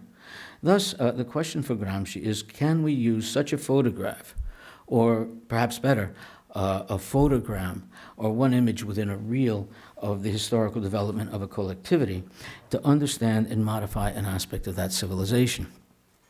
This metaphor explains, at least to me, I hope not mistakenly, why Gramsci preferred spontaneous group photos of family members, especially his children, over portraits. He wanted to see his loved ones in a natural context, an image of them immersed in historical becoming. Like the frescoes I will discuss presently, he did not consider this kind of portrait as something static, but representative of a tranche de vie. A modo di espressione, a way of expression, is a term taken by Gramsci from another faculty member in turn, the art historian Pietro Toesca, whose course Gramsci audited. Like grammar, a modo di espressione provides an image of an historical community. It conveys shareable human dramas and emotions. Toesca, to illustrate his argument, as we know from Gramsci's thoughts on Inferno 10, made reference to the Pompeo frescoes of Medea and Agamemnon, depictions that capture an instant of dramas that engage at a visceral level. In both their cases, parents forced to contemplate the imminent deaths of their children. This sort of unpremeditated emotional engagement allows for low and high culture, as Durante points out, to be put in an exchange relationship of organic mutual necessity that is vital to national popular culture. For Toesca, a proper critical method begins with formal analysis, close observation of representational art, to be followed by critical scrutiny of the work's iconography, the drama it portrays, the emotions it evokes. Then the work is to be subjected to historical research, the contextualization of the image within the expressive tension of its here and now, how it grafts itself onto tradition and places itself within the individual artist's opus and times. For Gramsci, identification with the shareable drama of another allows for catharsis, the passage from the purely economic or egoistic passionate to the ethical political. That is, the superior elaboration of the structure into superstructure and consciousness. I'm quoting. In other words, art allows the reader-beholder to identify with an other, and such empathy opens the door to the ethical political, the liberation from egoisms and rational intellectual commitment to social progress and to the moral and ethical ideals of justice and equality.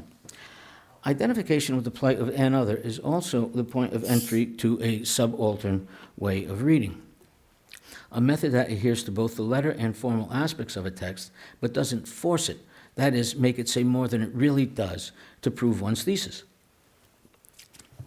Such an approach enables the representatives of a subaltern social group, again I'm quoting, to show its worth scientifically and in matters of artistic taste, and shatter the historical separation of the chosen few, those who intuitively understand what Croce calls the fatto estetico, and the people. The purpose of Gramsci's reading of Inferno 10, of course, was never that of adding an erudite footnote to the millions and millions already on the books.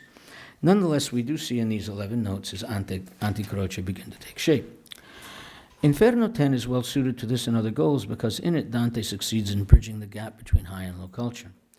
Like the dramas of Medea and Agamemnon, a first reading of that of Cavalcante engages the readers on a visceral level. At the same time, because it's a difficult, complicated drama, a second reading, with the benefit of reflection and reasoning, of which the subaltern classes are capable, it enables readers to come to fully comprehend Cavalcante's plight. In other words, the pilgrim's encounter with the heresiarchs evokes widely shareable emotions that can be intellectually plumbed by the masses. So not only can it be utilized to impart a subaltern way of reading, the inherent reciprocity of low accessible culture and high difficult culture makes it an example of national popular literature. Second, historicist readings spark a process in readers, their life and cultural experience, that make possible the interactive, synergetic bond between the work and the individual that impacts the writer's horizon of expectation for future readings, thus reaffirming the idea of literature as force, energy, movement, development, and continual becoming. This molecular change in the reader is a first step towards emancipation of the individual, a fundamental element of Gramsci's macroscopic projects of democratizing culture and transforming common sense, in turn integral parts of the struggle for a new civilization to which the methodological return to De Sanctis was intended to give rise. The understanding, sharing, and reliving of the drama of literary characters gained through acritical readings enables readers to know themselves better, to find themselves, to feel a greater need for self-examination. This opens the door to the possibility of the catharsis that, as mentioned, leads to ethical political change in the individual. So anyway, as Gramsci writes in the 10th notebook, the first and principal question philosophy asks itself is, what is a human being? They are, he reminds us, not fixed entities. They're not fixed entities, but a process, precisely the process of their actions and interactions. They're not limited to their individuality. Rather, they are a series of active relationships, a process in which individuality, while of maximum importance, is not the only factor to consider. In sum, historicist readings make possible increasingly enhanced understanding of one's own personal historical situation. That is how each reader relates to others. Readers understand themselves better when they understand better other myselfs. Individuals who, of course, are to a lesser and greater degree diverse, but in this matters more, harbor similar hopes and aspirations for themselves and their loved ones. So instruction in historical critical readings makes possible and gives impetus to this process of an enhanced humanity, where you identify with, with the refugee, whatever. So this process of self-understanding, as Gramsci tells us, takes place within a struggle of political hegemonies, first in the field of ethics, then of politics, and allows for superior elaboration of one's own conception of reality. Catharsis, at first molecular, ethical, assumes a macroscopic political dimension. As for what Gramsci calls the artistic problem, it's that of fusing, as he, building on De Sanctis, synthesizes it, of fusing aesthetic or purely artistic criticism with analyses of the structure of literary works. That is, the logical and historical topical coherence of the sum of emotions artistically expressed. So historical readings, the kind that Gramsci is theorizing, they confront us with the question of a proper methodology, one that follows the example of a contextualized De Sanctis. Anyway, to return to my initial point and wrap up, both as scholars and instructors, we're called on to meet our historical task of educators and developers of the intellectual capabilities and moral conscience of the people nation, and satisfy the people's intellectual needs. Literature, after all, is not a closed, self-sufficient, self-referential system. Rather, it has to look outside its self-evaluation because it's socially relevant. So it has to look to the people writ large, in today's parlance, the 99%, and respond to the fundamental question: why others outside this room need care about and support what we do, study and teach the arts and humanities.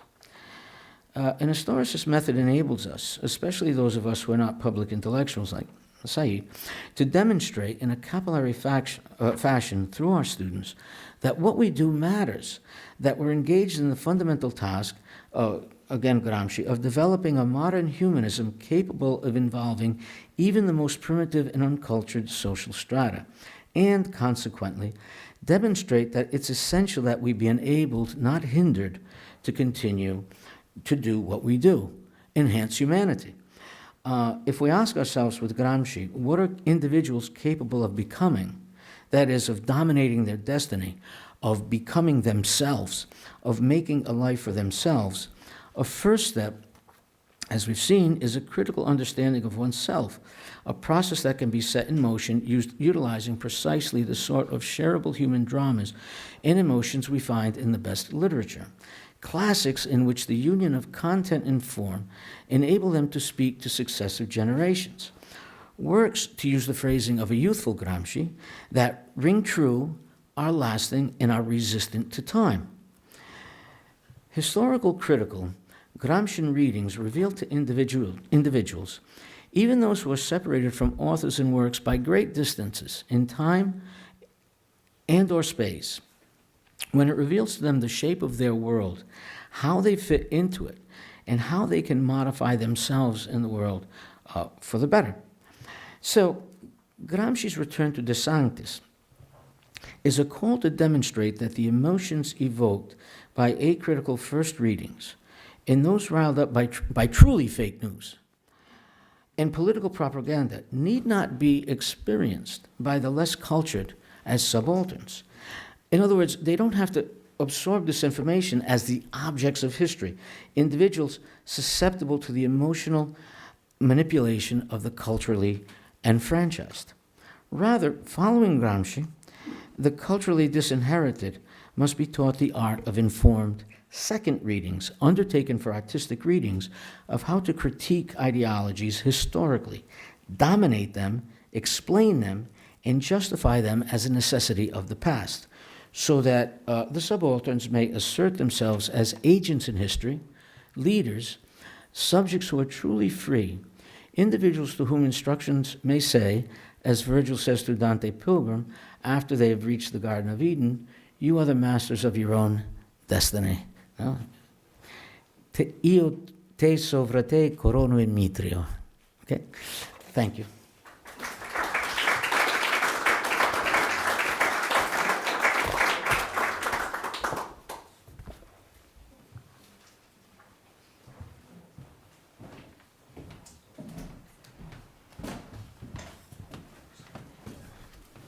Right, and you can pull my slides up. Okay, excellent. Good afternoon. My name is Jordan Camp.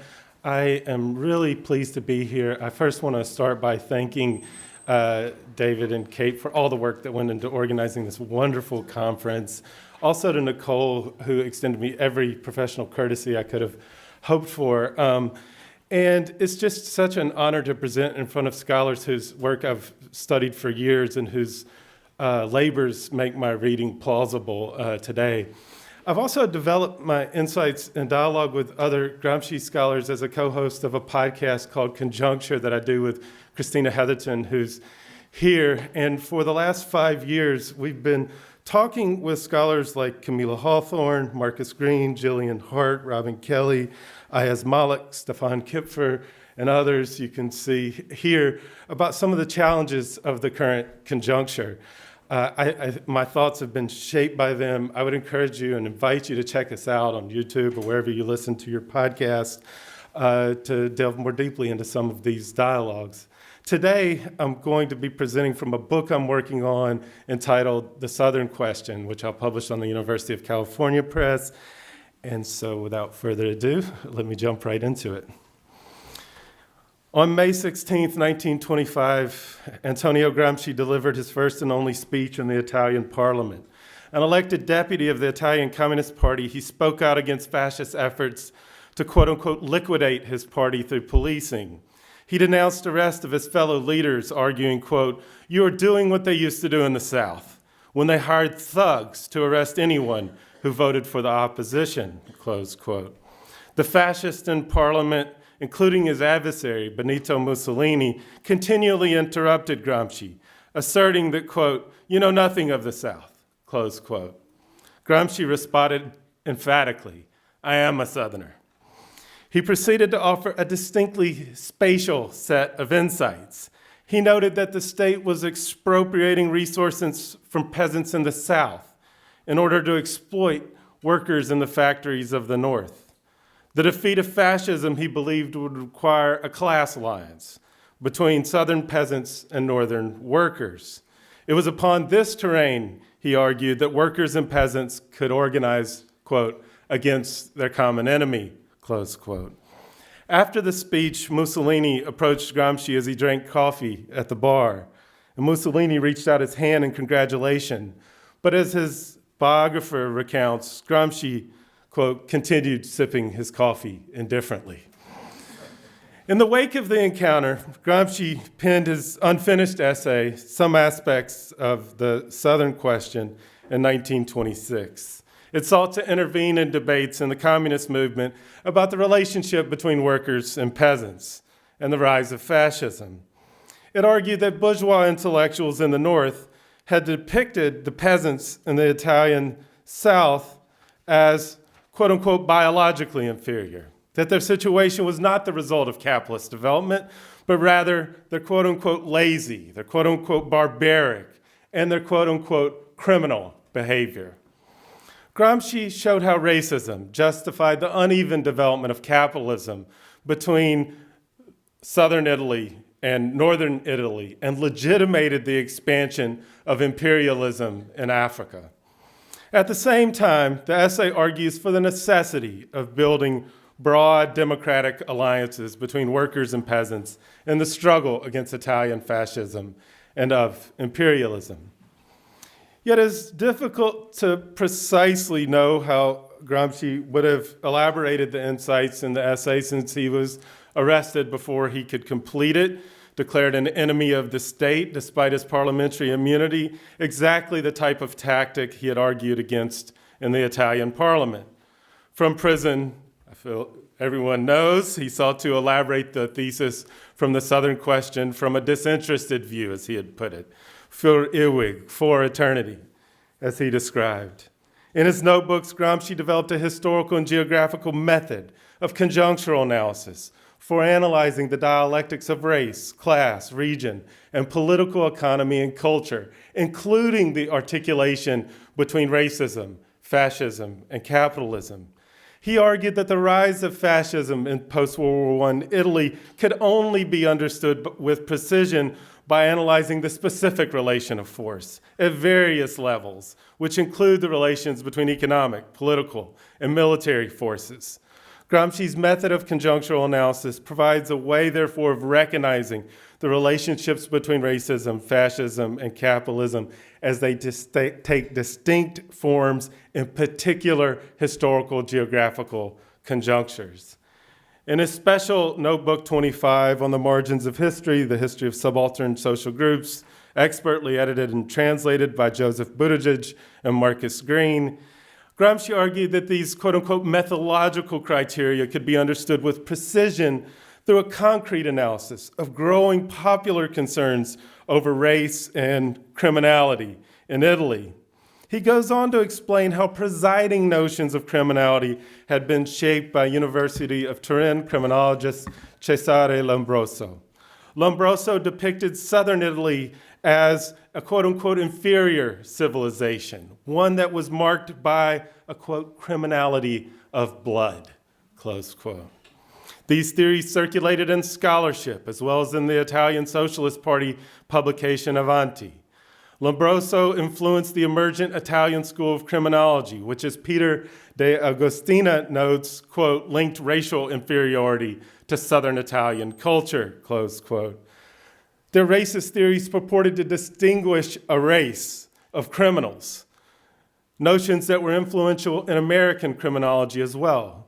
Furthermore, extensive experiments utilizing Lombroso's theories were conducted on prisoners in the United States and shaped the passage of the anti-immigrant Johnson-Reed Act of 1924.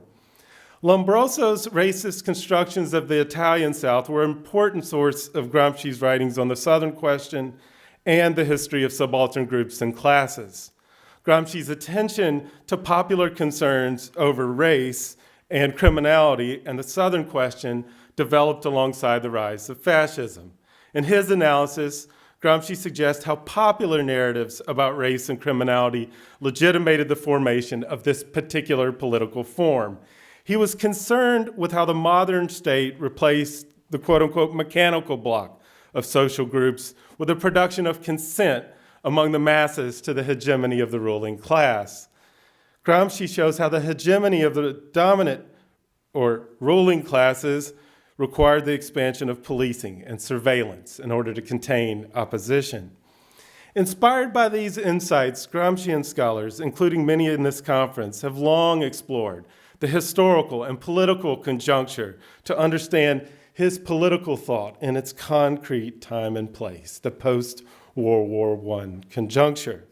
At the same time, important work in critical geography and Gramscian Marxist political and social theory over the last, say, decade and a half have suggested that there's a need to translate, not into just natural languages, but a political way between different contexts, his insights to analyze the specificities of different historical and geographical conjunctures. So taking up this challenge, in my paper today, I seek to translate Gramsci's insights into North America through a dialogue with W.E.B. Du Bois.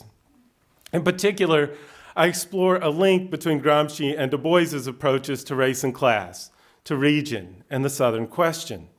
Linking Gramsci to Du Bois, I want to trace an alternative historical geography of capitalism and fascism and an alternate trajectory of anti-fascist political and social theory amidst perhaps the worst crisis of the U.S. state since the 1870s. I argue that they treat the Southern question relationally and illustrate the need for comparisons between racist and fascist nationalisms in different historical geographical contexts as they take shape in relation to the other. Du Bois was perhaps the finest interpreter of the Southern question in the United States. Throughout his career, he emphasized the importance of developing a concrete analysis of the concrete situation in the American South in national and global context. As goes the South, so goes the nation, he wrote in his classic Black Reconstruction in America, published in 1935. In this unprecedented study, he articulated a theory of politics and of history rooted in class analysis. In this way, he translated Marxist theory to understand the concrete situation in the American South in relationship to capitalist development in the American North amidst a broader crisis and transformation of the capitalist world system as a whole. He considered how the counter-revolutionary overthrow of the democratically elected Reconstruction governments in the American South in the 19th century, carried out by vigilante groups such as the Ku Klux Klan and the White League, and supported by state and regional elites and former Confederate generals, represented the birth of fascism in the American South in the 1860s and the 1870s. In turn, he showed how Jim Crow capitalism provided a model for the uneven development of capitalism and the expansion of imperialism on a global scale. In doing so, he demonstrated the stakes in relational comparisons between fascist Italy and the Jim Crow US in a moment where the American Jim Crow police state became regarded as a paradigmatic racist authoritarian state form alongside Nazi Germany and apartheid South Africa in the long 20th century. To comprehend the relationship between resurgent racist and fascist nationalisms, and the politics of hegemony in the early 21st century, it's necessary to turn to Du Bois and to Gramsci to forge a similarly inspired historical and geographical method grounded in a similar geographic orientation towards the South. Gramsci's unfinished Some Aspects of the Southern Question was, of course, his final essay before being incarcerated, but he did elaborate the argument in Notebook 1 of the prison notebooks. In this context, I think it's illuminating to compare his interventions about how the rural bourgeoisie's support for the squadristi's vigilante violence in the Italian South led to the rise of fascism in post-Risorgimento Italy resonate with Du Bois's arguments about how former Confederate planners forming Ku Klux Klan militias led to fascism in the post-Civil War American South. Both theorists drew on Marx's conjunctural analysis in the 19th century to understand the historical geography of capitalism and fascism in the two Souths, the American and the Italian. The influence of Marx's theories on their writings, I think, have been established. But what remains to be elaborated is the link between their efforts to translate and modify Marx in developing an analysis of fascism and capitalism in the post-World War I conjuncture. In David's spirit, I want to show a later picture of Gramsci, not the early one, from 33 to 55, and think about, in this moment, Marx's conjunctural analysis of Bonapartism was at a point of departure for Gramsci's conjunctural analysis of Italian fascism as a form of Caesarism in his prison notebooks. Following Marx, as Francesca Antonini demonstrates in her unparalleled study, Gramsci emphasizes the role of the military in Bonapartist solutions, the relative autonomy of the state, and the balance of forces. In translating Marx, Gramsci developed a distinct method of conjunctural analysis for analyzing the relations of force and for understanding fascism as a product of a stalemate between classes. It proceeds with a distinction between the levels of the social formation, which represent the, quote, conjunctural fluctuations of the totality of the social relations of force, close quote. Gramsci argued that conjunctural analyses of situations enable the development of effective strategies and tactics to clarify the possibilities of change.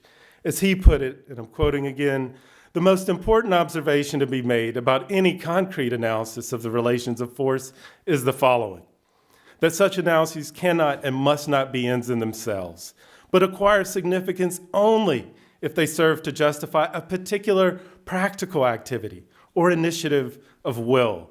The decisive element in every situation is the permanently organized and long prepared force, which can be put in the field when it is judged that a situation is favorable, closing quote. His conjunctural analysis of fascism provides a way of recognizing that the relations of force take distinct shapes in particular conjunctures in the historical geography of capitalism. These relations change over time and across space.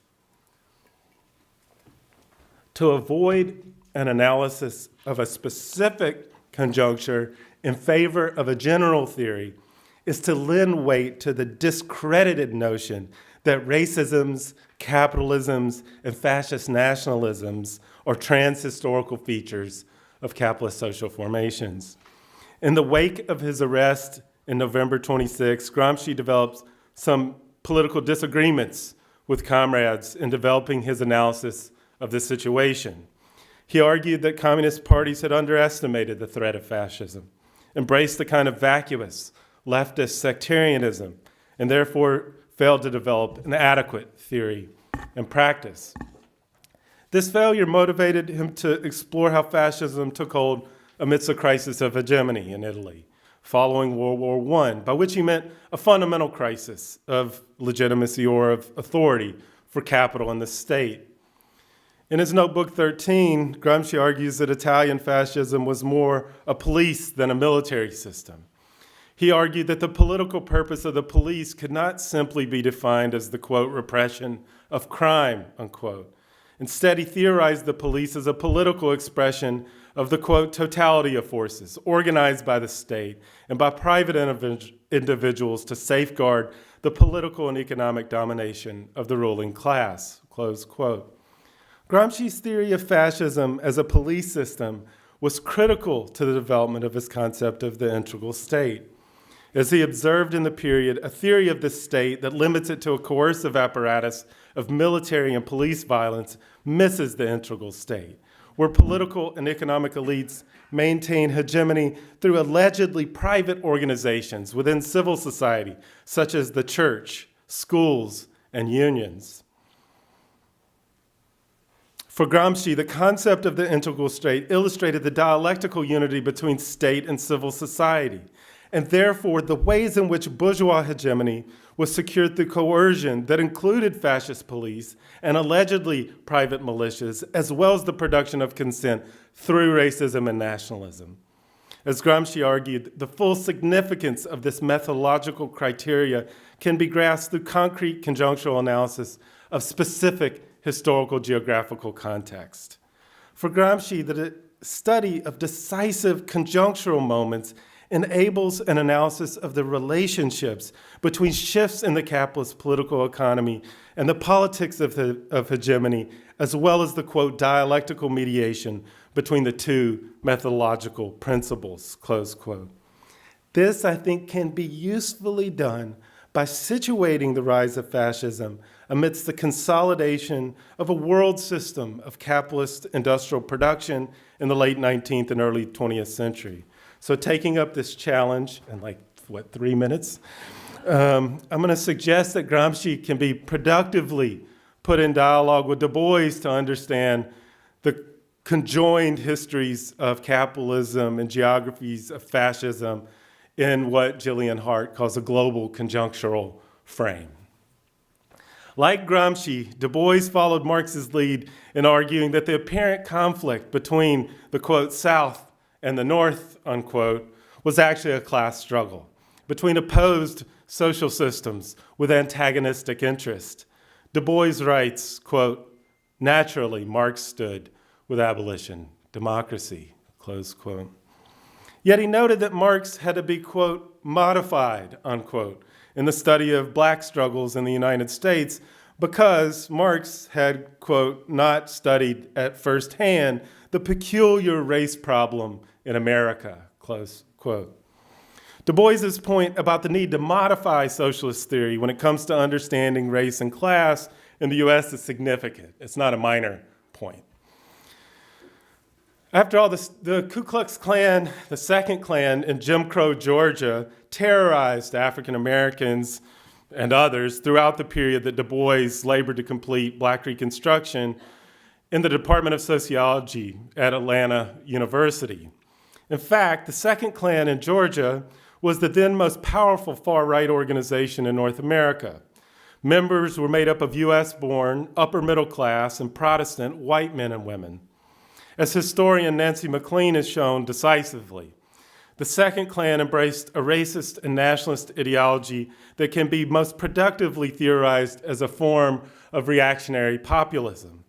This ideology combines purported antipathy to political and economic elites with dedication to nationalism, enthusiasm for law and order, and the demonization of African Americans, migrants, liberals, women, labor organizers, and the socialist left, obviously not mutually exclusive categories. There were material and ideological links between the second Klan in the United States, Benito Mussolini's black shirts in Italy, and Adolf Hitler's brown shirts in Germany in this post-World War I conjuncture. These racist and fascist movements emerged in a conjuncture of economic crisis, deepening social polarization, and a crisis of hegemony for the state and capitalism that had taken shape globally. In this context, Black Reconstruction represented an intervention in a precise conjuncture, a state and vigilante violence that represented a kind of police mob continuum. Lynch mobs and Southern cops working in conjunction had murdered at least 5,000 people and threatened tens of thousands more between the overthrow of Reconstruction in the late 1870s and the Great Depression of the 1930s. This police mob continuum illustrates that violence was never fully monopolized by the U.S. state. Instead, as Gramsci's theory of the integral state reveals, the U.S. state combined a carceral regime of capital punishment, policing, and prisons with a system of allegedly private vigilantism to maintain social control. In this way, the definition of the state as a monopoly on the legitimate use of force, as asserted in Weberian ideal types, falls dramatically short in theorizing the U.S. state in the long 20th and early 21st centuries. Specifically, these theories neglect the role of the police mob continuum. This neglect led Du Bois to appraise the Southern question in the United States. Imperialism, he wrote, thrives on the approval of the United States, and the United States gives that approval because of the South, close quote. It is important to remember this emphasis on socialist theory when reading Du Bois today. His writings are not just objects of study, but rather essential resources for theorizing our present. When the far-right organizations, as well as right-wing militia groups like Three Presenters and Oath Keepers and Proud Boys stormed the U.S. Capitol on January 6, 2021, many carried Confederate flags. It was therefore not incidental that Trump's first act upon being reelected was to pardon those rioters. Subsequently, his administration has sought to rename military bases after discredited Confederate leaders. The symbolism is not incidental. As the U.S. experiences the worst crisis of legitimacy in what some of us judge as since the Civil War, the resurgence of this symbolism is particularly urgent. While it may be tempting to interpret this resurgence as part of an unbroken continuity of racist and fascist nationalisms under global capitalism, I want to conclude by suggesting that we gain a deeper understanding through a conjunctural analysis, by modifying Du Bois and by translating Gramsci. In the present conjuncture, Gramsci's warnings about fascism's popular appeal to the petty bourgeoisie, as well as Du Bois's insights about how the Southern ruling class developed an alliance with poor whites in order to sustain itself, is relevant to understanding the class basis of racist and authoritarian nationalisms.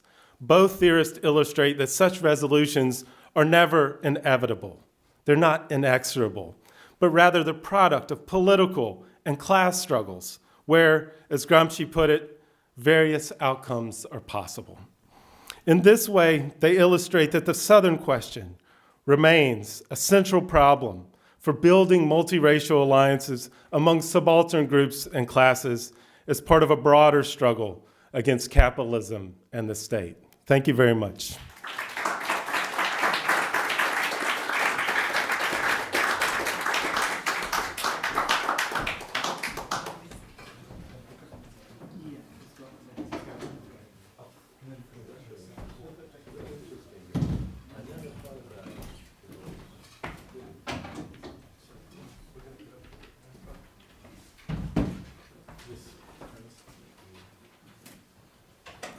Hi, I've just been asked to be the moderator for this group, so could all four of the people who presented please come up? We're going to talk for a little over 15 minutes. We'll end at 4.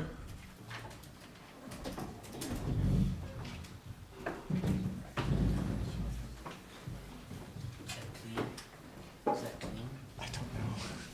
You want to push it? No, it's okay, it's okay. Just sit on it.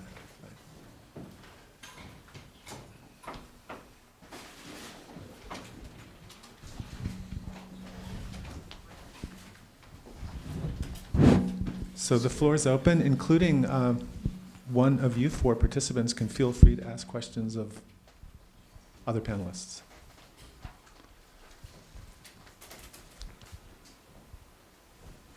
Well, I'll begin with a question. All right, okay.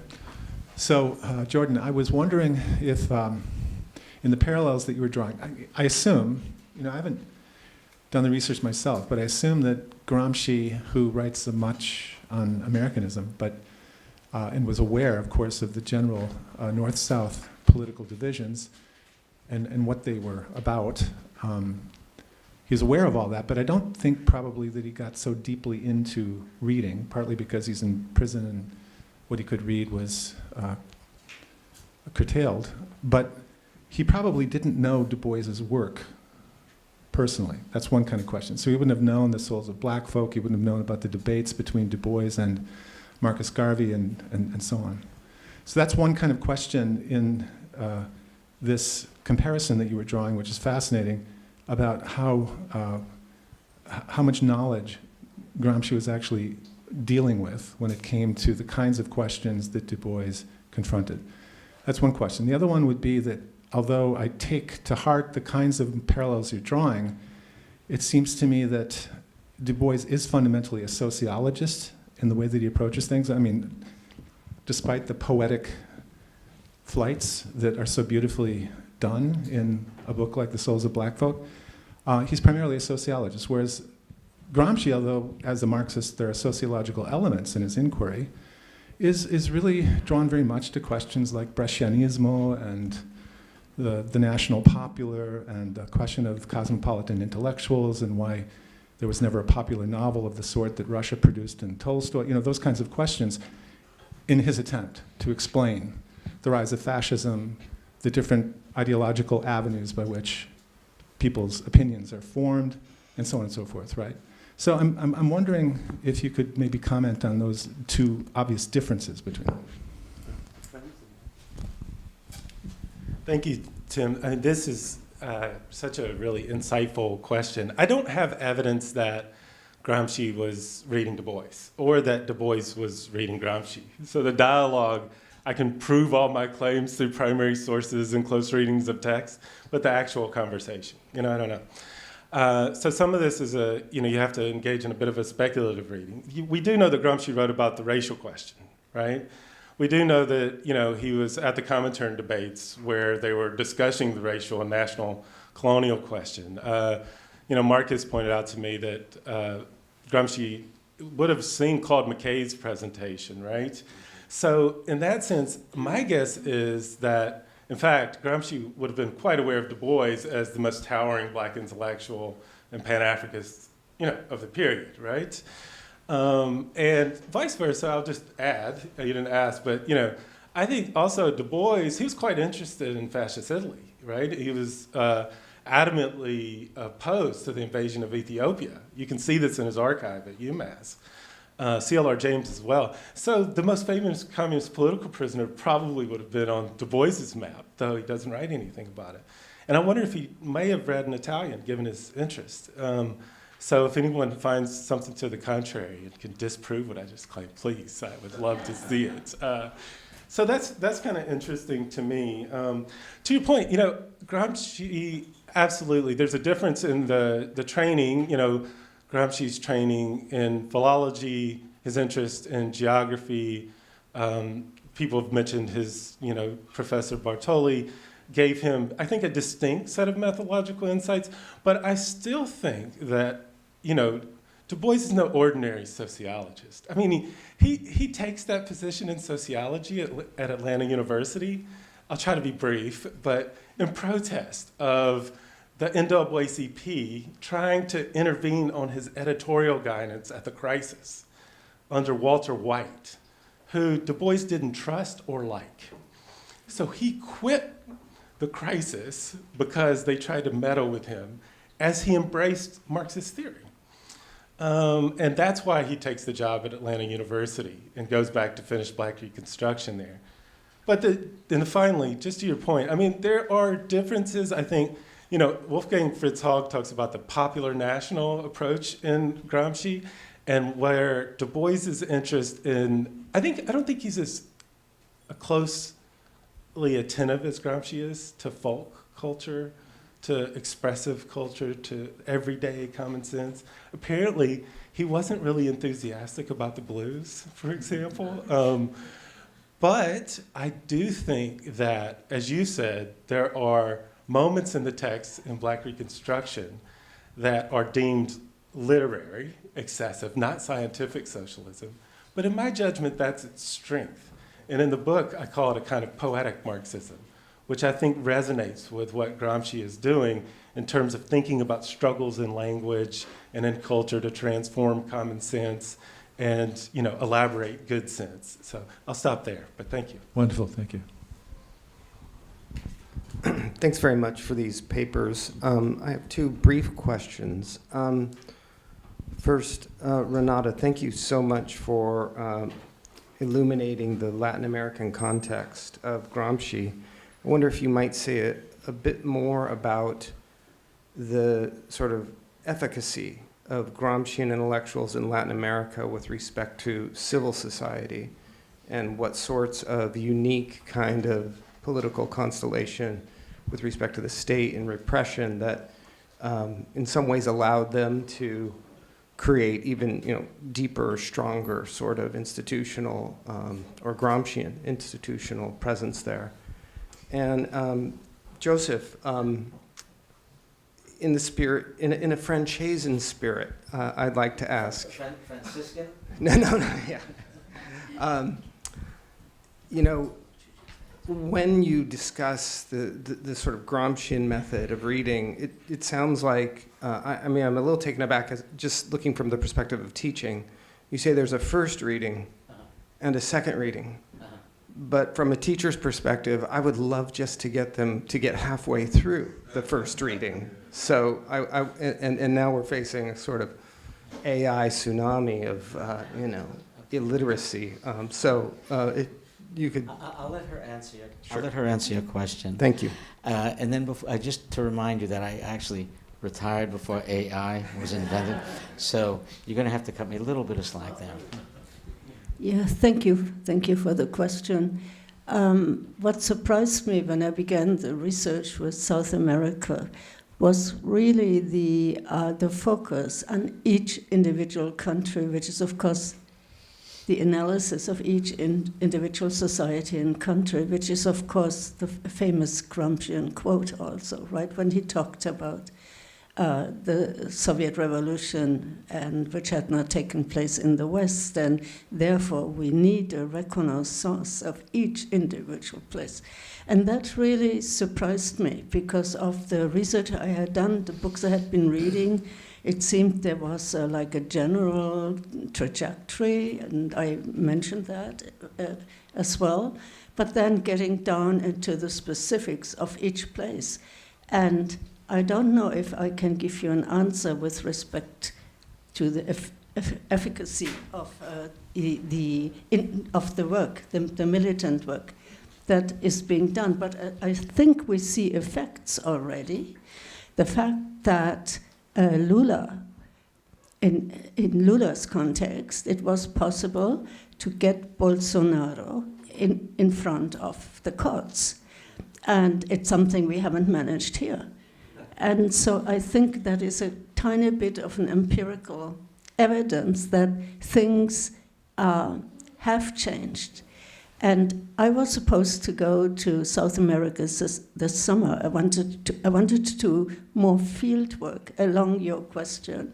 I want to go to Brazil and Argentina and Chile. I have been in Brazil many times.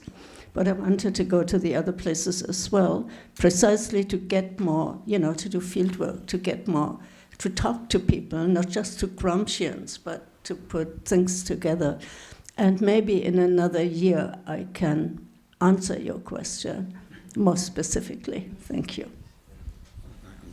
Okay, I'll try not to wax autobiographical, but teaching at a university is perhaps the least alienated form of labor, right, that there is. You get to make up your own syllabus. No, really. And so when I wrote my syllabi, I would imagine myself sitting in front of a group of students saying, okay, Francese, why should I give, a hoot about this? So that was one way I got them to do the first reading, okay? And naturally you choose texts that you've studied, so hopefully you can make come alive for them. But when I think about the left, you know, in Italy, right? Right? What was lost was the battaglia ideale, that people believed in things and then didn't believe in them anymore, you see. So the question is, where do you look for a spark, right? And if you can find the spark, then you can blow air on it and make it explode and make it come up. And just this week, just to give you an example between a first and a second reading, Tuesday night I took the train into town to hear the three of you present at the Casa di Cultura. You know? And part of the advertising was Gramsci's notebooks. And I really didn't, I said, okay, you know, but I have the versione anastatica at home. What's this? So anyway, I'm walking by it and I glance. And because, you know, I use the example of Medea, Agamemnon.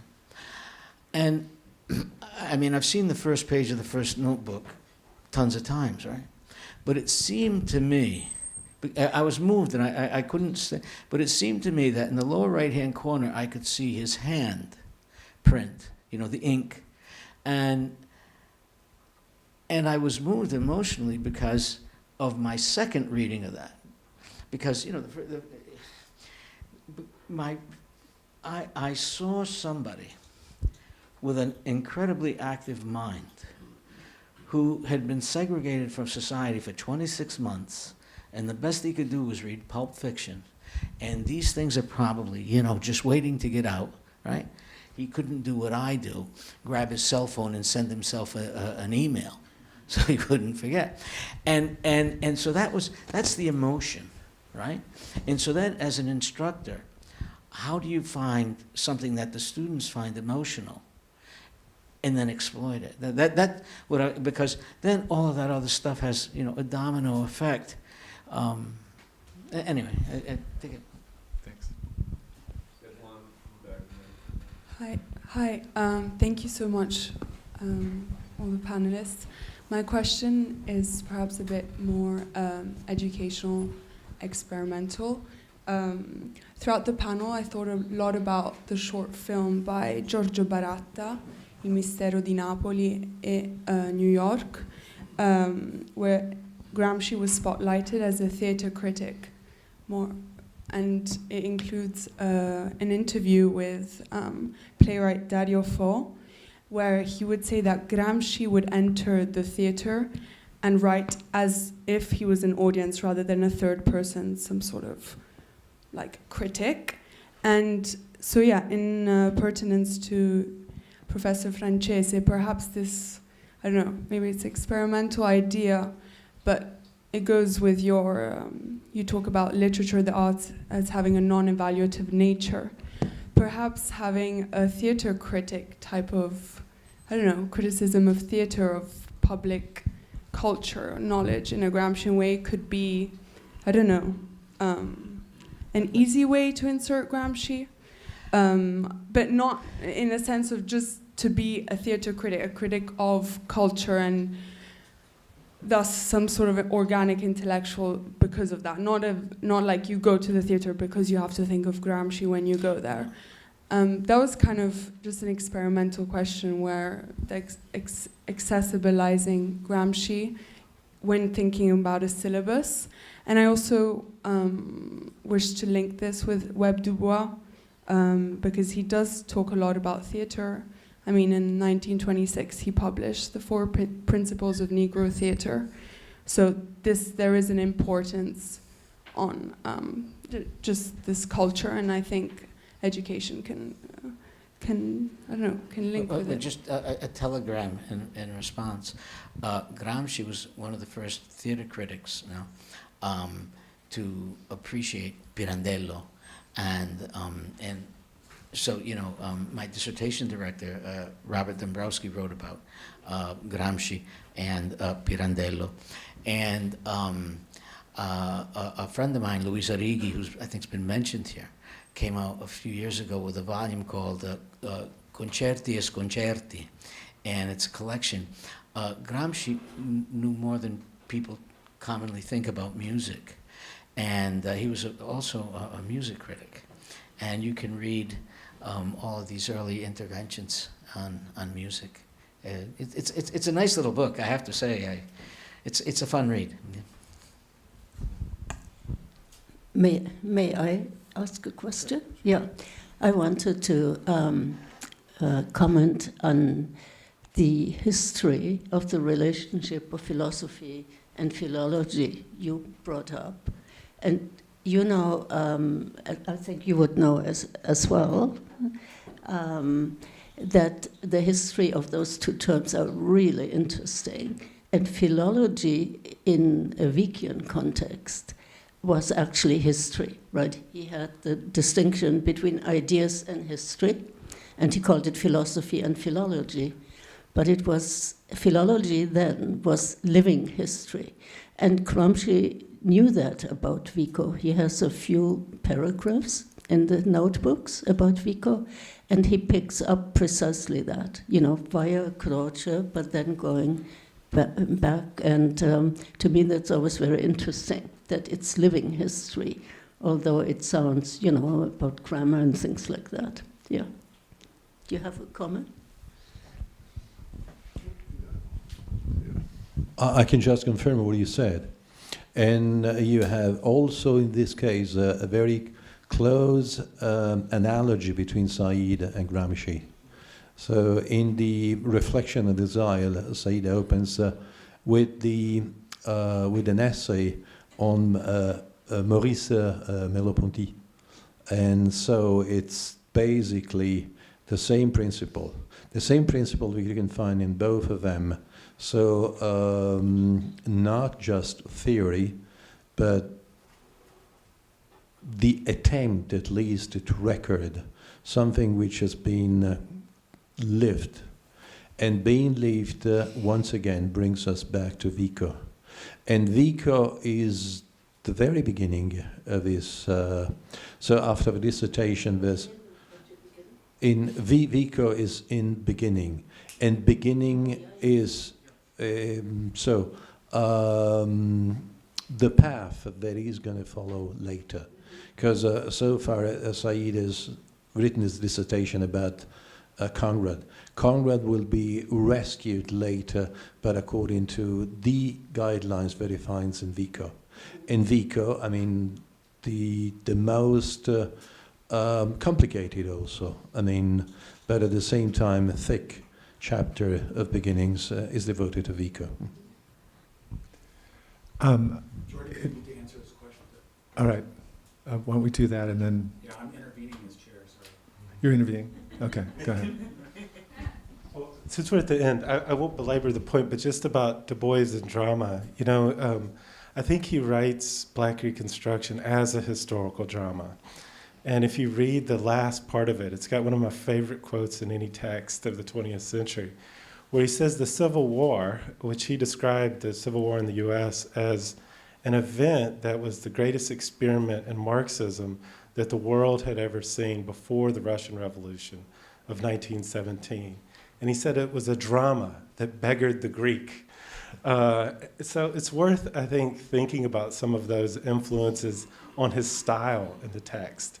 He worked in dialogue with people like Sterling Brown to develop a very distinct style, because he wrote this book as a trade book. And actually, it got reviewed pretty well. So it's interesting to think about his intervention in politics and culture, I think not just as scholar, but as someone, you know, intervening in the public sphere. So thanks for that. Thanks to all the panelists. Yeah.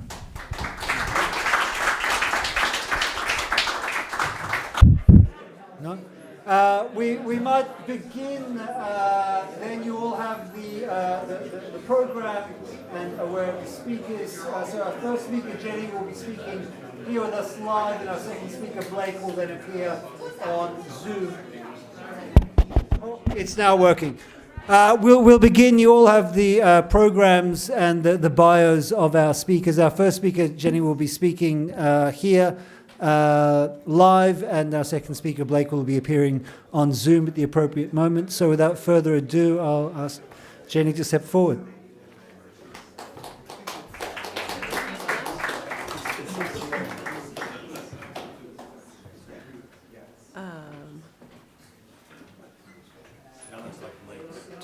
Turn the slides on? Okay, great. All right, the last panel. Someone's got to do it. No, but in all seriousness, it's been such a pleasure hearing the papers over the last day and a half, and really an honor to be part of such a timely discussion. So my research focuses on questions of U.S. hegemony, mostly in the context of post-9/11 militarizations. And my paper today comes out of an article in Progress for a special issue of Antipode on new Gramscian geographies that's actually being edited by Jordan Camp, who just presented, and our colleague Christina Heatherton, who's in the audience today with several other colleagues. So I will be focusing on what Gramsci referred to as the politico-military relation of force. But my goal, really in line with the conference theme of Gramsci in America, America and Gramsci, is to consider how we might use Gramscian concepts to develop a conjunctural analysis of the post-9/11 crisis of U.S. hegemony that I see as really fundamental to the authoritarian moment we're living through today. Toward that aim, I want to first situate the concept of militarism in Gramsci in a painfully short amount of time, and then I'll move into an empirical discussion, for the most part, of how I've used these concepts in a study that I've been working on with a number of colleagues over the past couple of years called Understanding and Reimagining U.S. Beliefs About Militarism.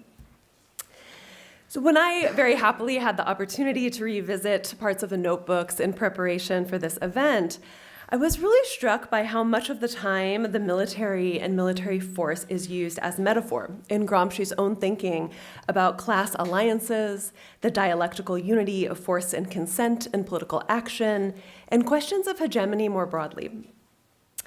Gramsci compares political struggle to military war, and it's through such comparative, metaphorical thinking about military and political struggle that we arrive at concepts like war of movement or maneuver, depending on how you like it, and war of position, with Gramsci writing in the first notebook that political struggle is enormously more complex than military war, stating that to fix one's mind on the military model is the mark of a fool. Politics here, too, must have priority over its military aspect, and only politics creates the possibility for maneuver and movement.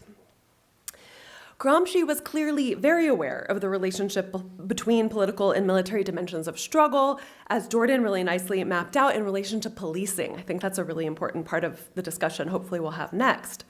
And in these sections of the notebooks, seemingly as really an intellectual strategy, he's using military metaphors to compare the political realm to a literal battlefront.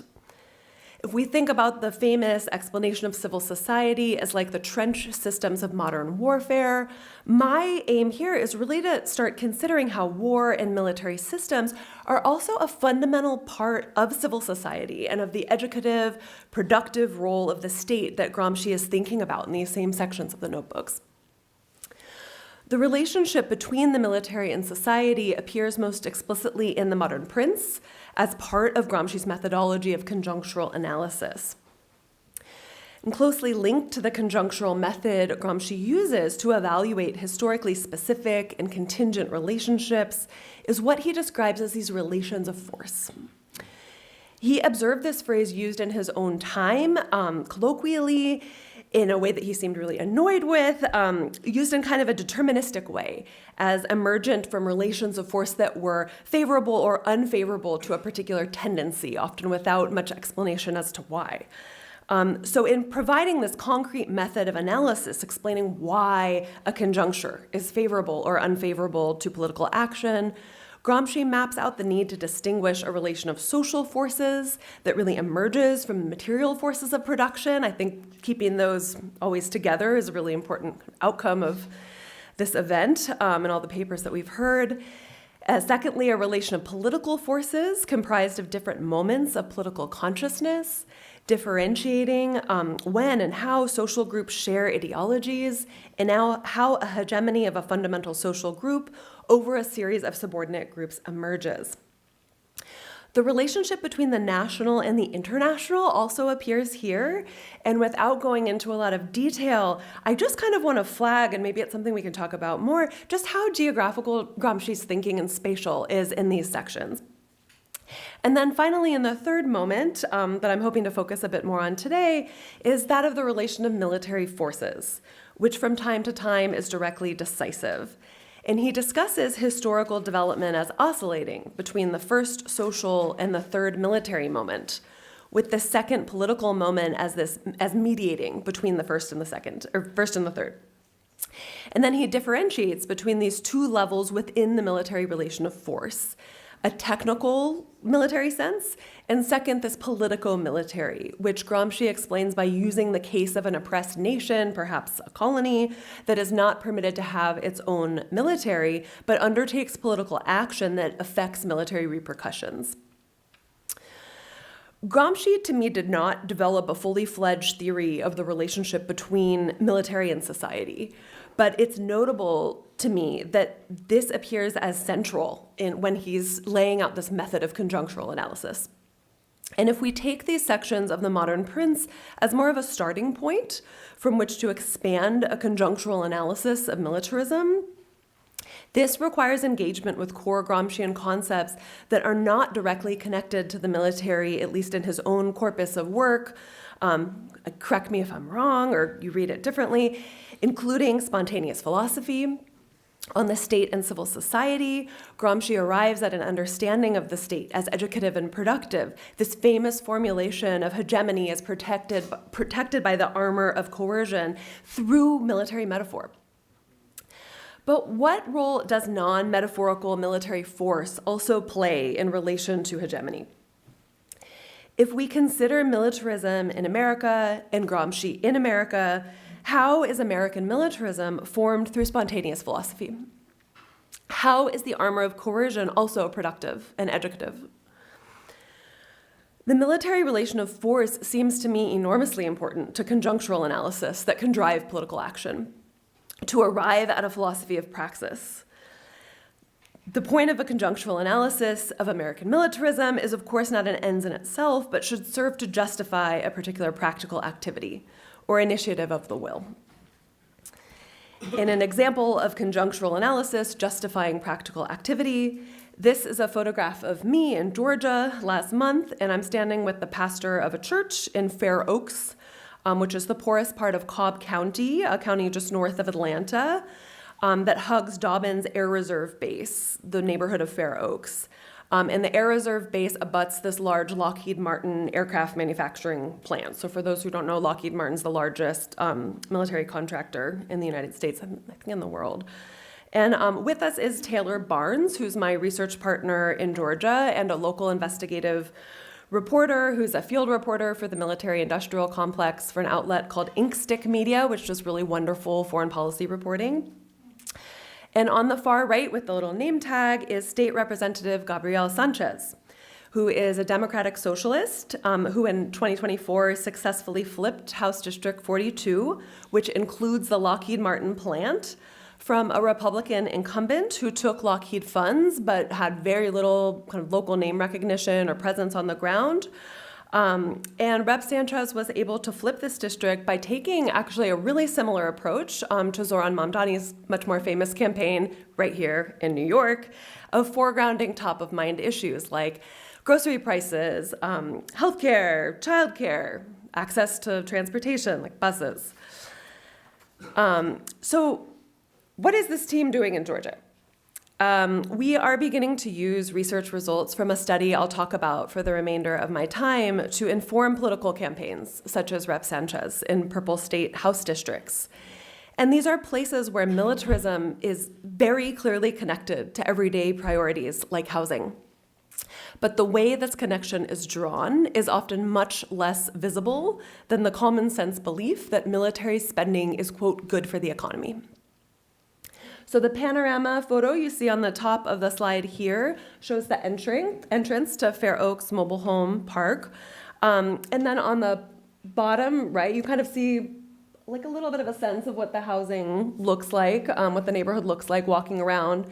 And that picture on the bottom right is of water coming through someone's roof in a trailer home they pay $1,000 a month to live in. And then the little plastic bag picture down on the right is something that they came out of their home and showed us, of pieces of their roof that have been falling off and they've been saving to show someone in this plastic bag. Really speaking to the dilapidated character of most of the homes in this area. And Taylor and I sat here for about 45 minutes, kind of like, that's our rental car, that white car that's in the photo, trying to get a picture. And we couldn't time it right. We're actually hoping to come back with a really wonderful documentary producer and photographer named Nina Berman, who's at the Columbia School of Journalism and works on related issues, to do it for us. But we couldn't get a photo of the F-16 fighter jets that are constantly flying over this neighborhood, often in groups all at one time. And then once you get organized, you can't get the photo. Anyway, to backtrack a bit as to how we got here, to what I see as a real moment of praxis, I've been working for the past 2 years on a collaborative study with the Costs of War Project at Brown University, which provides, it's a collective, I think there are 68 scholars involved at this point, and we have provided for 15 years factually rigorous information about the costs of the post-9/11 wars, the ramifications of U.S. military operations abroad, and domestic effects of U.S. military spending. So within this larger project, we're seeking to better understand the basis of consent within the United States to high levels of military spending on foreign wars, and most importantly, how this information, how better understanding this basis of consent can be used to change hegemonic narratives about war. And the goal, to me, is really to provide a conjunctural analysis of U.S. militarism by asking how cultural politics get formed in relation to military economies. What are the common sense beliefs about militarism in the United States? Do some of these beliefs perhaps point to a grain of good sense that might be used to build a philosophy of praxis and create a cultural shift over time in terms of how we think about war? How is war and military spending framed in popular media? And how does this shape the public's views about the military relation of force and the politico-military? So we're using a combination of methods to answer these questions, including pairing quite traditional polling, which is a very new area to me, with ethnographic methods that are more my background, of sitting with people in their living rooms, in interview and kind of group discussion formats, in rec centers, union halls, libraries, senior centers, and other public places in 5 field sites across the United States that each have a particular relationship to military economies. And I've been lucky enough in this project to also work with a progressive communications group called Rethink Media to conduct a media analysis of, in the end, like almost 100,000 kind of popular mainstream media articles on different sides of the political spectrum to look at what the dominant frames of war are in media coverage of war in the United States. How they shape common sense beliefs. So I'll focus more here on what we've learned from a grounded approach of facilitating these discussions about war and militarism and really working hard to ground them in people's everyday lives. Through this field work, we've found a series of assumptions about war and militarism, common sense beliefs that can be broken down into the categories of economy and jobs, or the assumption that military spending is good for the economy, safety and security, or the assumption that the military, quote, keeps us safe in a dangerous world. And then related to this assumption that really equates personal safety with military protection is a view of the US and the world as in decline, as in a moment of crisis, but where having a large invested in military is kind of protective against this decline in certain ways. And we've also asked a series of questions about the military budget, really trying to understand why it is not really a point of public discussion in this country that more than half of all congressional spending goes to the military. In a moment when every other federal agency is being cut, where the Trump administration is about to surpass a historic $1 trillion mark for the military budget. So here we identified a common association between high levels of military spending and this idea of safety, meaning that spending more often was related to a greater degree of personal safety, bodily safety. And then finally on health and the environment, that even in instances where people are clearly really concerned about aware of climate change, concerned about environmental problems, there's a really big disjuncture between this concern and the military's position as the single largest emitter of fossil fuels on the planet, single largest institutional emitter, I should say. But those connections are not really made. So this is very big picture, but to give you more of a sense of what this means in this study, more texture.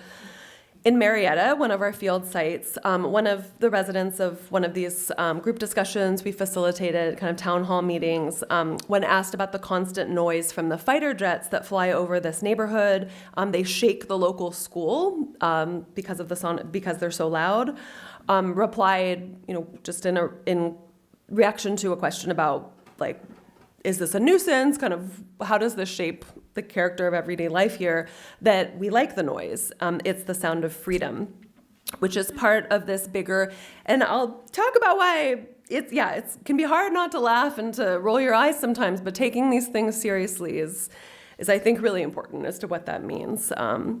But part of this bigger worldview that really sees the United States, and by extension its military, as operating on this global stage to protect these so-called freedoms, where often there's not clear definition, right, of what that freedom means, what it means to be free, for whom, at whose expense, and at what cost, both at home and abroad. Another young person we interviewed who worked part-time for the Lockheed plant on a contract basis, and so they couldn't be part of the union because of the nature of their contract, described military presence in this community as providing security for my people. It's been able to provide job creation, economic growth, and infrastructure development. So this is a clear example of what I mean when I talk about that first assumption I showed of good for the economy, right? And I think it's really easy to see a comment like this, just the last one I showed of it's good for my community, providing job creation, as someone just speaking from their material or class interest, right? If they're employed by a military contractor or they live in a company town like this, historically, yes, a lot of the best paying blue collar jobs have been with defense contractors. But I think in using Gramsci to rethink some of this, I also think it's really important to challenge some of this thinking. And one of the figures I do this through is William Wimpesinger, who is president of the International Association of Aerospace Workers and Machinists.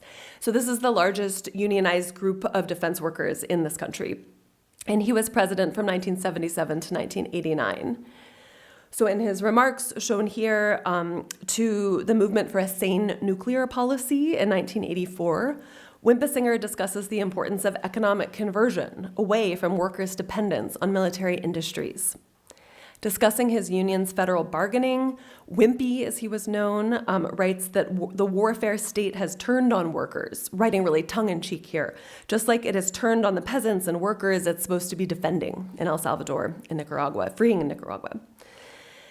And Wimpesinger proposes a shared motto between his union and the peace movement actors he's speaking with of peace and prosperity, not war and poverty, really speaking to me to this question of class alliances. Wimpesinger didn't only say remarks like this for when he's speaking to the peace and disarmament community, like SANE, but these beliefs at this time really informed the machinist union's own policy and advocacy. So there was a time, not that long ago, when the Machinist Union published internal reports like this that show how increases in defense spending over time happened at the same time as job loss. In the same collection, this is from of the Southern Labor Archive at Georgia State, which I really encourage you to visit. It's an amazing archive. You can see in the magazines that the union sent to workers a kind of a populist message mainlined to the readership that defense spending equals inflation, and this is actually bad for them. Since this sort of stuff was published, this trend has only accelerated. So according to the Defense Labor Association's own numbers, an estimated 3 million people were employed in the defense industry in 1985.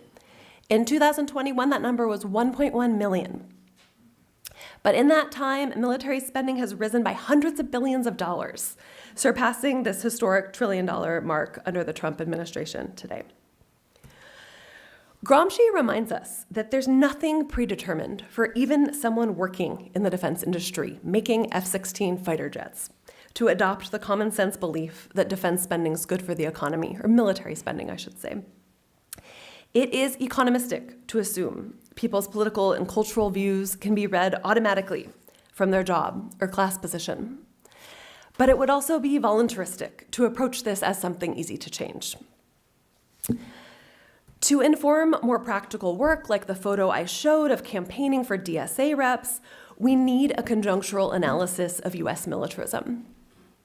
This must include cultural linkages between cultural ideas of freedom, like the man I cited earlier, that underpin someone seeing a jet plane fly over their head that shakes even their own house as the sound of freedom, and common sense assumptions that are economistic, that defense spending is good for the economy when it doesn't always even provide good jobs. A conjunctural analysis must connect what Gramsci referred to as the national and the international levels forming political relations. The international levels this conjunctural analysis that I want to produce must connect what Gramsci referred to as national and international levels together forming political relations of force, or how we might think of the changing place of the United States in the world today. And it must grapple with the role of media in accompanying language, religion, and education in forming the everyday unexamined beliefs about militarism. Such an analysis can inform practical activities, such as worker alliances and interventions in popular media that shape common sense beliefs. Thank you.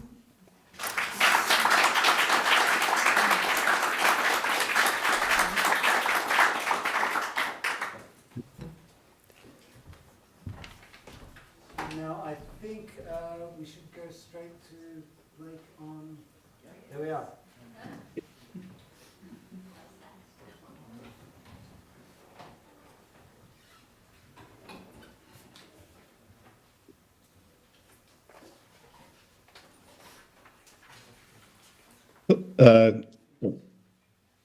Is everyone able to hear me?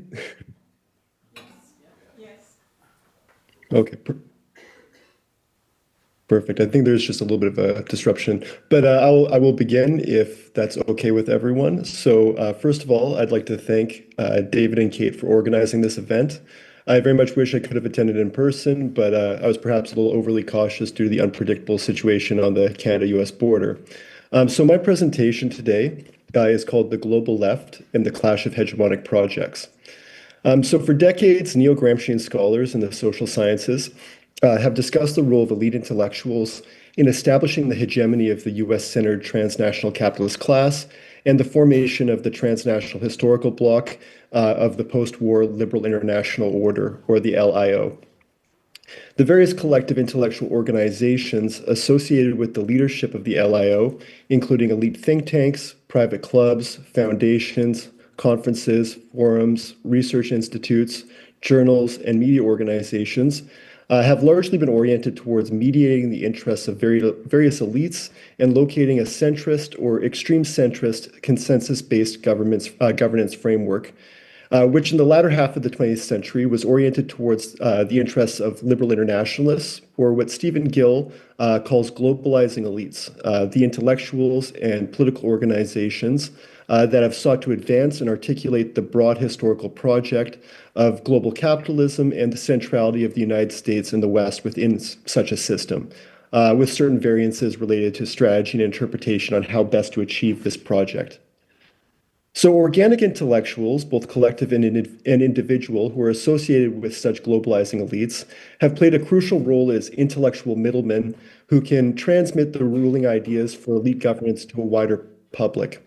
Examples of such collective intellectual organizations associated with a US-centered liberal hegemony since the post-war period includes, but is not limited to, organizations like the Council on Foreign Relations, the Rockefeller Foundation, the Club of Rome, the Brookings Institution, the Trilateral Commission, the Open Society Foundation, and the World Economic Forum. And such institutions and organizations, of course, are inclusive to elite liberal internationalists, but also at times open to certain progressive social forces, as well as nationalists, militarists, and authoritarians and financial elites who deviate from certain liberal norms and cultural norms, ideas that are often espoused by the institutions themselves.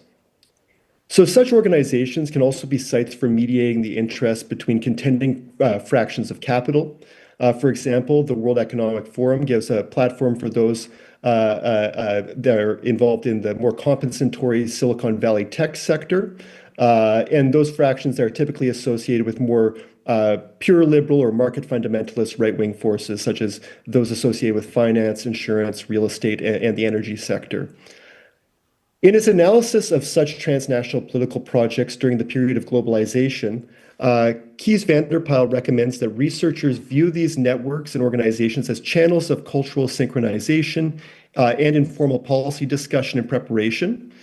So transnational elite networks in this context play a role as international political parties which operate within each nation with the full concentration of international forces. So like political parties, elite collective intellectual organizations and the hegemonic projects or grand strategies for governance that they advance are not static, but rather they're molded and steered by discourse coalitions that are cultivated within them, which respond to various counter-hegemonic threats, as well as adapting to changing transformations or changes within world order. So during the post-Cold War period, the hegemonic project advanced by the leading collective intellectual organizations within world order can be described as one of neoliberal cosmopolitanism. And this is a transnational governance framework that can be associated with a supposedly reflexive, anti-dogmatic, and anti-totalitarian Popperian open society philosophy regarding governance. It can also be associated with Francis Fukuyama's universal homogeneous state, which discusses the inevitability of global convergence within a liberal democratic market civilization. It also supported, rhetorically, supported horizontal and multilateral network governance, which includes cooperation between state and non-state actors, specifically in mitigating various aspects of the so-called risk society. And lastly, it can also be associated with so-called stakeholder capitalism, which has been kind of promoted in recent years as a new inclusive capitalist ethos, which considers a wide range of stakeholders and supposedly balances profit with the long-term interests of people and the planet in mind. It should be mentioned that the capitalist class's adherence to such ideas can be rightly criticized as half-hearted or hypocritical in practice, and often used to justify or mask a system of global capitalism, capitalist class exploitation, imperialism, and the centrality of the United States within world order. It is during moments of crisis that reactionary approaches towards governance become viable options for certain dominant class groups who wish to reproduce their position of power, privilege, and influence within a particular state societal complex or historical bloc through the creation of an alternative hegemonic project. And so that leads me to discuss the political developments within the states and societies of the liberal international order in recent years, specifically the Trump presidency, Brexit, and the rise of far-right social forces across Europe, and more recently in countries such as India, Argentina, and Japan, indicate that the centrist liberal political consensus amongst ruling elites within the LIO and its principal allies is under threat as a result of ongoing crises and contradictions within world order. Such crises have contributed to an interregnum and a profound hegemonic crisis within the ruling class bloc of the LIO over the strategy and direction of capitalist governance in the 21st century. One can observe that in recent years, a growing faction of politically ambitious far-right elites have sought to replicate the strategies and transnational forms of elite intellectual coordination, which were used by centrist liberals to create a basis of support for their hegemony under conditions of a multidimensional organic crisis.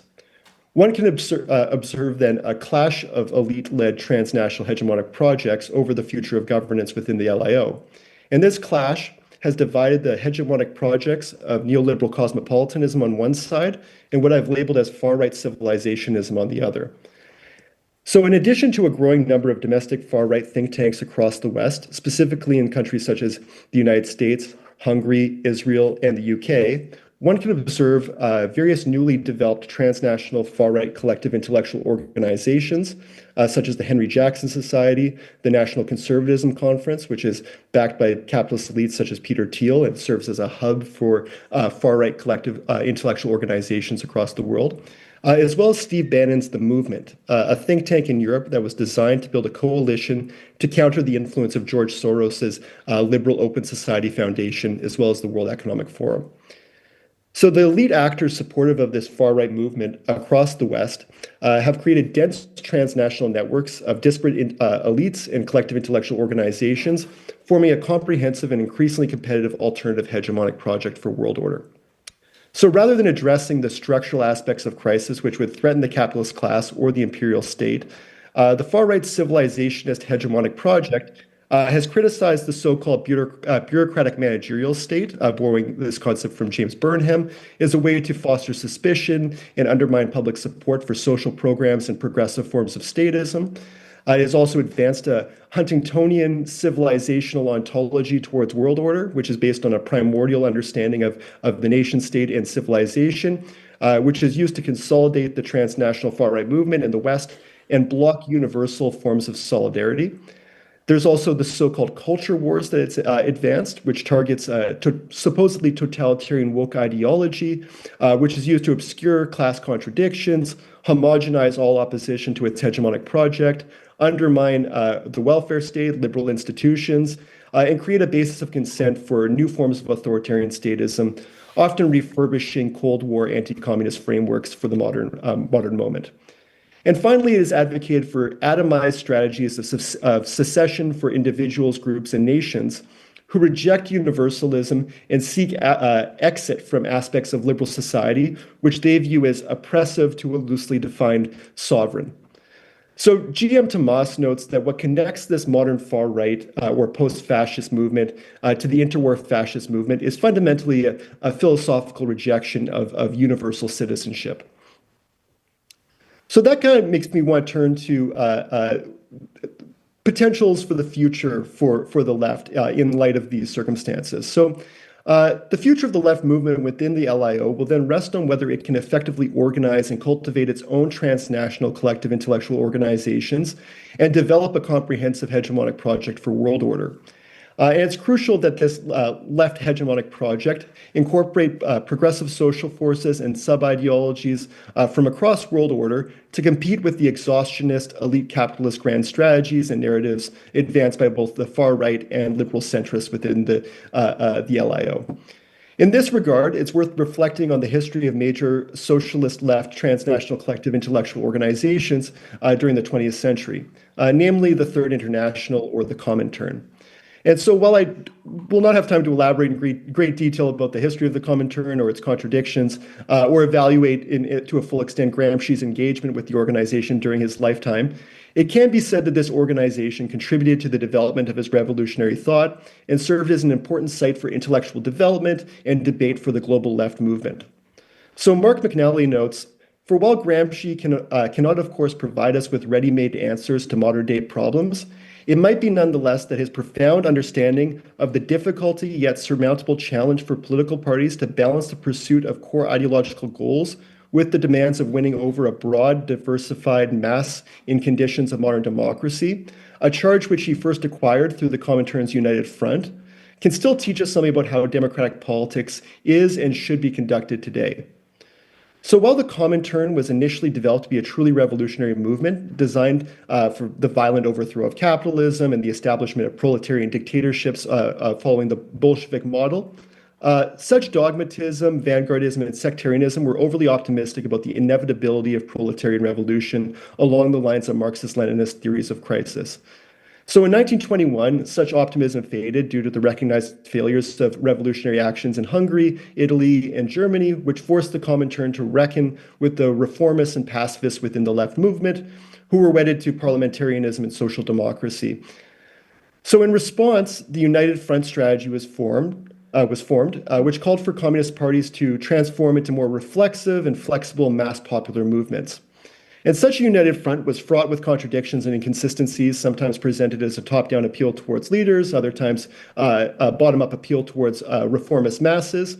Nonetheless, Gramsci would adopt many of the assumptions put forward by the United Front, specifically regarding the war of position, And Gramsci would attend the Fourth Congress of the Comintern in 1922, which advocated for a united front and argued for workers to form alliances with non-revolutionary forces to lead all oppressed classes or layers in the struggle against the bourgeoisie. Before eventually being disbanded by Stalin in the aftermath of World War II in order to appease Western powers, the Comintern allowed for major debates to happen within the global left movement, as well as the inclusion of more democratic, pluralistic, and anti-dogmatic voices. So that kind of leads me to where we go forward and what is America's place within a potential global left movement or a global left hegemonic project. The participation of Americans will be crucial if the left is to build a transnational collective intellectual organization, or build transnational collective intellectual organizations and form a competitive hegemonic project for world order, especially due to the concentration of organizations attached to the elite hegemonic projects of neoliberal cosmopolitanism and the far-right civilizationism within the United States. However, it's important that we learn some lessons from the history of the Comintern. The centralization of the Comintern within the Soviet Union eventually contributed to the downfall of this organization under Stalin. And if a global left hegemonic project if the global left and its collective intellectual organizations are to become an influential force within world order in the 21st century, its collective intellectual organizations or its leading collective intellectual organizations cannot be centralized within a singular state, particularly in the United States, where authoritarian far-right attacks against the American left could eventually unravel the global movement. It will also be the responsibility of left intellectuals within the United States in the future and in being involved in such collective intellectual organizations to not export their political frameworks that are specific to the United States to states and societies where they're not applicable.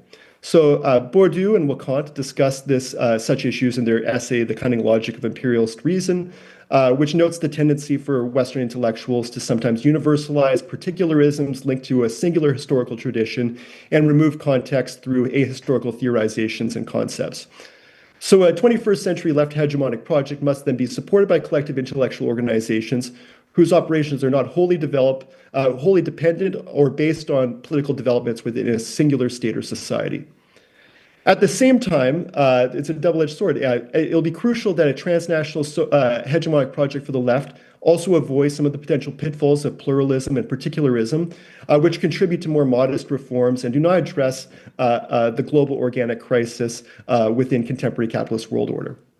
So in closing, the global left movement needs to create a united and comprehensive hegemonic alternative for world order, which can cultivate working class organic intellectuals, incorporate progressive social forces and sub-ideologies from across world order, and compete with the capitalist grand narratives advanced by both the far-right and liberal centrists within the LIO and within world order. So the organization of a transnational left hegemonic project might then resemble what Stephen Gill has labeled the postmodern prince, which would be a progressive formation which would give coherence to an open-ended, plural, inclusive, and flexible form of politics, and operate through political parties, cultural institutions, educational systems, as well as globalized networks of communication and coordination.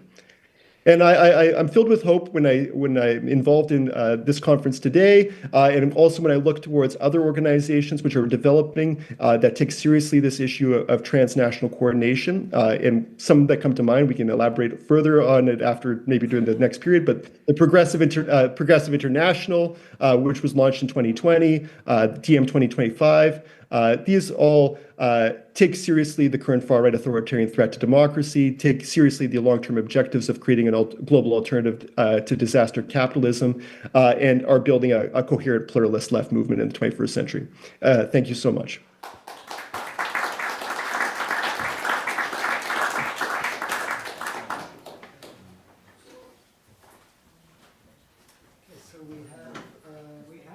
We don't need to go on for 45 minutes. We can stop whenever you like. I mean, I think there was supposed to be 3 papers written on this panel. I think we're going to have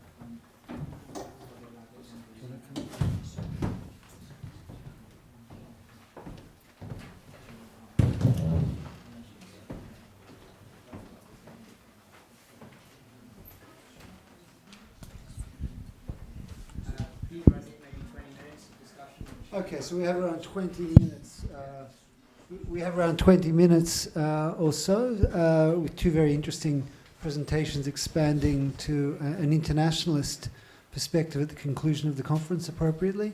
So any questions or contributions? Kate.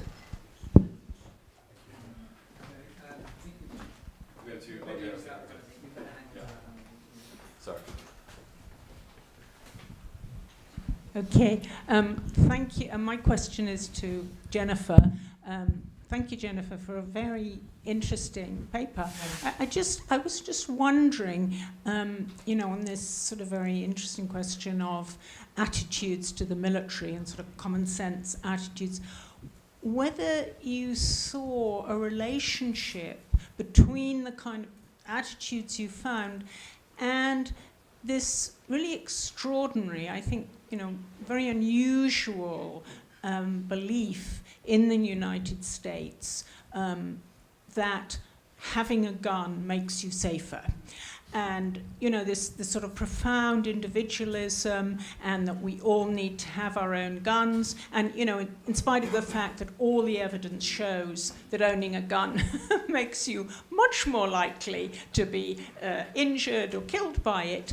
But so I was wondering if that kind of fed into, or, you saw as related in a way to the attitudes you were finding to military action.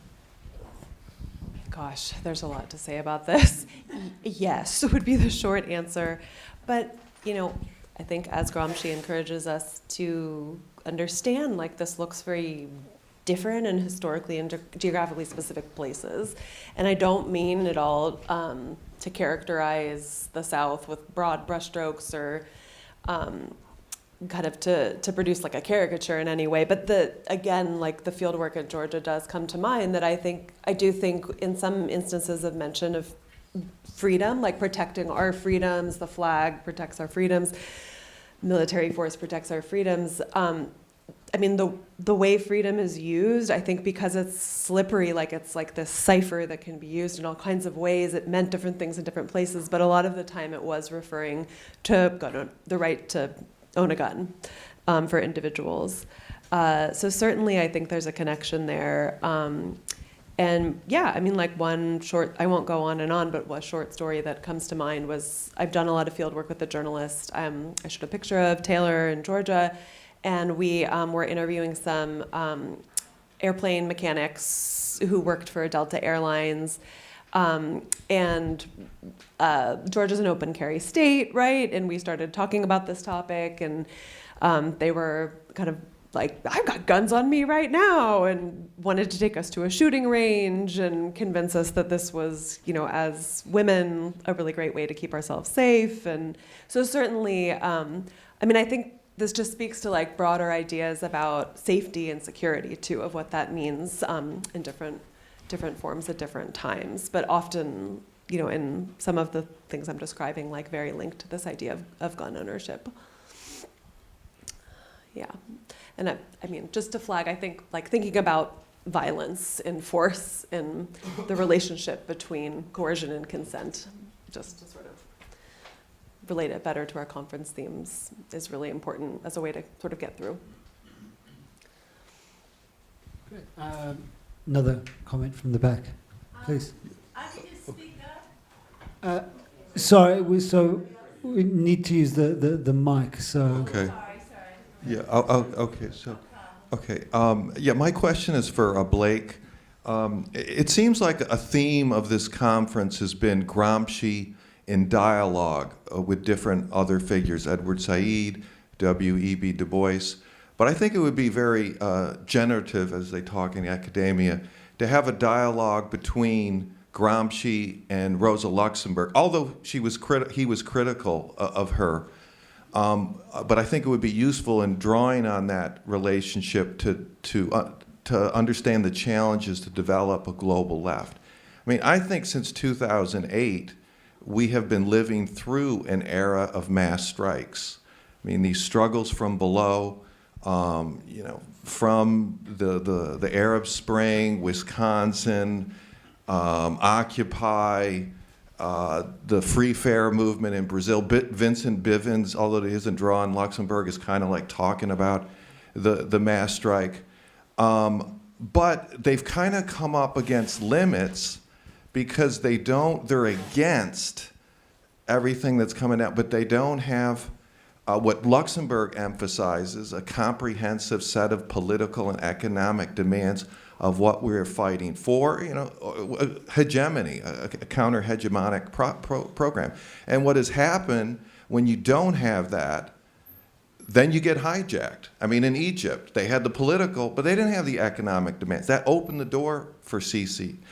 The free fare movement against the rotten PT, I mean, then the right wing hijacked it, And then even where the extreme center, as you appropriately called it, has broken down, these new formations like Syriza or the DSA, there's no democratic control over these characters. So they had, the referendum in 2015, it's the 10th year anniversary, overwhelming rejection, mobilizes the global left, and then they betrayed us because there's no democratic control over these outfits. And we're seeing that with the DSA, and we're going to see it with Mondani. So I'd just like to throw that to you. I see that as the real challenge. And, the mass strikes are going to emerge again, but we really got to have in the lull kind of agreement, which has kind of emerged in many ways, a comprehensive set of, expansion of the public services and the wars tax the rich. There is kind of an agreement on that, but there is no political force democratically controlled that can carry that through. Well, that's a lot, and I'm in enthusiastic agreement with you, and I do also appreciate Luxembourg's contributions, and not only Luxembourg. I think there's lots of different figures that are emerging as very complementary to Gramsci's own work as well. Tasaka Jun comes to mind, the recent translated volumes by the Japanese philosopher. And yes, I think that. If I could boil down your question as how do we build like a left strategy within this current context, and how do we go forward in the wake of various defeats, even back from Occupy Wall Street up until our present moment. And I think that part of the reason I focused on the Comintern in my piece was that I really think that the collapse of this institution was an enormous tragedy, because it was a space in which the left were able to work out these various debates and contradictions between different approaches to Marxist theory, to socialist strategy, and we're really living in a moment where that absence is felt. We don't have this. It's hard to imagine a transnational united front in this moment, and that's why it's kind of so important that we build such organizations. And again, I agree with your criticisms of the DSA. I was recently talking to, I know many of the critiques are also about the lack of party discipline within the organization, and how it's being used kind of to springboard future kind of liberal reformists rather than actually creating a mass revolutionary or transformative politics. So I'm trying to think about how to answer your question, because it was a lot there, and most of it are just things that I agree with you. So I don't know if that's if that's an answer that suffices, but yeah. Okay, other contributions, please. Hi, I just have a little comment about a situation in the United States that I think the Democratic Party and, we say the left, has possibly found temporarily a friend in a Republican politician named Marjorie Taylor Greene, who has recently given up her like the other Republicans that are lockstep doing whatever Trump hypnotizes them to do and say, and she's gone against Trump, and she's a strong person. I'm not a Republican at all, but she's a strong person. I think she's going to try to get other Republicans against Trump. And if anybody on the Republican side can do it, I think she can. And because, she wants to get the Epstein files completely released, and saying, there must be stuff against Trump in there, and that's why he's dragging his feet so much, and all this stuff about the situation in the United States that's so terrible, the Trump administration, ICE agents like stormtroopers and all that stuff, she's a possible helpful person from the Republican side of the agenda who can do things that the Democrats already believe in. Just wanted to mention that and ask if you have any comments. I'm not sure if this is for me or Jennifer, so I'll just quickly mention. I'm perhaps less optimistic about these Marjorie Taylor Greene types and these segments of the right that perhaps have a certain critique of aspects of Make America Great Again platform and support for Israel, etc. Well, of course, I would want to. I support the opposition to the genocide in Gaza and all these other things that are sometimes articulated by such far-right figures or right-wing figures such as Tucker Carlson and Marjorie Taylor Greene, etc. I'm not entirely convinced that they are allies for the left in building a comprehensive hegemonic project or a comprehensive alternative.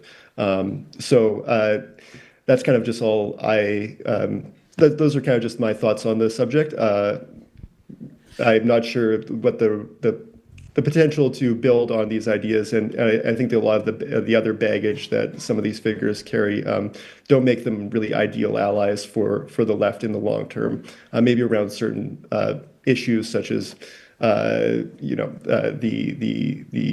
foreign policy related. I know that there's been other coalitions in the past between libertarians and the left around certain foreign policy issues, but I'm not entirely convinced that it can be the basis for long-term collaboration between these social forces. So, Blake, I just want to return to the point that you made, to kind of return us to your framing of this clash of hegemonic projects that's happening right now, which I think is a more useful way to look at a figure like Greene.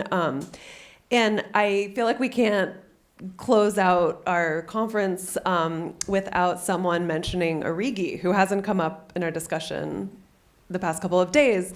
And just this, so Arrighi proposes, and in the series of articles, a New Left Review that becomes Adam Smith in Beijing, this idea of the Vietnam War as a seminal crisis of U.S. hegemony, world hegemony, and the Iraq War as a terminal crisis.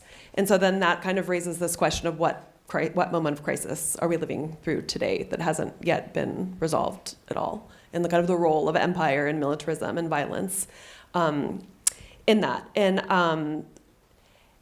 that I guess that's all to say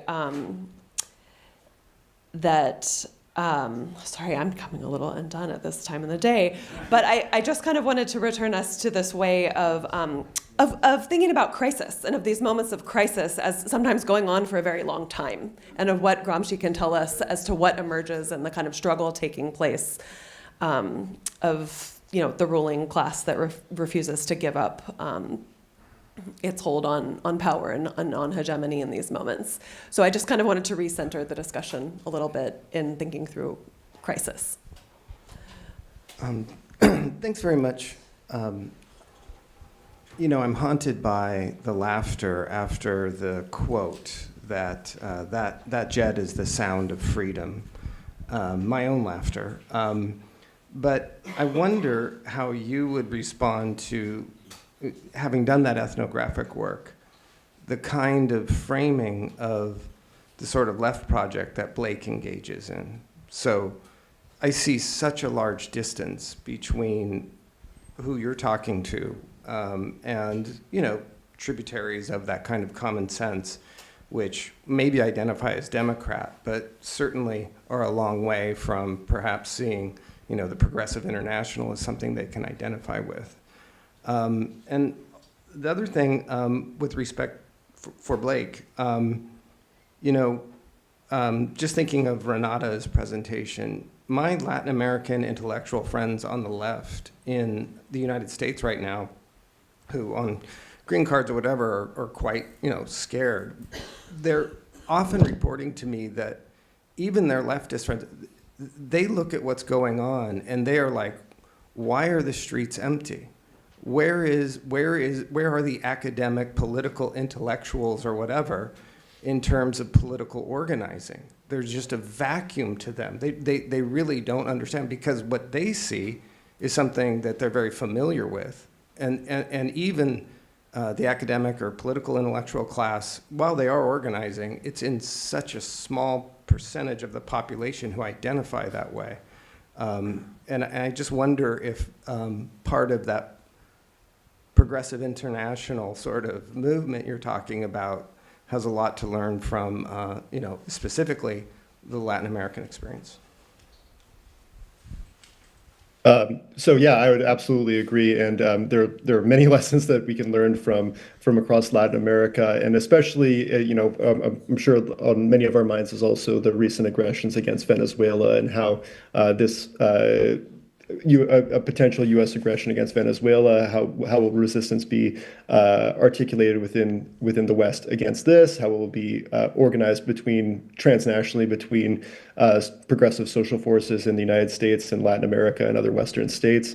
And yeah, I think the traditions from various parts of the global South, but specifically Latin America, are very informative to our struggles, and that's why I think it's also so important in building a new collective intellectual transnationalism for the left, that it become reflexive, and it's not only just, again, Western intellectuals, et cetera, projecting their own frameworks and their own interpretations of these crises, but also acknowledging that many of these social forces in the global South have a lot to teach us as well about how to organize and how to collectively struggle against authoritarianism and other forms of anti-democratic rule. So I don't have a completely concise answer on what exactly that would look like in the future, but I think that it's important that anything that moving forward, that we don't kind of sit on our high horses here in the West and be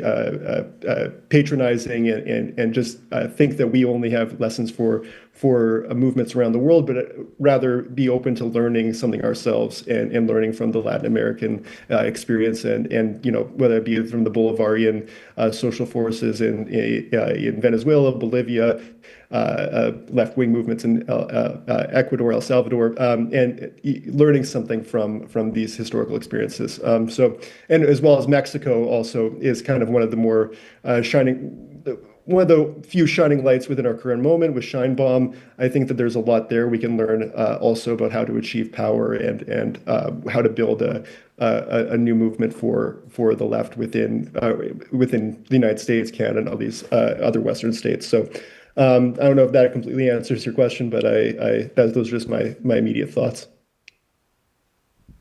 Jenny, did you want to come? Sure, I'll just, real quick, thank you for noting that gulf. I think it's really important. And I mean, for me, I think it's significant, both Jordan and I, and maybe one other panelist has also cited, this passage from The Modern Prince, that the point of conjunctural analysis is not to write unless the point only is to write a chapter of past history. The point is to identify the points of least resistance, to take political action, to justify a particular action. So that's something I keep in mind. And I think that those points of least resistance have to be rooted in these everyday understandings of what does someone mean when they refer to freedom. This is like a folk phenomenology. We need to understand it, and it's going to look different in Georgia versus with Silicon Valley engineers in California. So looking for those points of least resistance is something we have to get our hands dirty. We can roll our eyes at the DSA and sure, be hypercritical of creating these future liberal reformists, of apologizing to the police, absolutely. But there are opportunities, right? I think Gabriel, the representative I showed in Georgia, he is well aware of who Gramsci is. Some of these people are reading Gramsci, and they're doing the work.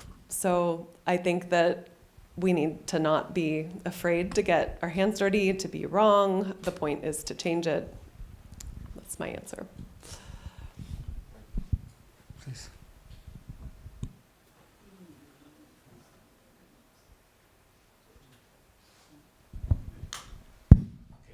Sorry. I wanted to ask a question to Professor Greenberg. and concerning the relation between international order and internal politics and governance, because that, of course, is a classical problem of Marxist debate on imperialism, and within it, for example, in Gramsci, on the role of social democracy. I just wanted to briefly read a passage from Hobson that is quoted by Lenin, and this passage, I think, has clear echoes in Gramsci. Hobson is talking about the decline, the phase of decline of empires, something that is, I think, interesting today. And he says, quote, there is first the habit of economic parasitism by which the ruling state has used its provinces, colonies, and dependencies in order to enrich its ruling class and to bribe its lower classes into acquiescence. So concerning the second part, acquiescence, of course, this is put in rather dogmatic terms, and but I wanted to ask you about Assad resistance. If you could tell us more about the role, for example, of conservative trade unions in the military sector, defending not only job opportunities provided by military spending, but also special welfare provisions for workers in this sector, because of course, you talked about resistance. I wanted to ask you about that. Well, thank you. That's such a great question. I mean, two things that come to mind in terms of points of least resistance would be, one, the journalist I've mentioned a couple times now has covered some really interesting stories of dissident workers within defense worker plants that are exporting weapons to Israel, of the connection between the national and the kind of like buying off working class to genocide happening in Gaza becoming really clear, and that becoming a line too far to cross for workers, inside of these plants being fired, speaking out publicly against genocide, which is surprising in a lot of ways. So that's an opening. Another one that comes to mind is just that these jobs aren't even that good anymore. Like that statistic from the Defense Worker Association itself, Defense Labor Association itself, of how many jobs have been lost in a time that the defense budget has skyrocketed, right? Of that, the union, but I didn't show this time, but like the same union now that outside of that Lockheed Martin plant of the Wimpa Singer figure that I showed had this huge union hall, and when we went to go visit it, they were talking about how they used to need extra space and have like a whole other satellite situation when they were having votes on things, and now they have to rent it out to like trade shows and motorcycle gun shows, things like that, because they don't have enough members to fill the space anymore. So just how weak that union itself has become and how job conditions have really deteriorated. There have been things like worker deaths, worker injuries, more workers working on like part-time contracts. So that's a real moment, that's a real opening of even like someone speaking from their own kind of class and material interests, of thinking about something like economic conversion and not being as dependent on military spending anymore.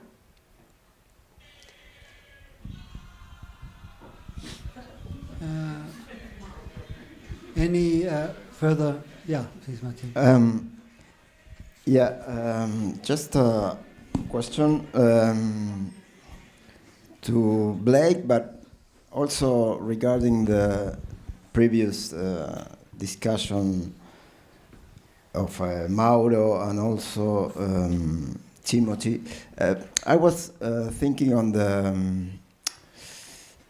the complexity of Gramscian thought on the relation national-international and the problem of translation.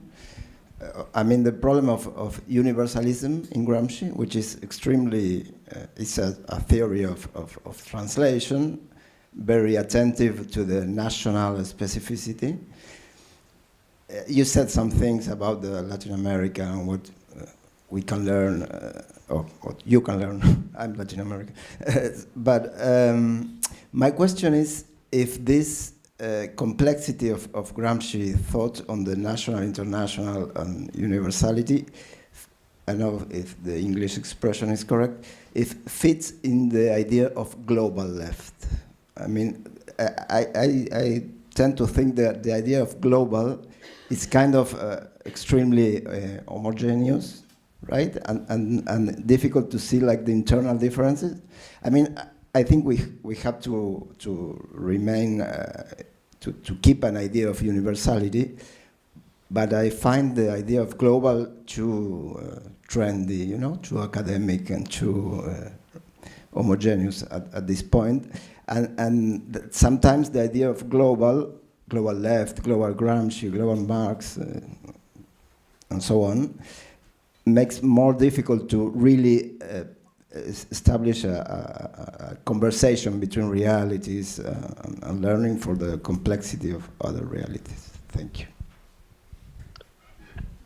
So I definitely agree with most of what you said. I think that there are various ways we can interrogate the global and also maintain, you know, of course, the common term was the Communist International, wasn't the global communist. So, of course, there's this importance of the internationals, you know, our understanding of world order is about, I'm trying to think about how to articulate this, an international exchange of ideas and maintaining moving away from kind of the global paradigms that are offered by liberals and increasingly certain aspects of certain segments of the far right movement.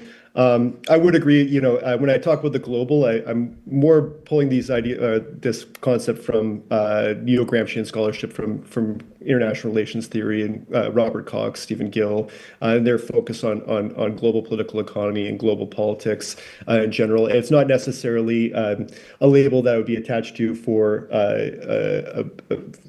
any movement that's looking to transform or any transformative hegemonic project for the left. And I think that, you know, it's not called the progressive globalists either. It's the progressive international. There's still all these institutions that are maintaining their adherence to the international as a realm for struggle. I'm trying to think of a way to address what you said. I guess your issue is just the way in which we use global and the way it's sometimes used by other social forces on the right and social forces from the liberal center. So I mostly would agree with some of your criticisms, and I think there's lots of space to interrogate what we mean by a global and define these terms and make sure that we're not using these terms in the same way that the liberals or the right are using it. Of course, we all know that globalist now is one of the primary slurs used by the far right to describe all and homogenize all social forces that are opposed to its project.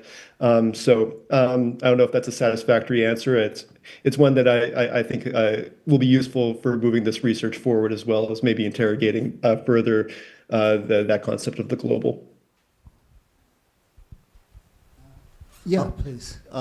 I found both these presentations fascinating, but I do feel neither of you actually engage with the possible fact that the United States is declining as a world power. I say this as someone who believes it, but I'm not going to argue we all have to agree on this. Now, let's say we take that as a presumption. Then, Jennifer, my question to you is the workers you spoke to, do they see China as an alternative, as a threat, or as a positive force in their lives?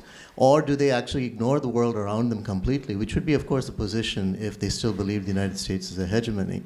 And Blake, in terms of the Comintern, obviously the most important thing about the Comintern was that it actually focused for some time on the global south until the incredible split that took place. What would be a credible way of looking at the world outside the United States, Canada, and Europe right now? China, for instance, India, Brazil, of course, the Middle East, Africa. Would they actually have some role to play in the way you're looking at the creation of sort of a jagged alternative to the hegemony at the moment?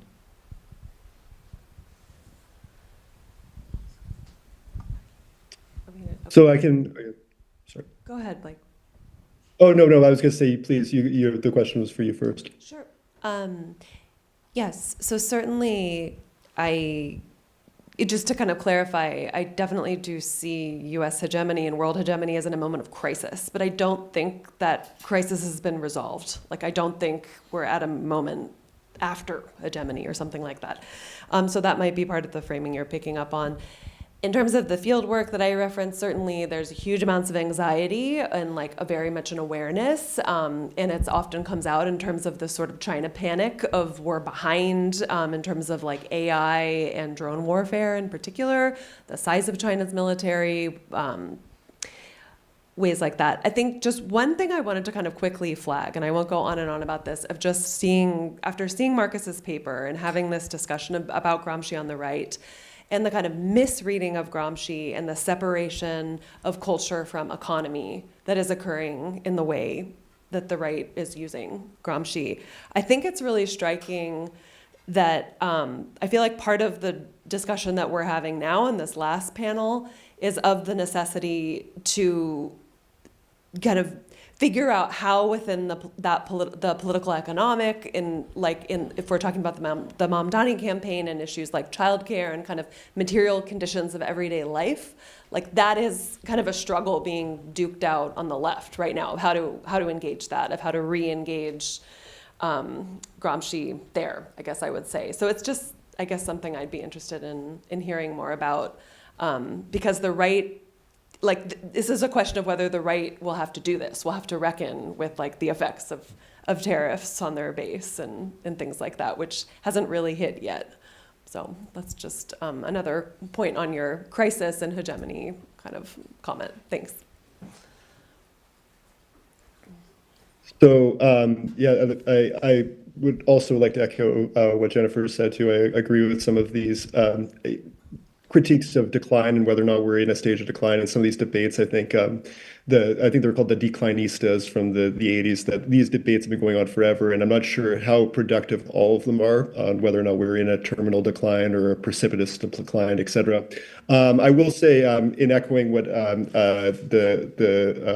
what was asked about the involvement of social forces or progressive social forces from Latin America, Middle East, Asia, et cetera, I'd say that it's absolutely fundamental that they're involved in building a coherent left hegemonic project, an alternative for world order, and I think there's something to learn a little bit from the liberals in this regard. Despite of this rise of the far right across world order more generally, but especially within North America and Europe, the fact that there's been Donald Trump and all the other far, Meloni, Salvini in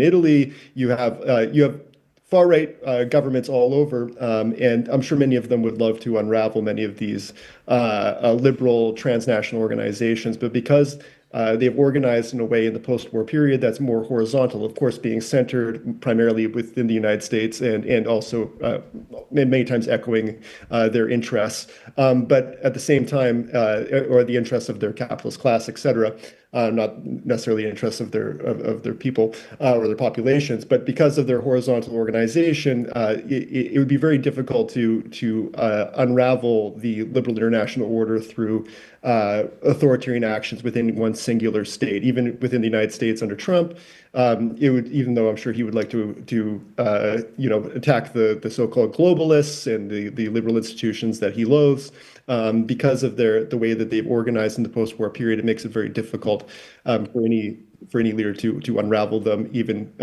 if things change domestically with any one singular state.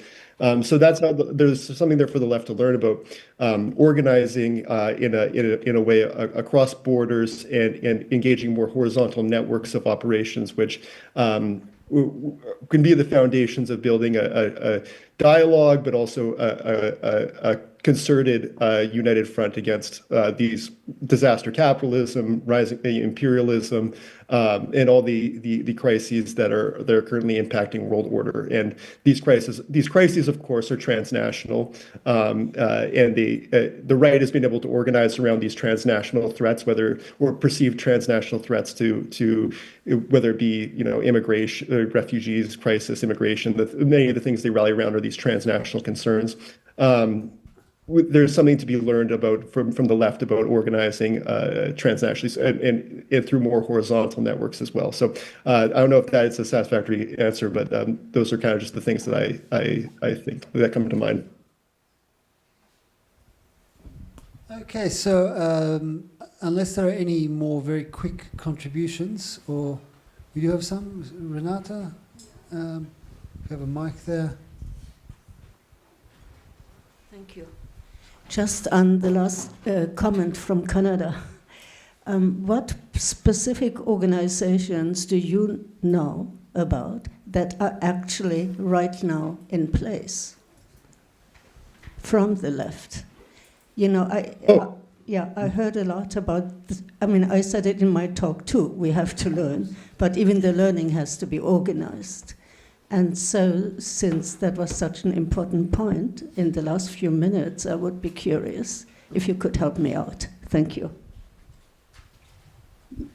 Yeah, so yes, there are organizations that give me a little bit of optimism about the future. I think the DM 2025, which was organized by Yanis Varoufakis, the Progressive International, which has been spearheaded by various left progressive political leaders. I know Jeremy Corbyn's involved, Naomi Klein, Yanis Varoufakis, David Adler. There's these.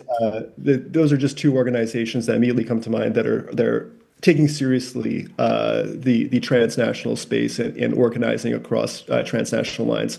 I think that it's not enough yet, and they'll in order for the left to build a hegemonic project that is actually competitive with the very sophisticated hegemonic projects that are being forwarded by collective intellectual organizations on the right and the liberal center, it will need to build on these and create, more importantly, create more what I would call hub institutions, hub organizations that can network various different progressive organizations around the world and create like a space for the dialogue between these organizations. And I know that the right's doing this with the National Conservatism Conference right now and the Edmund Burke Foundation, where they're attracting intellectuals, political elites, the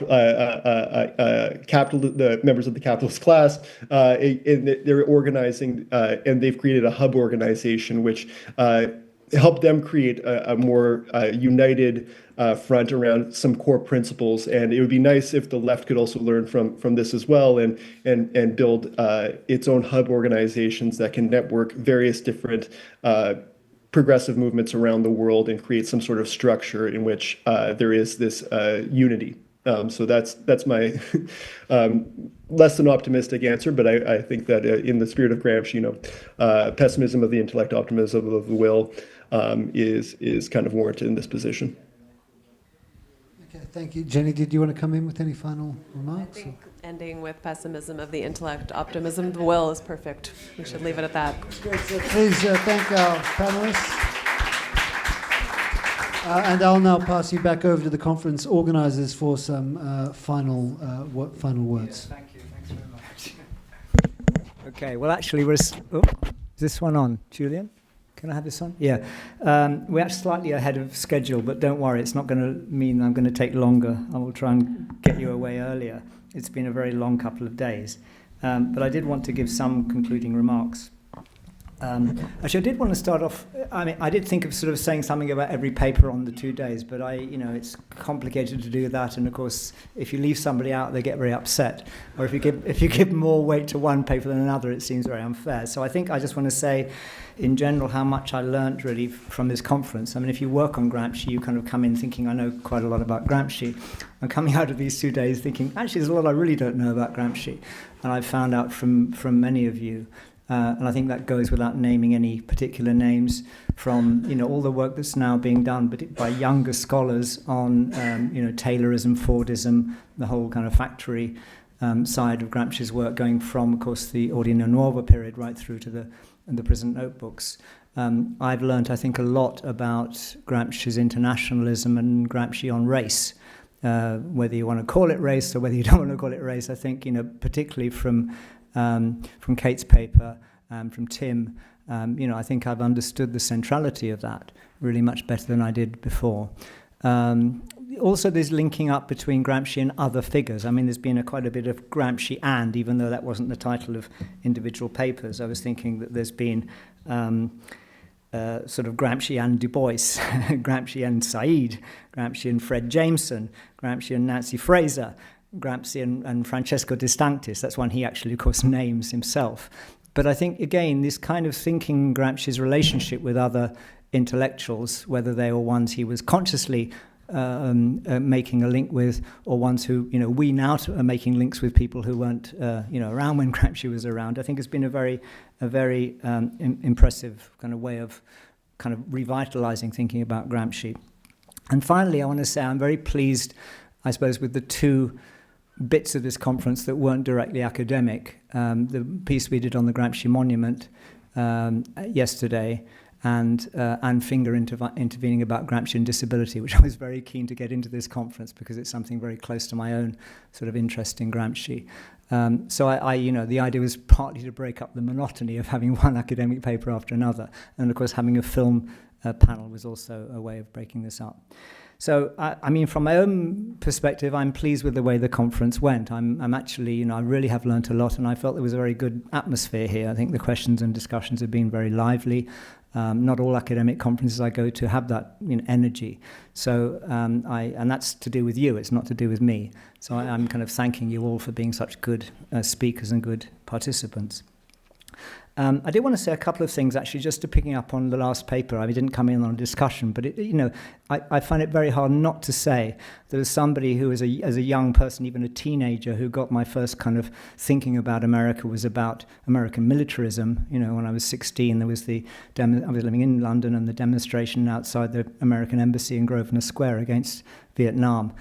Connected with, of course, what American students were doing, and even some American veterans.